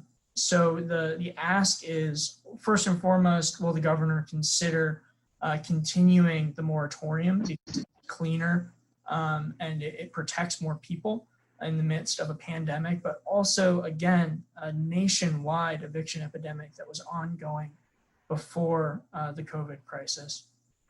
And then second, to make sure that the governor works diligently with the Michigan Supreme Court to make sure that access to the eviction diversion program is absolutely as easy and streamlined as it can be. I think some improvements and optimization to the unemployment process provide some good examples of what can be done to make that easier for individuals in need of the care. And I hope that similar streamlining can be done to help the people who are in need, because the state of Michigan and every state around the country in very short order could be seeing a massive flood of homelessness, which we want to do everything we can to prevent. Councilmember Hayner. Thanks. I just want to thank Mr. Ackerman for bringing this forward. And I know it's just sort of a policy request, but I'd like to be added as a co-sponsor. And I'm disappointed that we as a city don't have the authority like some cities in other states do to extend our own eviction moratorium. And I know that's just one of the problems with the state, where the state has kind of withheld a lot of power from the local municipalities, and it's disappointing. But I think it's entirely appropriate to ask her to continue to extend this eviction moratorium and the other goals of making it easy for. I mean, how are you supposed to do paperwork when you're out on the street, right? And so it's sort of a backwards approach in my estimation, and $60 million is going to get burned through pretty quickly. And so I appreciate this coming forward, and hopefully we can get our folks in Lansing to really lean on this notion that moratorium needs to be extended. And I know it's difficult for the landlords and the property owners, but all that ultimately makes its way back to the banks. And so, maybe this is something that we need to reach out individually as council members and to the various subcommittees up there in Lansing that have some control over the banks and ask for some relief on the bank's behalf too. So thanks for bringing this forward. Councilmember Ackerman. Thanks, Mr. Mayor. And thanks, Councilmember Hayner. And I'd be remiss if I didn't specifically thank Mr. Crawford and Mr. Fournier from the city administrator's office. I reached out to them and said, I want to do something. I suspect state law preempts a lot. And Mr. Fournier, got on the phone with me and said, I just happened to have a phone call with the governor's office 45 minutes ago, in which one of the topics was the evictions program. And we figured out what a resolution could look like together. So big thanks to him for his proactive work. Further discussion? All in favor? Aye. Aye. All opposed? Approved. DS1, resolution to order election and determine ballot question for charter amendment for the 2022 street, bridge, and sidewalk millage, moved by Councilmember Smith, seconded by Councilmember Umlawi. Discussion, please, of DS1. Councilmember Lum. Thanks. Excuse me, Mr. Mayor. Very briefly, I just wanted to take a minute to clarify for folks who may be watching what's going on with the two street and sidewalk related villages for the November ballot that council will be voting on shortly. This 2.125 mills levy is renewal of the street, bridge, and sidewalk millage that voters have approved several times in the past. That millage covers street and bridge repair, as well as repair of existing sidewalks. The 0.2 mills millage, we'll talk about it later, is a new millage, specified funding for construction of new sidewalks and filling sidewalk gaps. They are being proposed as separate ballot questions, which is entirely appropriate as it provides voters the full range of choices. The existing street millage does not expire until the end of 2029. There is no regularly scheduled election next year. The renewal is being presented now to the cost of conducting a special election. Passing the renewal this November rather than November 2021 does not impact the tax amount for summer 2021. I just wanted to make these clarifications, and I'll certainly be supporting DS1, placing the renewal of the existing street, bridge, and sidewalk millage on the November 3rd ballot, and DS2, the intent statement for the millage tonight. Thank you. Further discussion? All in favor? Aye. All opposed? It's approved. DS2, resolution of intent on the use and admission, of the use and administration of the street, bridge, and sidewalk millage funds, moved by Councilmember Lum, seconded by Councilmember Smith. Discussion, please, DS2.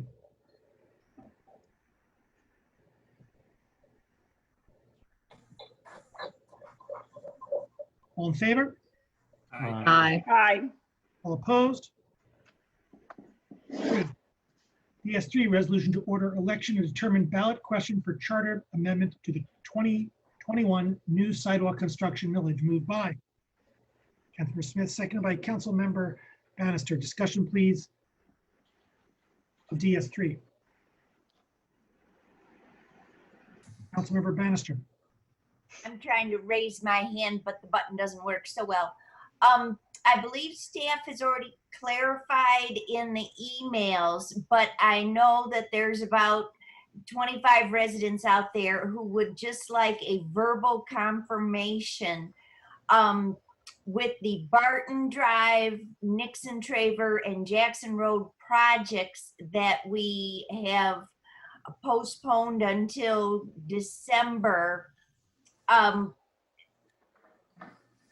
Just would like possibly Mr. Postema or Mr. Crawford, whoever on staff would be most appropriate, to confirm that those existing programs that have been moved to December would in fact be covered by this millage if it were to pass the voters in November.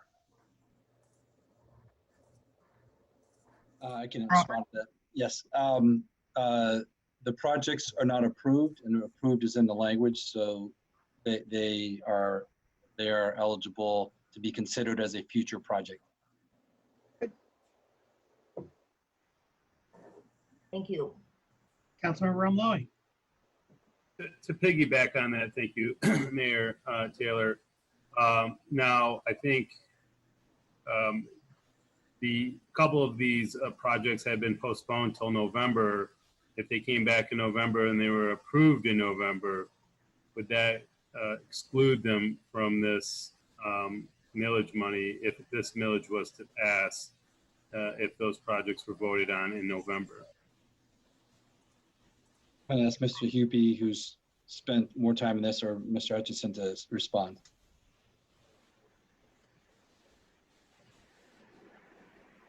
I can jump in here. This is Nick Hutchinson, city engineer.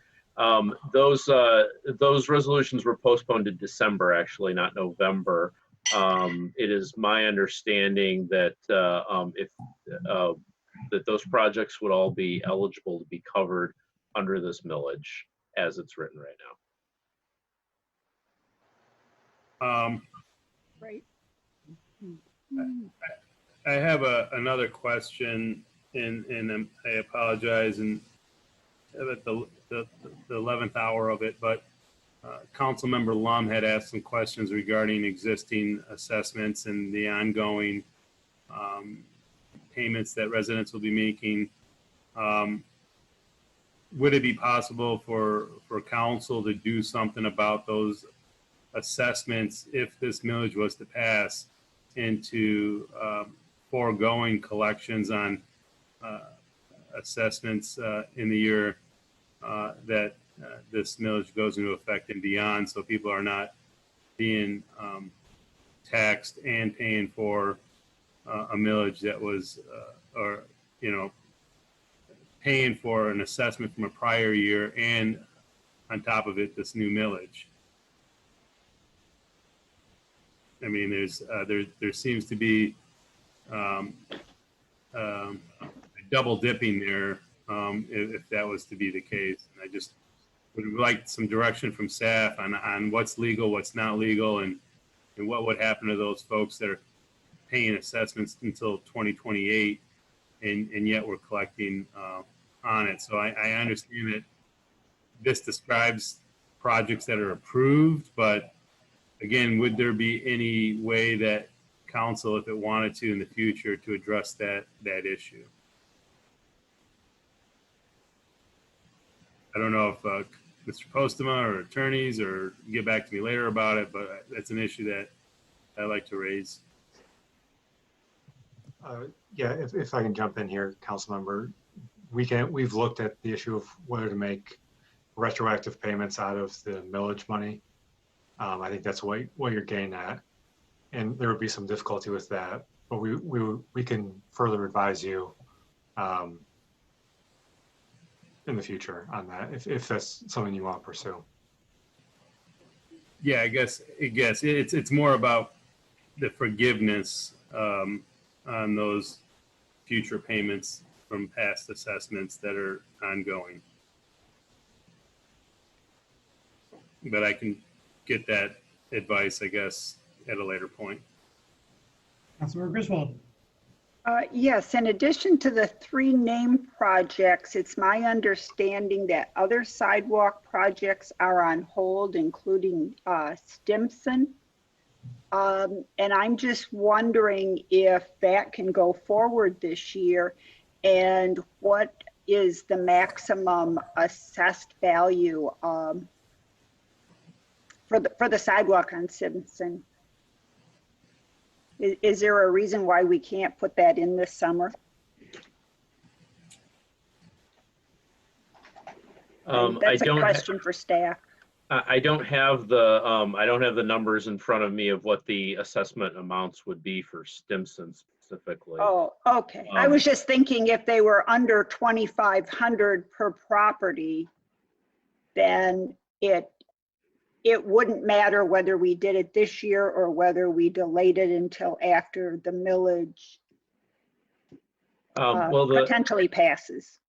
Yeah, I think if the attorney's office might have to weigh in on this, but it would be my understanding that if we went and built it this year, it would have to be under the current city code, which means we would have to assess. Oh, okay.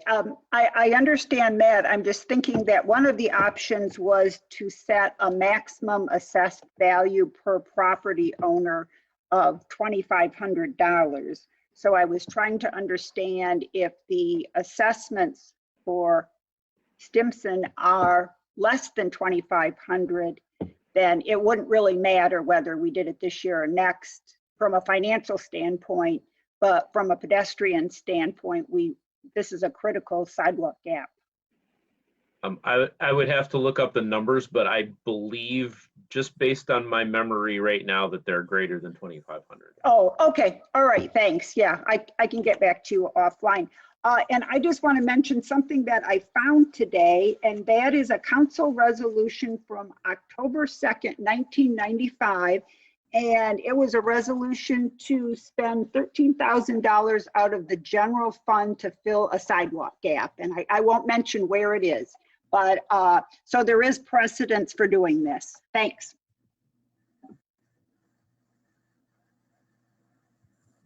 Councilmember Nelson, you were on, your hand was up. Did you intend to bring it down? I lowered it because Kathy was basically asking the questions that I wanted answered. I guess tag me on with whatever offline communication is happening about Stimson, because I mean, having passed through that corridor a few times, more than a few times, I would be surprised how much the assessments would be. Do you know? I know you're saying that you generally remember it's probably over 2,500. Do you remember off the top of your head how many different properties would have been assessed for that particular stretch of sidewalk? I believe it's 3. That's what it looked like to me. Yeah, I think there's 2 apartment buildings on the north side, and then the property that's occupied by the Salvation Army on the south side. Okay. All right. Thank you. Further discussion? For my part, I'm pretty excited that this is going forward. We have for years wanted to grow our sidewalk network, and we've not had the resources to participate in that. Sidewalks are an incredibly important part of the non-motorized plan. Filling sidewalk gaps are an important public safety benefit and quality of life benefit. And so to the extent the voters pass this millage and we're able to ourselves accelerate and participate in the filling of sidewalk gaps, that's going to be pretty cool. And I'm all for it. Councilmember Ramlawi. Thank you, Mayor Taylor. I just wanted to ask staff a bit of a caveat here with this. Currently, monies that the city puts forth in filling sidewalk gaps comes from the street and bridge millage. And it's been my understanding that if a sidewalk millage was to pass, that would actually free up the financial obligations coming from that other millage and perhaps put more money back into the streets and bridges. Can we get clarification if that is the case? And yes, that is indeed the case. So this would have a benefit there as well. Tom, go ahead. I'm sorry, just clarify, Mr. Hutchinson. I believe he was asking if the street bridge sidewalk is installing new sidewalks versus repairs. Just want to confirm that new sidewalks on private properties would be coming from there. I was thinking that was a general fund. Currently, the existing street bridge and sidewalk millage right now can pay for portions of new sidewalk constructions that are not otherwise accessible. So that would, if the new sidewalk millage changes, that would not be the case anymore. And as Councilmember Ramlawi indicated, would free up more money from the street millage. Councilmember Lum. A question for you, Mr. Hutchinson, and thank you for being here. It was always my understanding that the street, bridge, and sidewalk millage, the sidewalk portion was for repairs, not new construction. Did we ever change the language? It's not being changed in what we just approved. The language. The language in what was just approved is the same language as it was in 2016, essentially. Right. The only thing that we changed in there was to say that if the new sidewalk millage passes, then we would no longer use the street, bridge, and sidewalk millage for constructing new sidewalks.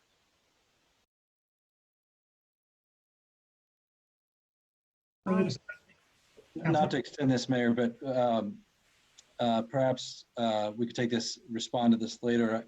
The non-accessible piece, I believe, refers to basically city land or other parcels.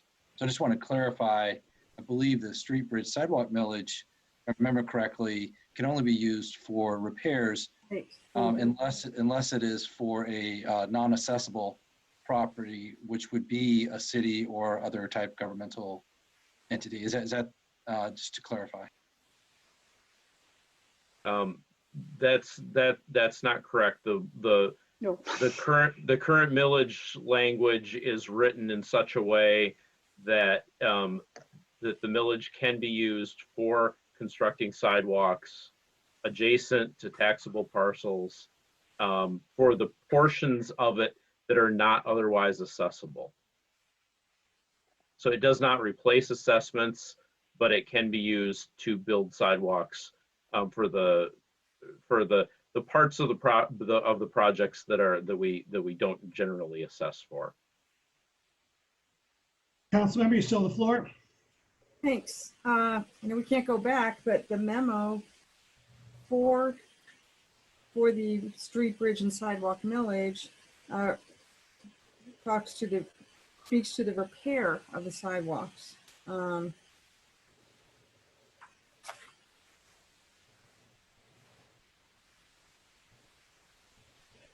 Just pointing that out.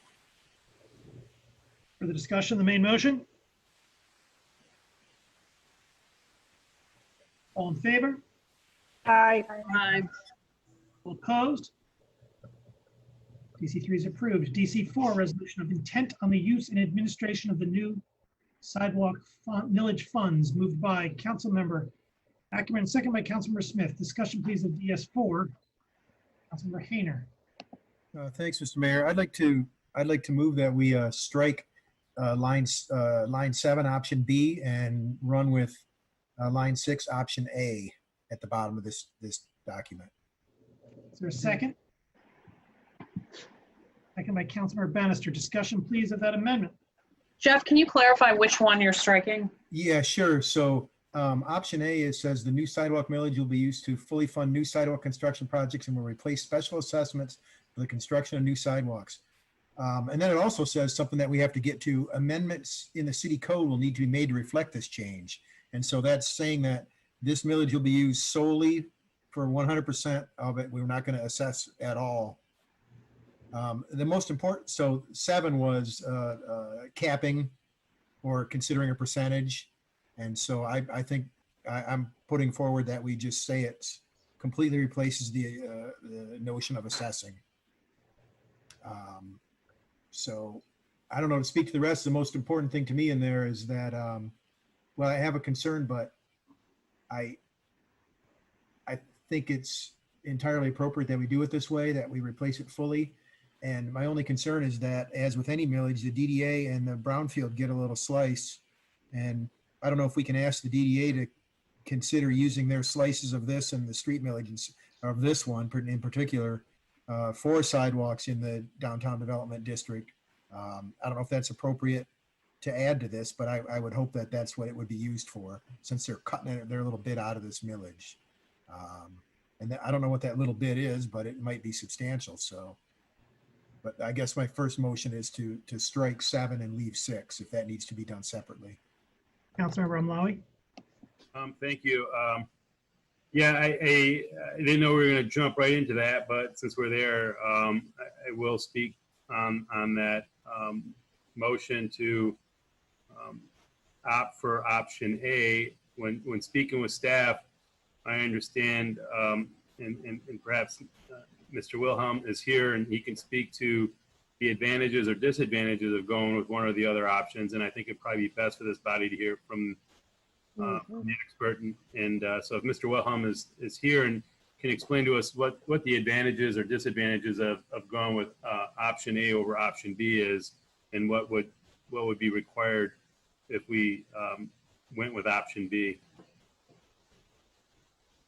Mayor and Council, very quickly, option B would continue to special assess a portion of new sidewalk construction And this becomes a policy question, but we believe that part of the motivation behind the new sidewalk millage is to eliminate some of the issues that come up with that special assessment process, resident objections, and the politics that come with residents being assessed for new sidewalks, which we've recently seen they object to and believe that they don't directly benefit from. Whether you believe that or not, by going with option A, you would eliminate that process entirely.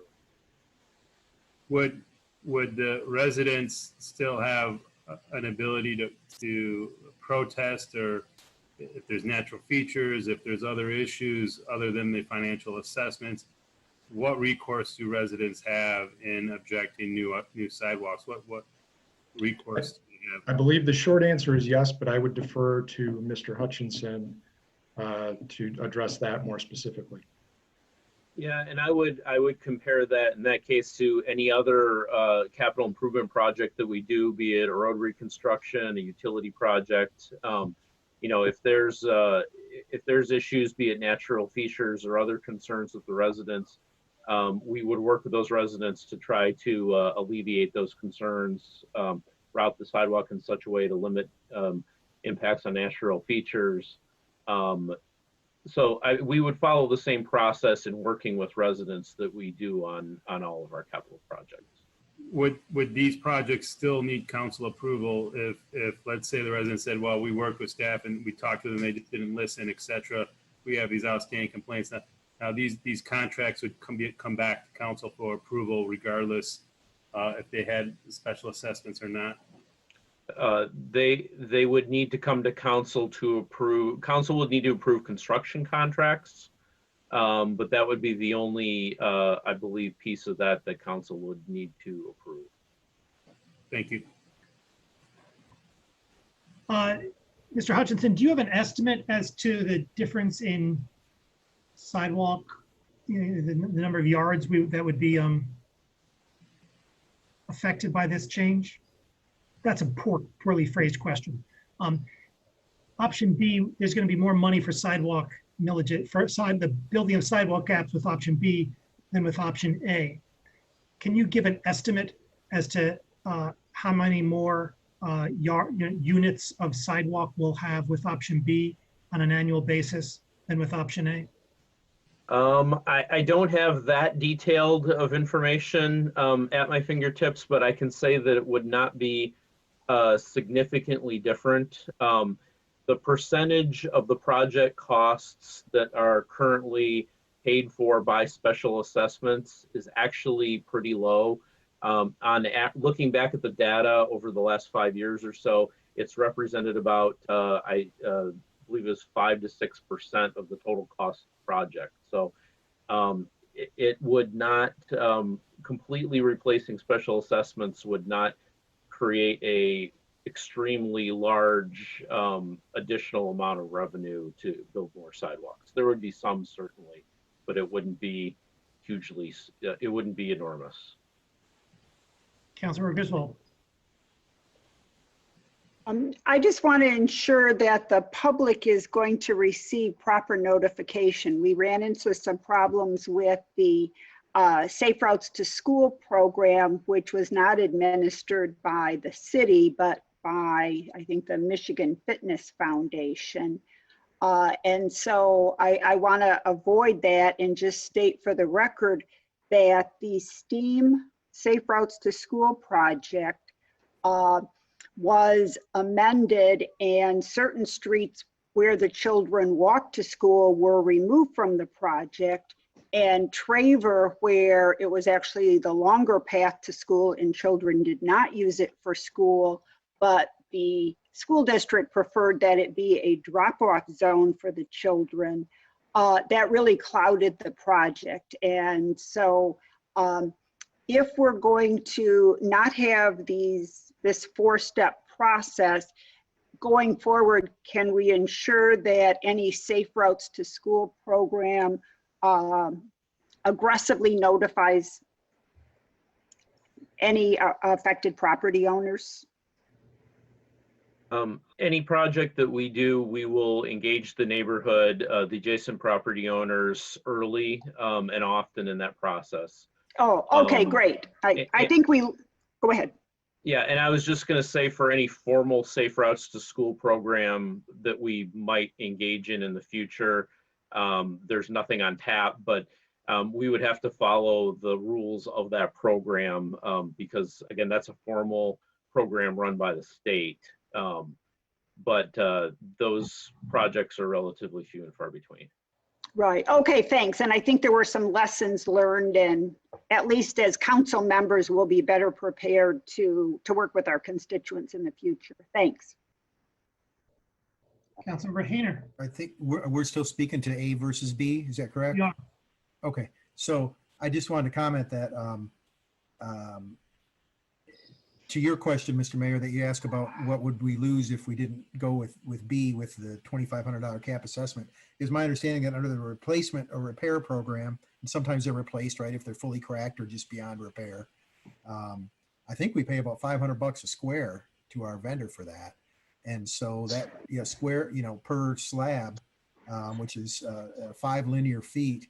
And so we're talking about some percentage of 25 linear feet per project. And so he said it's like the assessment is only 6 or 7% of that. You're basically saying it's less than a slab coming out of each project, right? Or a couple slabs. So the squares rather. So I don't think it's substantial. I think that the benefit of having this program go ahead and move in there and prioritize our sidewalk gaps and act on those priorities is important. I guess maybe I'll just real quickly, since I have the floor, to speak to all of it. I think it's great that that the developers are still obligated to do their frontages. But I know there's no delineation of the prioritization of these sidewalk gaps. So that's just going to continue to follow the capital improvements plan and the sidewalk gaps prioritization list. Is that correct? Yes, that's correct. Just a new source of funds? Yes. Okay. Thank you. Further discussion on the amendment?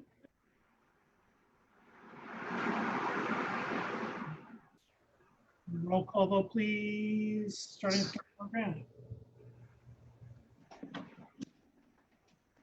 Councilmember Grand, Yes. Councilmember Ackerman, Yes. Mayor Taylor, Yes. Councilmember Eaton, Yes. Councilmember Nelson, yes. Councilmember Smith, Yes. Councilmember Runlawi, Yes. Councilmember Hayner, Yes. Councilmember Bannister, Yes. Councilmember Griswold, Yes. Councilmember Lum, Yes. motion carries. Further discussion, the main motion is amended. All in favor? Aye. Aye. Yes. All opposed?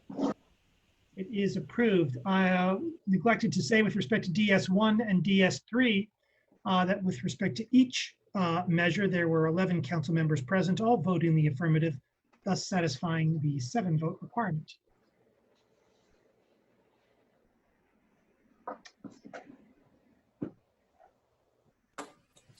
ES5, resolution to authorize settlement of Cervantes, the City of Ann Arbor, United States District Court case number 18 CV 13905, moved by Councilmember Ackerman, second by Councilmember Mlawi. Discussion? Councilmember, you've received a number of advice memos on this. We've had closed sessions on this. This is a case that's been around for a while, and it's a minimal settlement to end federal litigation.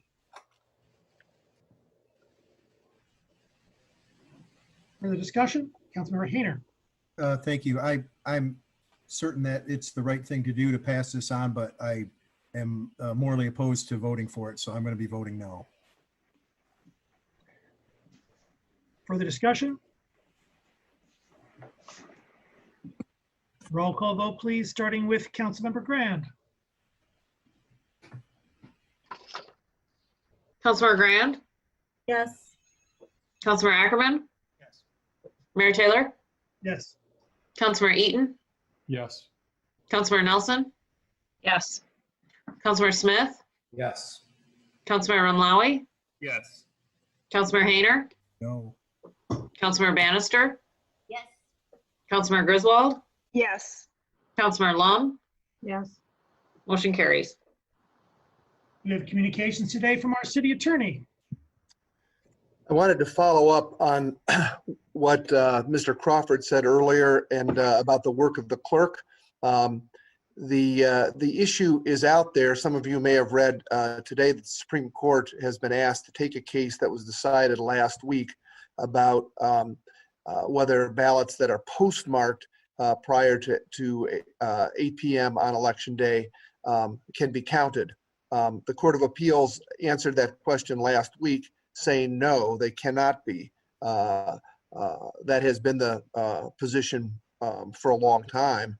But the arguments out there, I will note that the Court of Appeals decision was 2-1.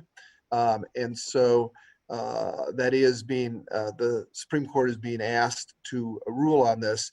The article indicated that they're not being asked to rule about this quickly, but by Labor Day. And so, but what they choose to do with it, we'll certainly keep everybody posted on that. But right now, the importance of having people turn in ballots, if they've completed them, obviously they have that choice to turn them in at the clerk's office. But that issue is important, that they're responsible for getting them in to the clerk's office by 8 p.m.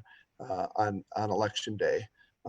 And again, it's a pleasure to be part of the Election Commission. Obviously, Jackie Boudry does the bulk of the work, and her staff, you see them down there these times processing a tremendous amount of ballots. And it's just a very good process to watch. And I think encouraging people to get those ballots in if they're completed is an important message. And I thank the city administrator for mentioning that.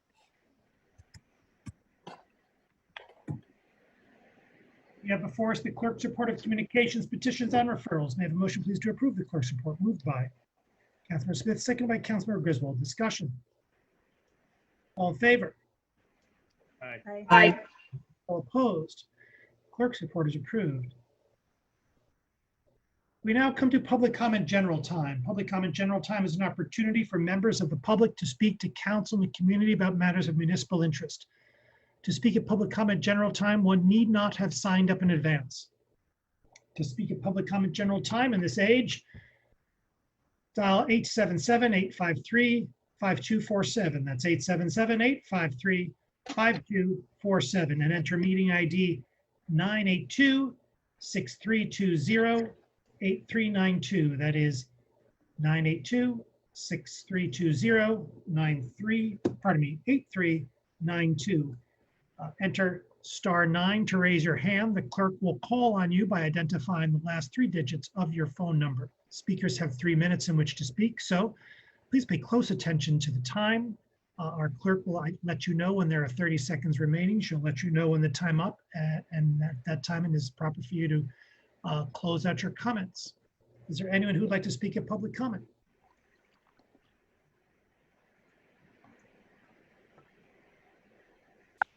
Caller 646, you can go ahead.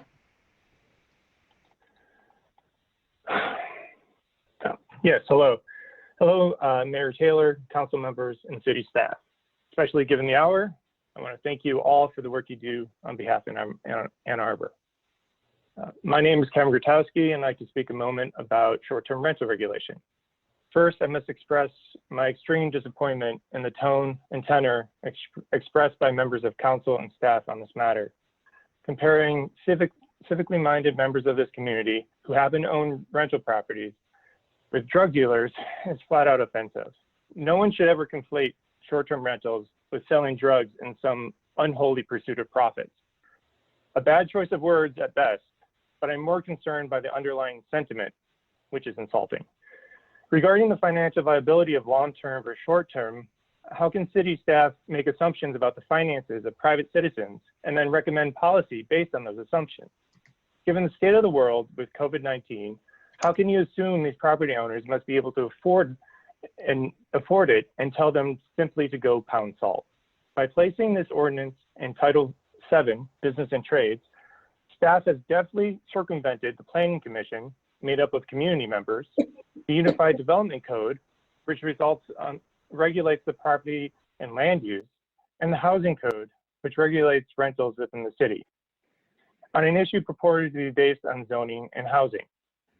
Regarding affordable housing, the market forces that contribute to an affordable housing crisis are complex and go far beyond the 0.002% of Ann Arbor's 50,000 plus available housing units that non-owner occupied short-term rentals represent. I would ask what data is being referenced when determining the short-term rentals impact on the housing market, but I was then glad to hear that it was admittedly pure conjecture. While staff and members of council purport to hear concerns, those concerns are wholly ignored and unfortunately never acted upon. Without meaningful action, it's simply hollow lip service. By limiting the options available to visitors, you are in fact turning away many people who cannot afford hotel suites. We had a family of refugees placed with us via a local nonprofit. Should I have told them that, quote, that's what a hotel is for? A more responsible, reasonable, and streamlined STR regulation that focuses on registration and licensing and cracking down on 30 problematic seconds. properties would have near universal support. Even setting all that aside, how are non-owner occupied STRs that exist have complied with all current ordinances and inspections, not the very definition of legal non-conforming use under this ordinance? Implore City Council and staff to take a do no harm approach. Thank you for your time. Thank you.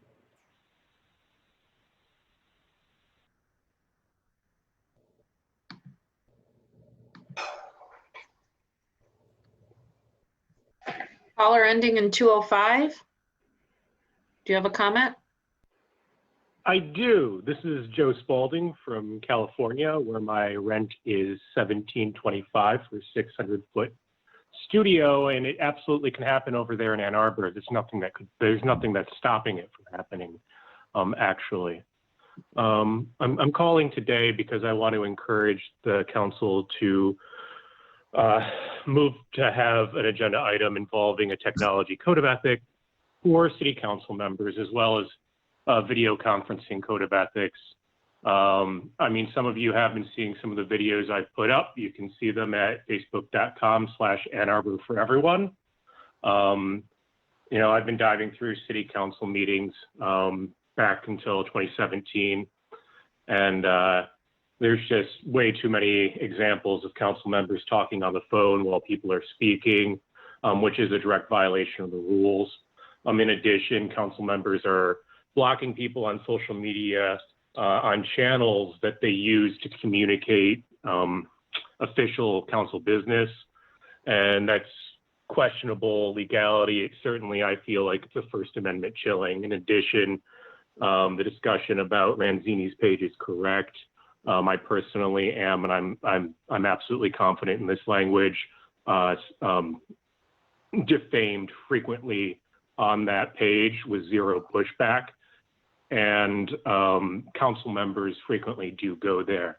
That is where the chicken discussion is. And speaking of the chicken discussion, when that discussion from that page was read out here a few months ago, 6 of you, and anyone can guess which 6, and maybe not Jeff because your camera was off, were texting back and forth. So when I come back to talking about technology, social media, and video conferencing code of ethics, I'm just asking for some base level professionalism that all of your voters and all of your supporters, and you know, if you have opponents, them too, they all act that way when they're at work. We're not expecting anything less than you, your public servants. Thank you. I yield my time. Thank you.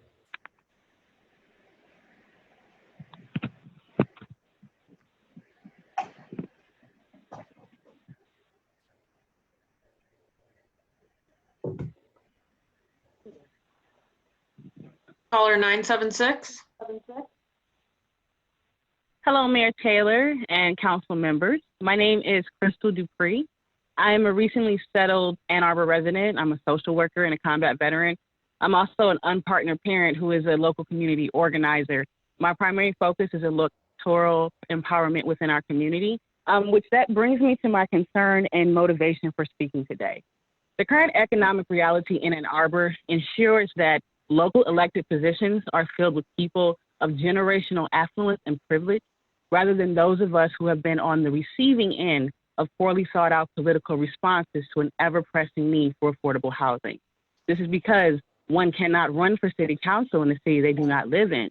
Now, of course, we want our local government to represent the immediate community, but if people who have lived experiences are being pushed out and forced to live elsewhere, even as they continue to work and go to school in these areas, are their interests truly being represented?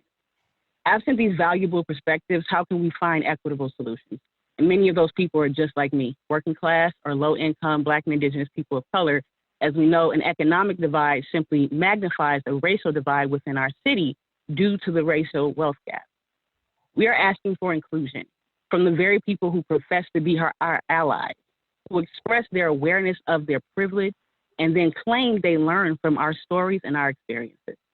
Socioeconomic diversity is just as important as any racial and ethnic diversity, as socioeconomic status produces its own culture that should be recognized, celebrated, and innovated when it comes to filling gaps within our community. In the words of Fred Hampton, I don't want your mind on myself if you ain't working for the people. So are you? I live and work in Ann Arbor, and I recently made friends with a woman who's economically stable plus some, but her mother was forced out of Ann Arbor due to a raise in her rent. Her mother lived in the same apartment complex that I live in now, where I need to be close to work. Yet, to be honest, I still pay more than 30% of my income into living expenses. So while it's doable, it's not necessarily affordable.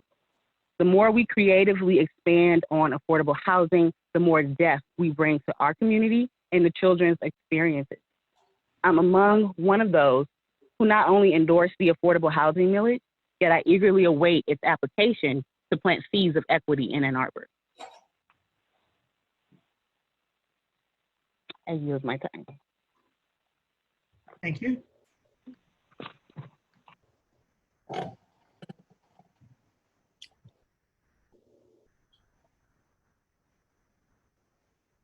Caller 936. Hello, this is Zachary Story, 551 4th Avenue, Ward 5. How does a bastard orphan, son of a whore and a Scotsman, dropped in the middle of a forgotten spot in the Caribbean by providence, impoverished and squalor, grow up to be a hero and a scholar? The $10 founding father without a father got a lot farther by working a lot harder, by being a lot smarter, by being a self-starter. By 14, they placed him in charge of a trading charter. And every day while slaves were being slaughtered and carted away across the waves, he struggled and kept his guard up. Inside, he was longing for something to be a part of. The brother was ready to beg, steal, borrow, or barter. Then a hurricane came and devastation reigned. Our man saw his future dripping down the drain. Put a pencil to his temple, connected it to his brain, and he wrote his first refrain, a testament to his pain. Well, the word got around. They said, this kid is insane, man. Took up a collection just to send him to the mainland. Get your education. Don't forget from whence you came. And the world's gonna know your name. What's your name, man? Alexander Hamilton. My name is Alexander Hamilton. And there's a million things I haven't done. But just you wait. Just you wait. When he was 10, his father split full of it, debt-ridden. 2 years later, see Alex and his mother bedridden, half dead, sitting their own sick, descent thick. And Alex got better, but his mother went quick.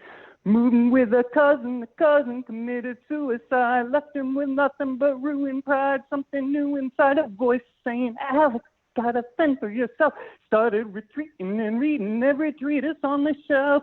There would have been nothing left to do for someone less astute. You would have been dead and destitute without a cent of restitution. Started working, clerking for his late mother's landlord. Then trading sugar cane and rum and all the things he can't afford. Scanning for every book he can get his hands on. Planning for the future, see him now as he stands on the bow of a ship, heading for a new land. In New York, you can be a new man. I yield my time. Thank you.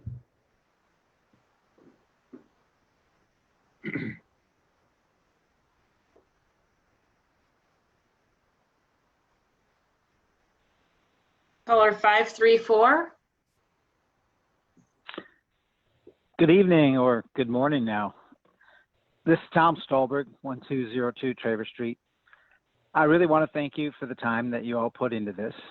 And I particularly want to thank the council members that participate in Sunday night caucuses before the Monday night city council meetings. If people want to see an example of a collegial body where there's healthy debate and discussion, respect for everybody at the table, respect for the citizens, respect for each other, all you've had to do is tune in and participate on Sunday night caucuses that happen every Sunday night before council meetings on Monday nights. I've been participating and observing those for quite some time now. And I really appreciate the effort, the extra time council members put into that, and the healthy debate, discussion, the voices that you permit from the citizens and your constituents to express their views, to ask questions, and to participate in that healthy discussion. So I urge you to keep participating in those Sunday night caucuses. They've been really helpful, and helpful to see how a city council can work. Thank you. Thank you. Mayor, there are no more callers in the queue. Are there communications today from council? Councilmember Ramlawi. Thank you, Mayor Taylor. And I just want to apologize for my passionate outburst at the beginning of this meeting.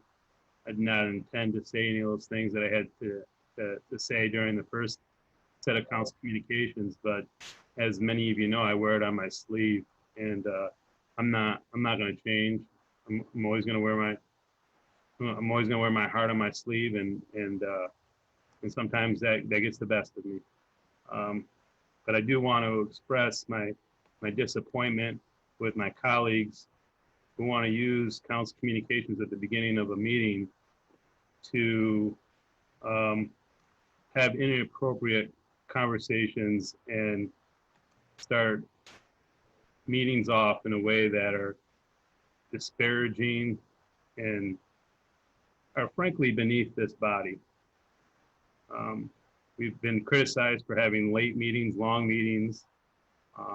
We've been criticized for not acting on enough of the issues that are outstanding.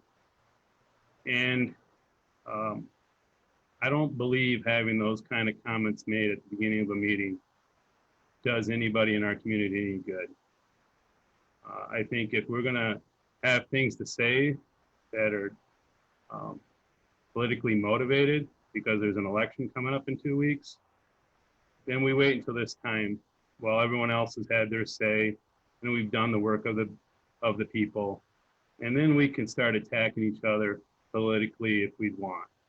But I think it's a huge disservice and beneath this body, take the opportunity at the start of a meeting the way it was started today. And I'm going to do my best to keep myself composed, but I can't promise I'm going to keep myself composed if others continue to drag this body through the mud.